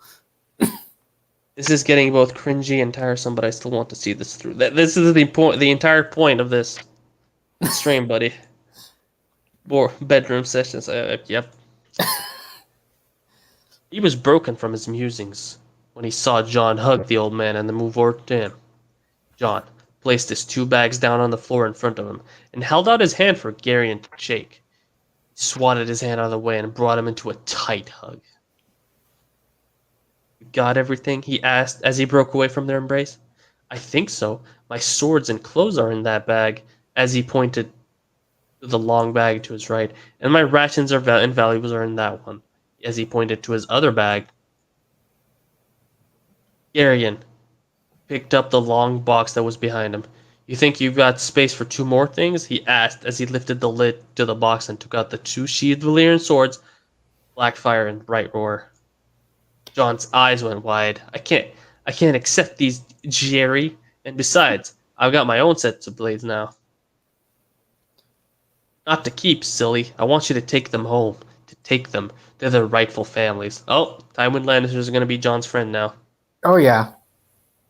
He saw John's bewildered look and sighed. "I left my home to search for this sword in the hopes of returning it to its rightful place.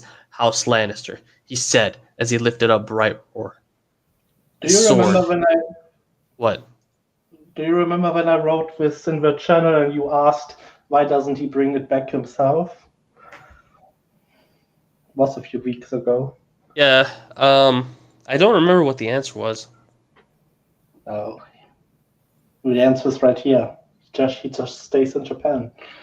Well, I mean, I haven't. Garion's too much of a weeb to go home.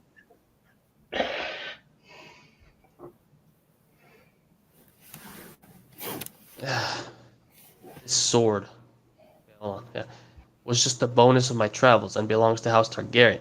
Getting an audience with Tywin shouldn't be too difficult if you mention Bright Roar. He's been after a Valyrian sword in the family for decades. The Targaryens are a different story. Not met one myself, so I'm not sure how they'd receive you. John smirked at him as he grabbed hold of the swords he was offered. "Maybe I'll just keep them myself. Visit Lord Tywin and use Bright Roar and a fork to eat my dinner in front of him."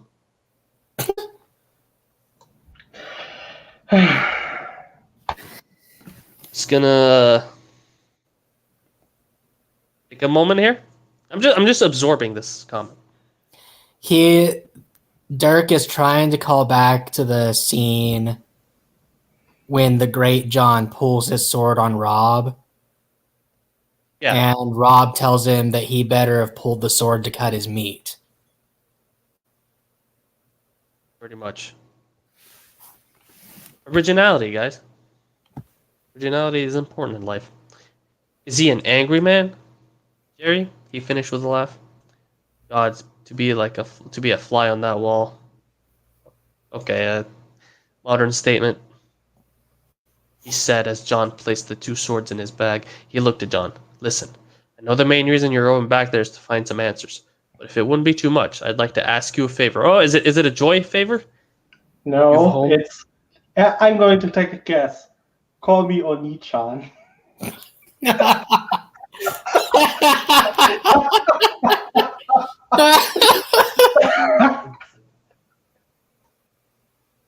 You've held me for more than a year, Garion. You're practically family at this point. It would never be too much to ask, John said with sincerity. Yep, my daughter. Her name is Joy Hill. She's base-born like yourself, and I suspect is treated the same way you were. He looked into the distance to avoid eye contact with John. Tell her that I miss her, and that I wish she could be here with me in this free land instead of that repressive land she is no doubt ridiculed in. Tell her I'm sorry I failed her, he said as he looked down in shame. Why doesn't he just bring her there? He can fly on a dragon. He can certainly put another person with him on the dragon.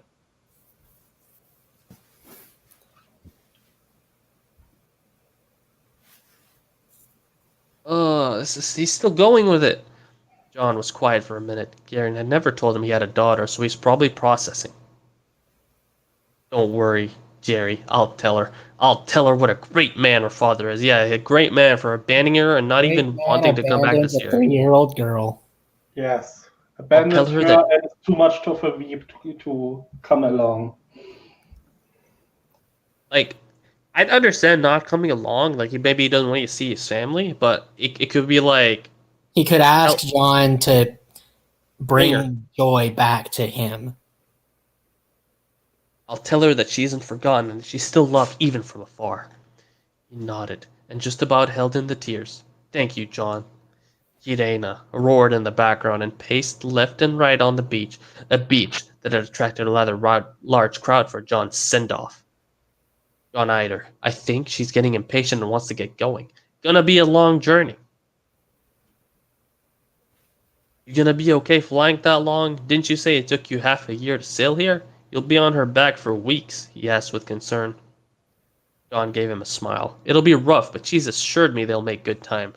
Might take less than a fortnight even. He then chuckled. He told me that if she gets tired of carrying my fat arse, she'll land in the sea and spread her wings in the water to float. Then I can paddle us the rest of the way. He finished, rolling his eyes. I feel like Dirk has forgotten just how big he made Kirena. Yeah, like, it was the most massive thing you've ever seen in your life, and then it's like... But John can just paddle. I mean, obviously the dragon is saying this as a joke, right? Yeah. But yeah. Even... this makes me wonder why Garion doesn't want to come back with him. Garion laughed, but it wasn't very enthusiastic. John was leaving, and the situation had now become more real. Actually, honestly, what? Why does John go the same route he came? I mean, he already knows from Garion that he can go the land route, so he doesn't have to go over open ocean the entire time. There's a land route? Garion got there by traveling east, not west. Yeah, from Valyria, right? I think it's over land. Yeah, he was in Valyria when he went to Essos, where he got in trouble with the Golden Company, and then he fled east. I think the thing was travel time. Yeah, it'll probably take a lot longer going east. Going west, you mean? Going west, but he has land there. He can land, he can rest, he can find food. You know? Logic, though. Yeah. I think that the writer doesn't know how to deal with having an Essos. Also, the entire reason John went in the first place was to have an adventure. Wouldn't it make more sense to actually see stuff on his way back? Oh, yeah. Have an adventure. If I was writing it, I would go further west, yes. But, sadly, I didn't write this. Or not sadly, no. I'm happy that I didn't write this. Well, it would have been good if you wrote it. Yeah, exactly. I mean, it would have been okay. Or decent. Maybe good. I don't know. It wouldn't be cringe. It wouldn't be cringe, yes. Garion laughed, but it wasn't very enthusiastic. John was leaving, and the situation had now become more real. John, brought him in for one last hug. I'll miss you, Jerry. You've done so much for me, he said, whilst in the middle of their embrace. Garion swallowed the lump in his throat and broke away before he well and truly broke down in John's arms. Go on, he said as he lightly shoved John in the direction of the beast. Get going before she takes off without you, he forced out. It's not like I like you or anything. It's not like I like you or something, Baka. Now take this bento.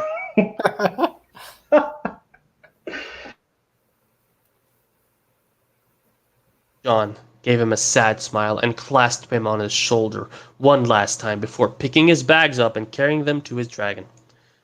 With his bag securely strapped to one of the many spikes on the dragon's spine, John climbed up onto its back.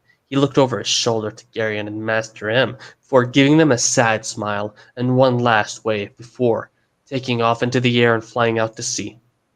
Master M clasped him on the shoulder in understanding before walking up the path, exiting the beach, leaving Garion on his own, looking out to the horizon with his eyes firmly locked on the small figure in the sky. You coward. You couldn't say it, could you? His mind screamed at him, and his mind was right. He couldn't say it. Only when the spot in the sky all but disappeared in the distance could he utter the words as he let the tears finally fall. Goodbye, son. It should have been Otto. It certainly hasn't been presented as a father-son relationship. You mean Musco, right? Son? No, I was making the... little brother? Itachi? Yeah, Oni-chan, Ototo. Yeah. You know? And Devact 1. And breathe. The thought of Kill Bill sirens in John's head when he snapped on Euron was quite amusing while writing that part. Oh, that's what that was.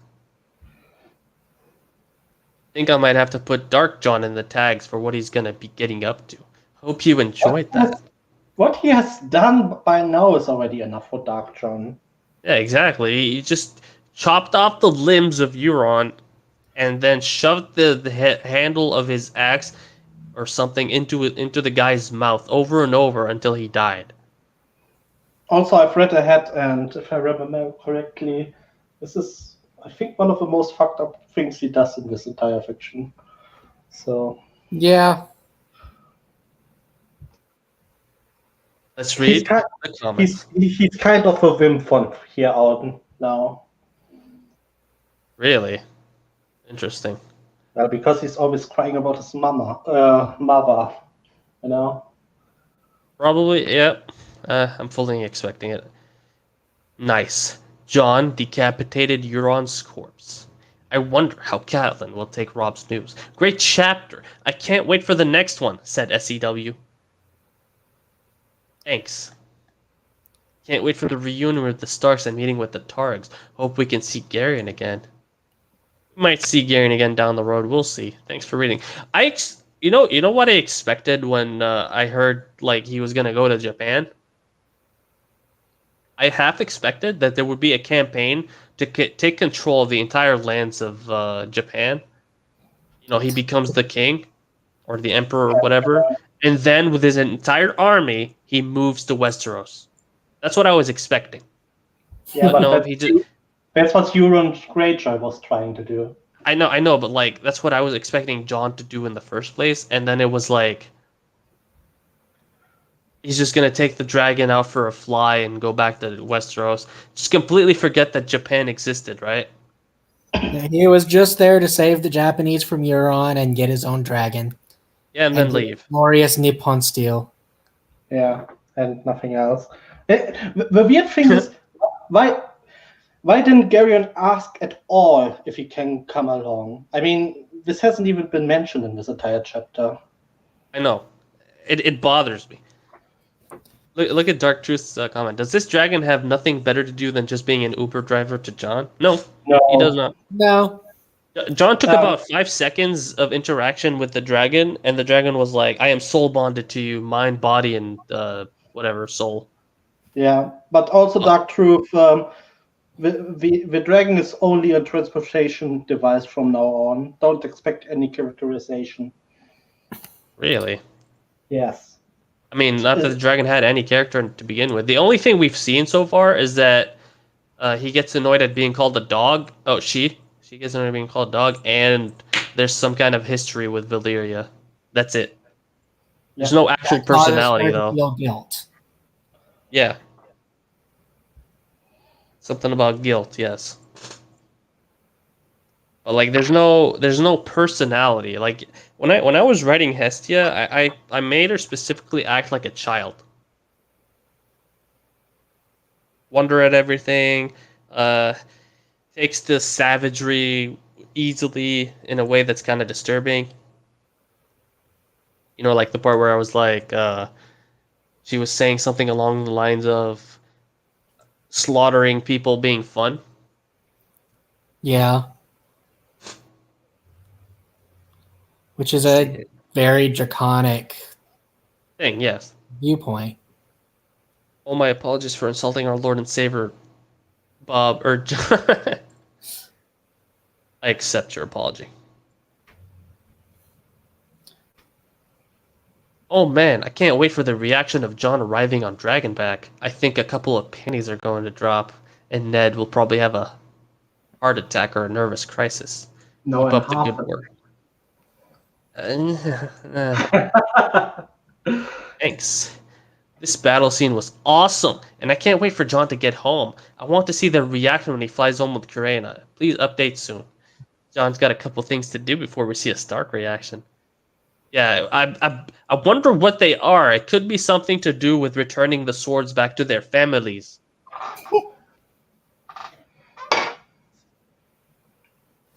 Good chapter, but one question. How far would the Japanese-themed country be from Westeros? Is it just like copying and pasting the Pacific Ocean on the Westeros map? Love the story, but I'm just curious. Thanks. If you were to measure the distance from the wall to the south coast of Dorne and then double it, that would be the rough distance. Hope that clears some of it up for you. That is a massive distance. Yeah. That is not enough for John to reach it in...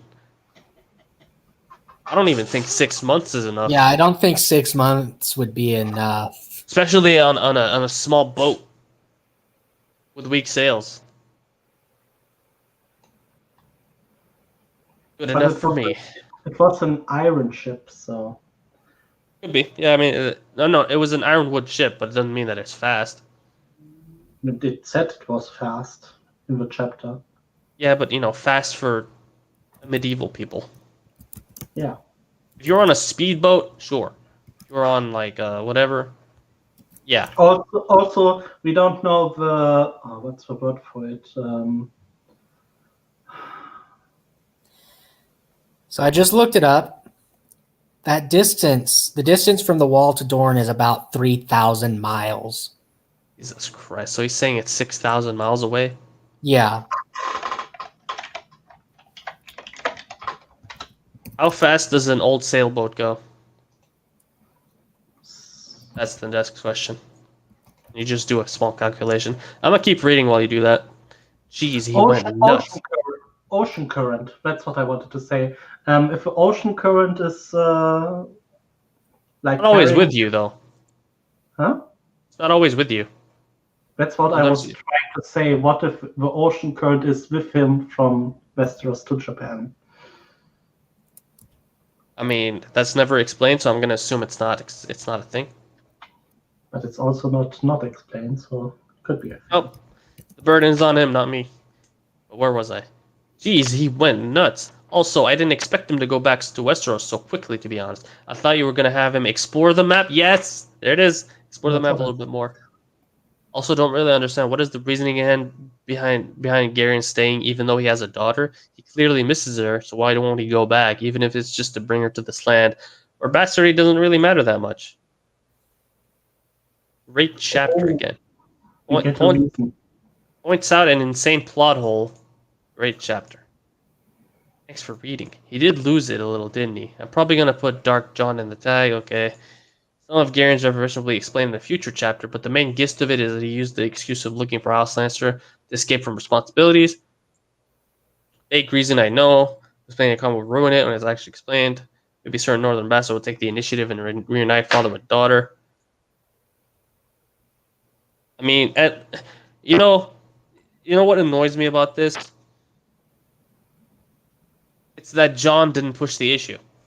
If Jon pushed the issue, we could have had a scene where Garion would have like a moment where he's basically abdicating responsibility, and then Jon could be angry at him. Like there could be actual tension there. Yeah, and leave on a sour note. Leave on a sour note. Yeah, exactly. There will be an actual story. No, it's like, yeah, I miss her and I hope she's well. You have to tell her I love her. And Jon is like, okay. Good. Oh, it is. This is one of the awesome stuff I've ever. Okay, I'm gonna guess most awesome. Can't wait for the next chapter. I'll keep him coming at a steady pace. Wow, love it. Can't wait for more. Can't wait to see what happens when Jon finally returns home. I love this story so much. It's such an interesting take. I don't understand why Garion. Okay, Rob is having no fun and no part in your match. Okay, everyone will be surprised at the new Jon. Yeah, they will. I do have to mention. I'm pretty sure English is not your first language. Do not use pronouns before proper nouns.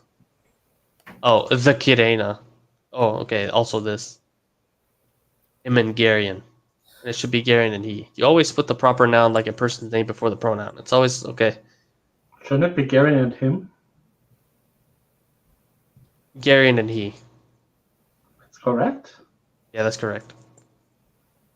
Okay. Not in this particular sense. Yeah, I know what you're trying to say here, because it's in the sense it should be him, but she's talking in terms of he or she. It has to be she. No guy would name himself Onyx Rose. Saying that the author should have replaced him and Garion with Garion and he. Yeah. That's the correct way to use it. It's not he and it's not him and me. It's not Garion and me. It's Garion and I. Garion and you. Garion and he. Garion and she. It's not because it's a subject. It's not the object in the sense.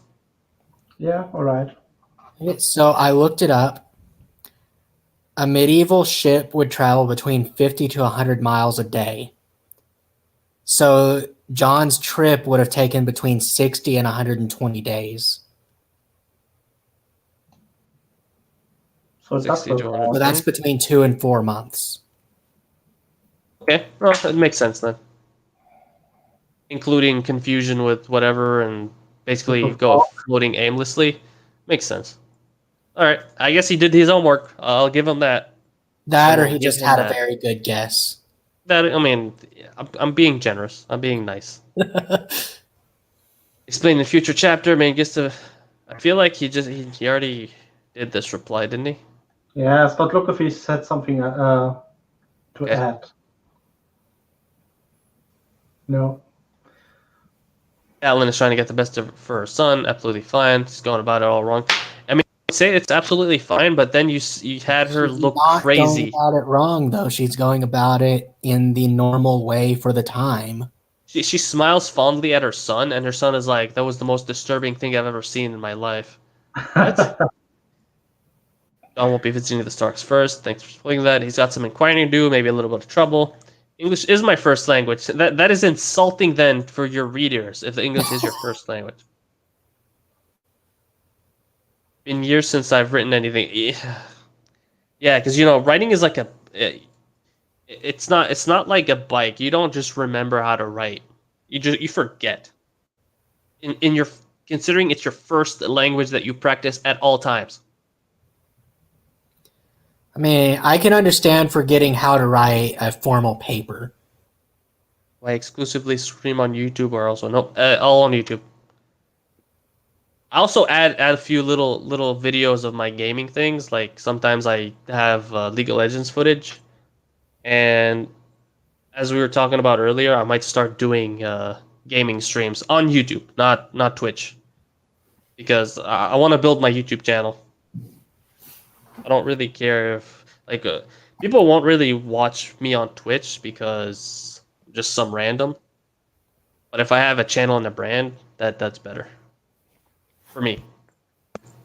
Eventually, if the channel gets big enough, I might make a second channel or specifically the gaming because I know people don't. Not everybody wants to see it.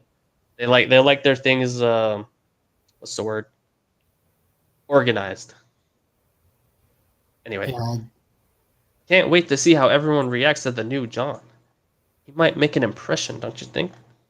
Can't wait for John to reach Westeros. What a great story so far. Who plays Garyon and Miyamoto? What? He's asking for actor Casting? representations. Oh my god. Oh, and he has pictures. whoever made the Mr. Miyagi comment. Oh my god.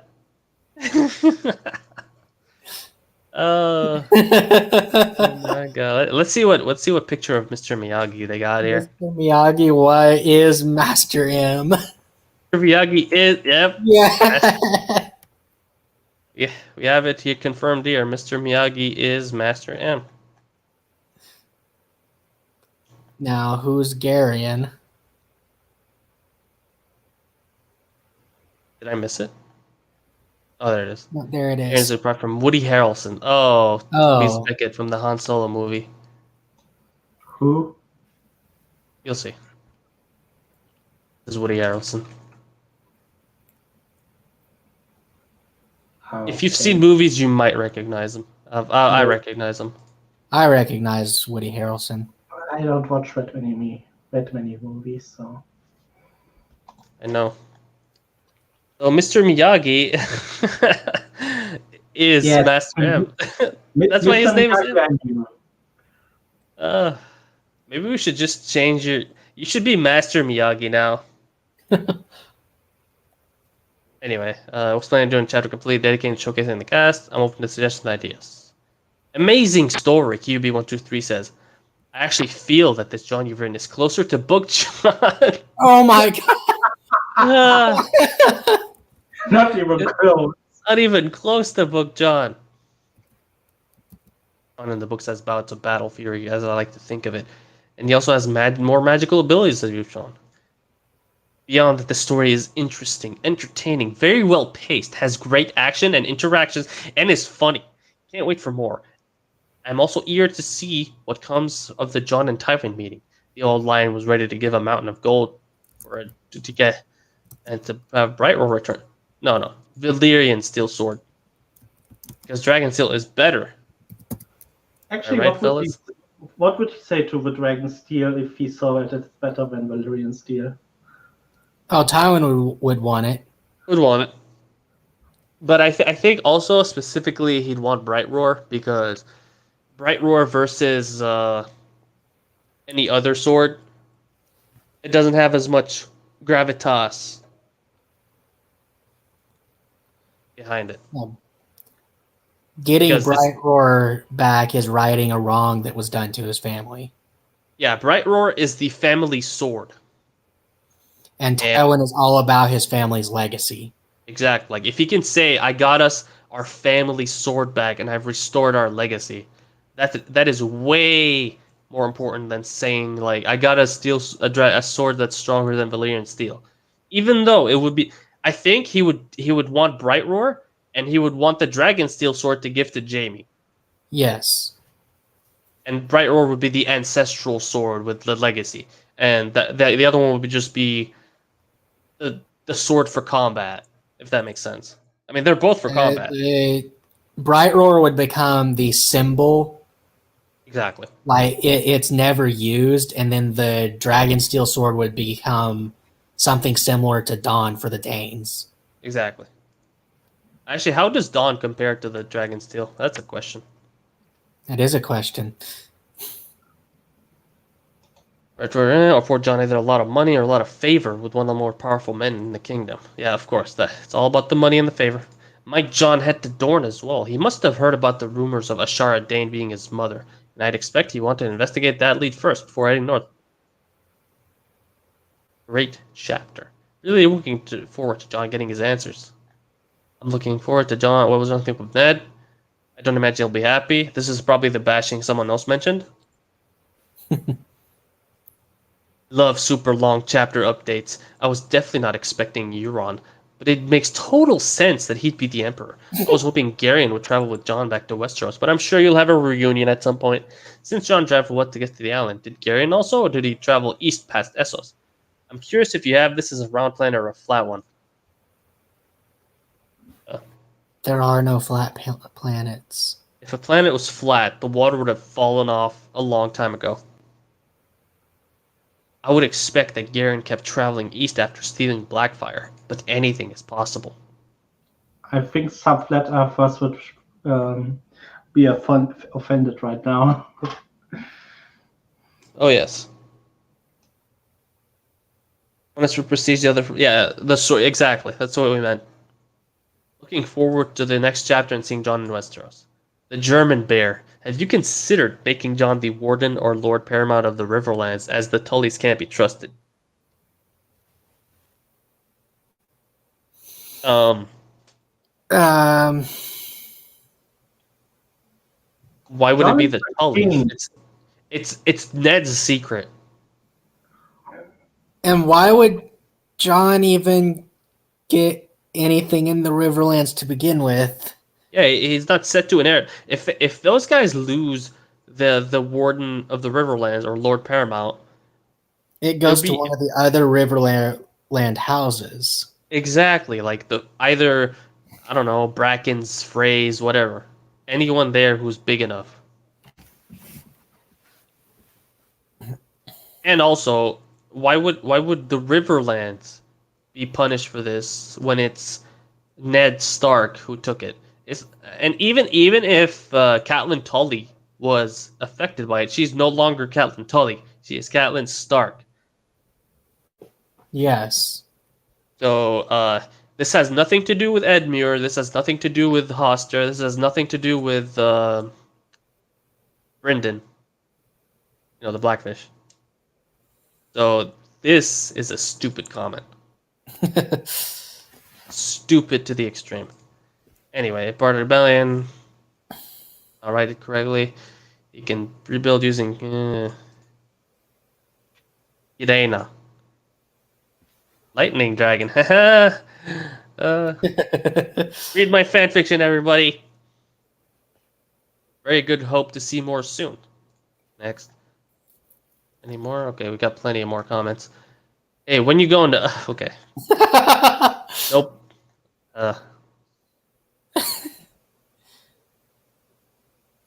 Oh no. You should have learned to make dragon steel and make needle out of it. Yeah, Arya, give her a needle. Give her a dragon steel needle. Rereading this breaks my heart. Jerry, as John calls him, I need more of that. I've honestly cried reading fanfiction 3 times. The first time another story, and this chapter being 2 and 3. You're an excellent writer and original. I mean, I've laughed till tears started coming out in this chapter. I think, yeah, I'm crying on the inside, but not because the story is good. Because I feel my soul leaving my body. Love rereading the story, makes me smile. I see new things, like now I have a feeling certain characters... Okay. I'm not going to read that. This is so brilliant. My friend was hilarious. Oh, you were going to use Brick for swords, but Flaps is also humorous. Okay. He's literally writing, how can I have Valyrian... Exactly. How can I have Valyrian blood? Dragon fucking breathes fire, destroying an entire fleet. Also, this John is like 10 times 10 British for whatever reason. It's also funny but weird. Oh, same guy making comments. This one he did 116. This one he does an hour later. I guess he changed his mind maybe. But a better written. Fire temper metaphor. You really draw me in. Euron's spot would be feasible. No, it would be feasible, yeah. But I doubt it exactly. First takeover of the government would likely take their leaders hostage, and even then he would have been faced by people trying to free them 24/7. Good point. We're just trying to kill him. Good point. Even if people listened to him because of said hostages, they wouldn't be exactly putting in all their effort. This is literally like Euron and his crew versus a feudal state Japan. Like, there's no way he could do that unless he had a much better power base. Euron, as he is right now, could not have done this. Yeah. I wouldn't put it past some of the leaders to commit suicide either. That's an efficient way of devaluing what he has over the islands. Also, not sure why you gave a different name for Valyrian steel. It's not. It's not a different name. It is different. It doesn't exist. But yeah, it would still be Valyrian steel, just forged in a folding pattern to be a katana. Yeah, glorious Nippon steel. Wouldn't be a different material, as I can tell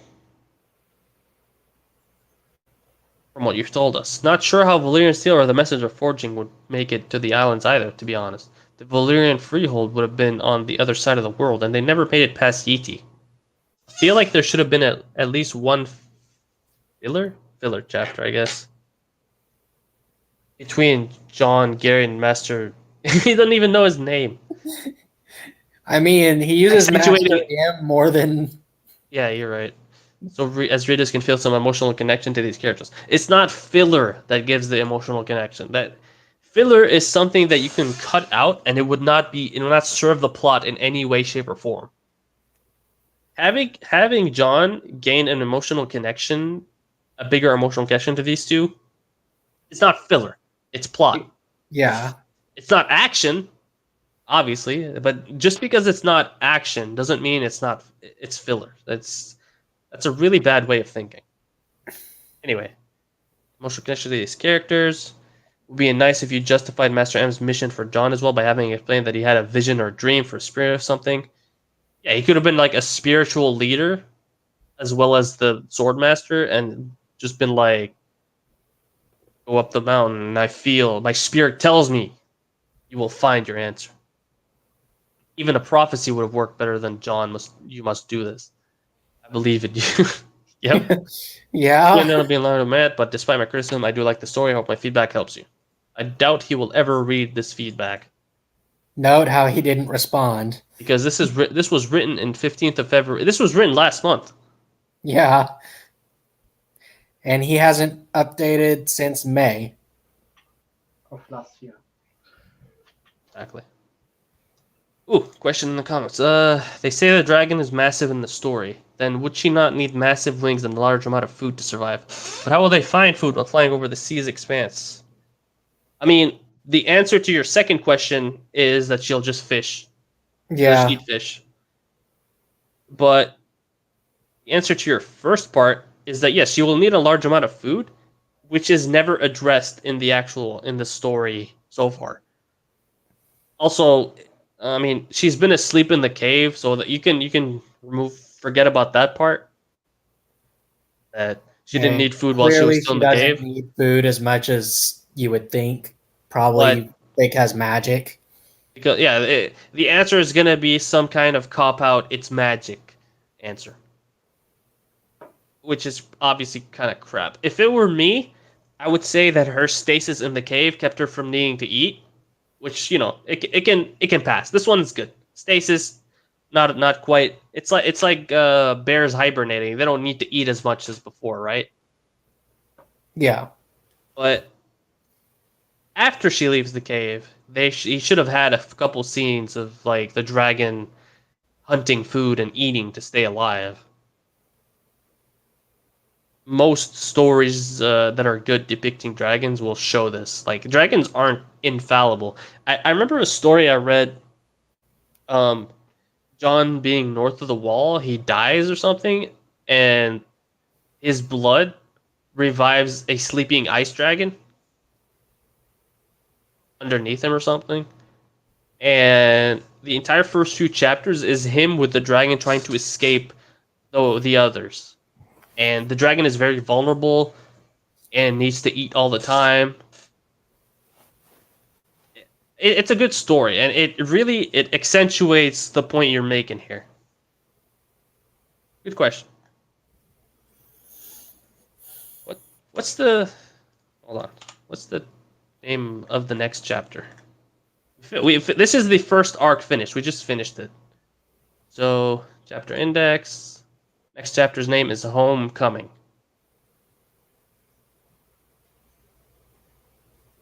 We're not going to read it, obviously.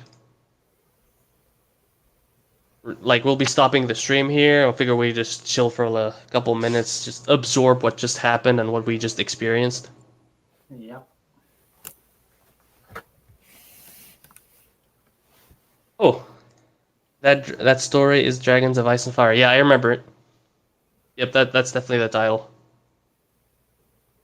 I'll link it in our Discord, so people would get to have the chance to watch it. I mean, read it. It's a good story. It's a bit hard to start because it's kind of depressing in a way. But yeah, if you're into that sort of thing, a few times and haven't broken through the beginning yet. It takes a few times to start it. Not because it's bad, but because it's jarring. I wouldn't call it bad. Yeah, I mean, it's well written from what I've read. Yeah, unfortunately, it's abandoned. Screaming.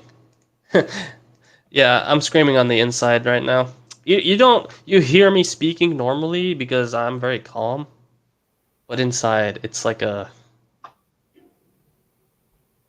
scene of Teletubbies dying. But yes, we've experienced. What is it? What do you think about the Euron encounter? I'm really annoyed about that. We knew you would be. Yes. It started well. It started pretty well. Like it had promise. He got on the boat. It was empty, very eerie. There's nothing going on. The dragon is weirded out by this. John goes in. There's barely any sounds coming. He's sneaking around. Everything is weird. He finds some people who have been tortured to death. He finds people who are hostages. And then out comes Euron doing his really bad pirate impression. Yeah. And then instead of setting a trap or anything for him, John immediately kills the 4 people that Euron brings with him. Annihilates Euron. He doesn't just beat Euron, he annihilates him. It makes absolutely no sense. I don't give a crap if he's been taught by Master M. I don't care how many swords Master M has shoved through John's little booty hole.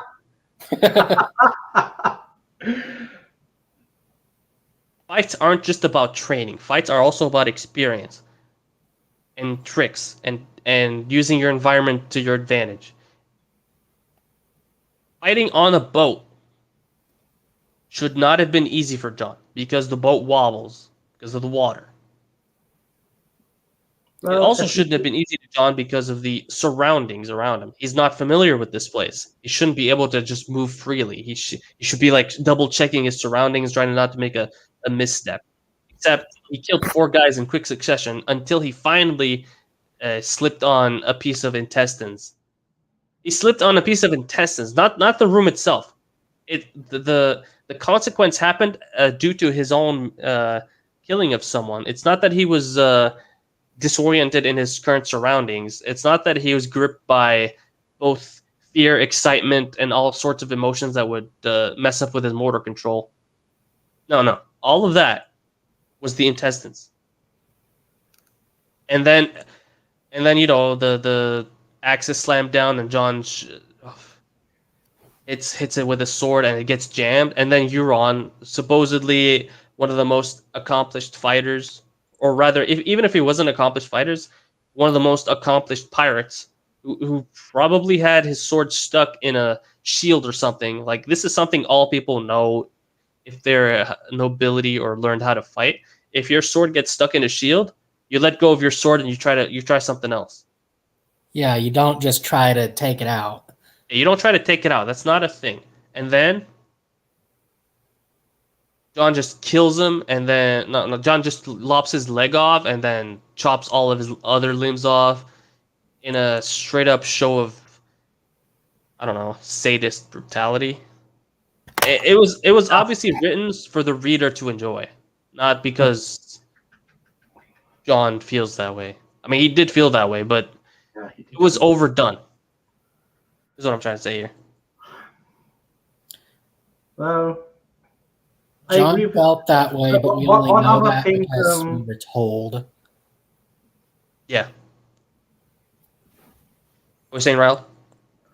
One other thing is the room was completely dark except one, what does it say, candle?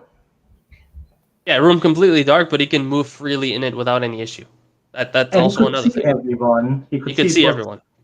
4 people, but they have blue lips. How can you see that in a dark room? Yeah, you can't see blue lips in a dark room. Good point. Good point. Also, yeah, let's see this comment here. If Book Euron didn't exist, I probably would have really liked Show Euron. Show Euron was entertaining. I agree. Show Euron was actually quite entertaining, even though he was pretty, what's the word? Simplistic. You know, like he was the typical. If you put him in Pirates of the Caribbean, he wouldn't have stood out from any other pirate. Yeah, that makes sense. He was the typical pirate.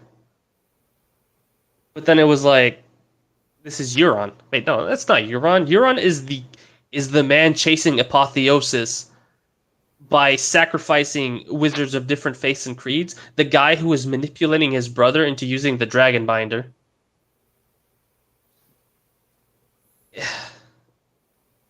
It's stupid. It's really bad. It makes me sad. And I hope you are sad now too. Yes. One question that came up last week. Now that Arc 1 is finished, are we going to continue the stream, or are we going to go to another fanfiction for now and come back to this later? I might hold a vote. A vote would be pretty good. Is this story worth continuing? Let's see the chapter names here. Didn't remember. Is it worth continuing? Like I said, all you can expect from this point on is John whining about his mother, and Ned for a time refusing to tell him, and yeah. Wait, Ned refusing to tell him even after he sees the dragon? Yes, for a while. I think he tells him like at the third meeting or something. No, he doesn't tell him. Someone else figures it out and tells John, and then John confronts Ned, and then he finally admits it. But he doesn't tell him from his own free will. I mean, if I recall correctly, what's up? No one even sees the dragon until Harrenhal. That's weird. No, until the wall. It doesn't matter at any rate. Let's not spoil the entire thing, because I would continue this. I mean, I'll consider another story if it's not overly long like this one, like something I can sneak in between chapters. Okay, does that make sense? Yeah. So not very short, bro. Bro, I would probably start after I finish this. I did check through it, and I kind of rememred it being bad, but I didn't know it was that bad. So I'd mostly forgotten. What are we talking about now? We're talking about Harry Crow. Oh. So does it raise to your level of cringe? It might. Like that's the thing I'm going to be doing after this one. But I mean, I could sneak in a few short, cringy fanfics in between. Sure. The thing about Harry Crow is, yeah, it's cringe because of all of the tropes it uses, but it did them before a lot of them became tropes. Yeah, like it created that trope. He didn't create the tropes. I mean, he might as well have. He defined that genre. He popularized them. Let's say it that way. I mean, the tropes existed, and he made them in the purest form possible. Yeah, true. I would put it like that. And yeah, if I do another story, I'll pick something different. Like for example, in every single story from Rob's, you will have Snape bashing, but the shape of Snape bashing, that will be different in every story. Like in some, he will be killed, in some, he will just lose a job. In one, he actually he voluntarily left his job, opened an how is this word pronounced? You know what I mean. Vacant? A potion shop, and had a family. Oh, okay. And the only bashing apothecary. Was that he was punched once 20 years later.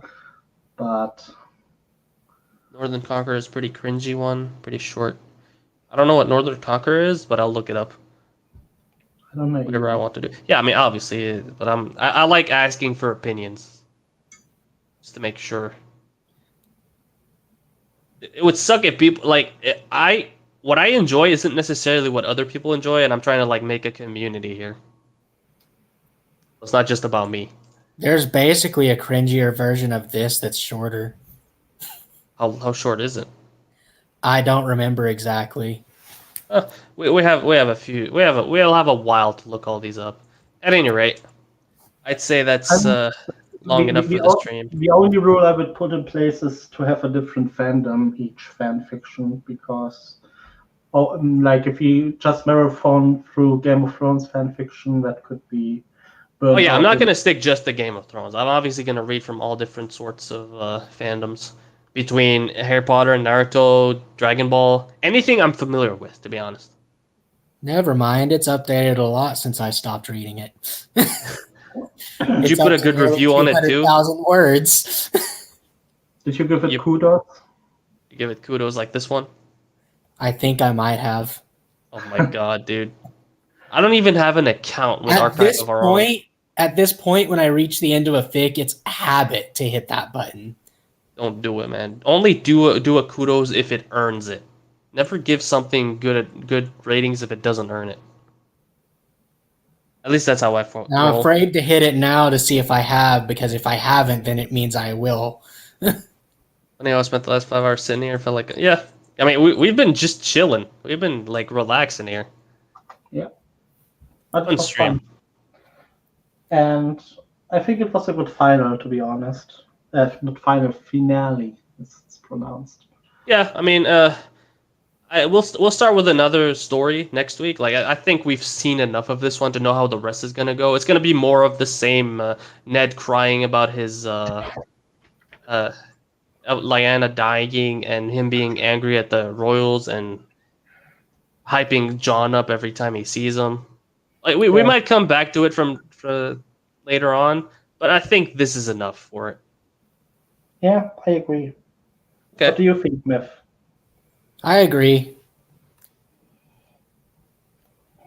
Damn, they're still waiting. No, we just finished. We're doing the end stages of the stream now. Yeah, figuring out what we're gonna do next week. Yeah. So like I'll start. I'll ask you guys about it in the Discord server, because I'll really want to end this stream and have a bite to eat. Yeah.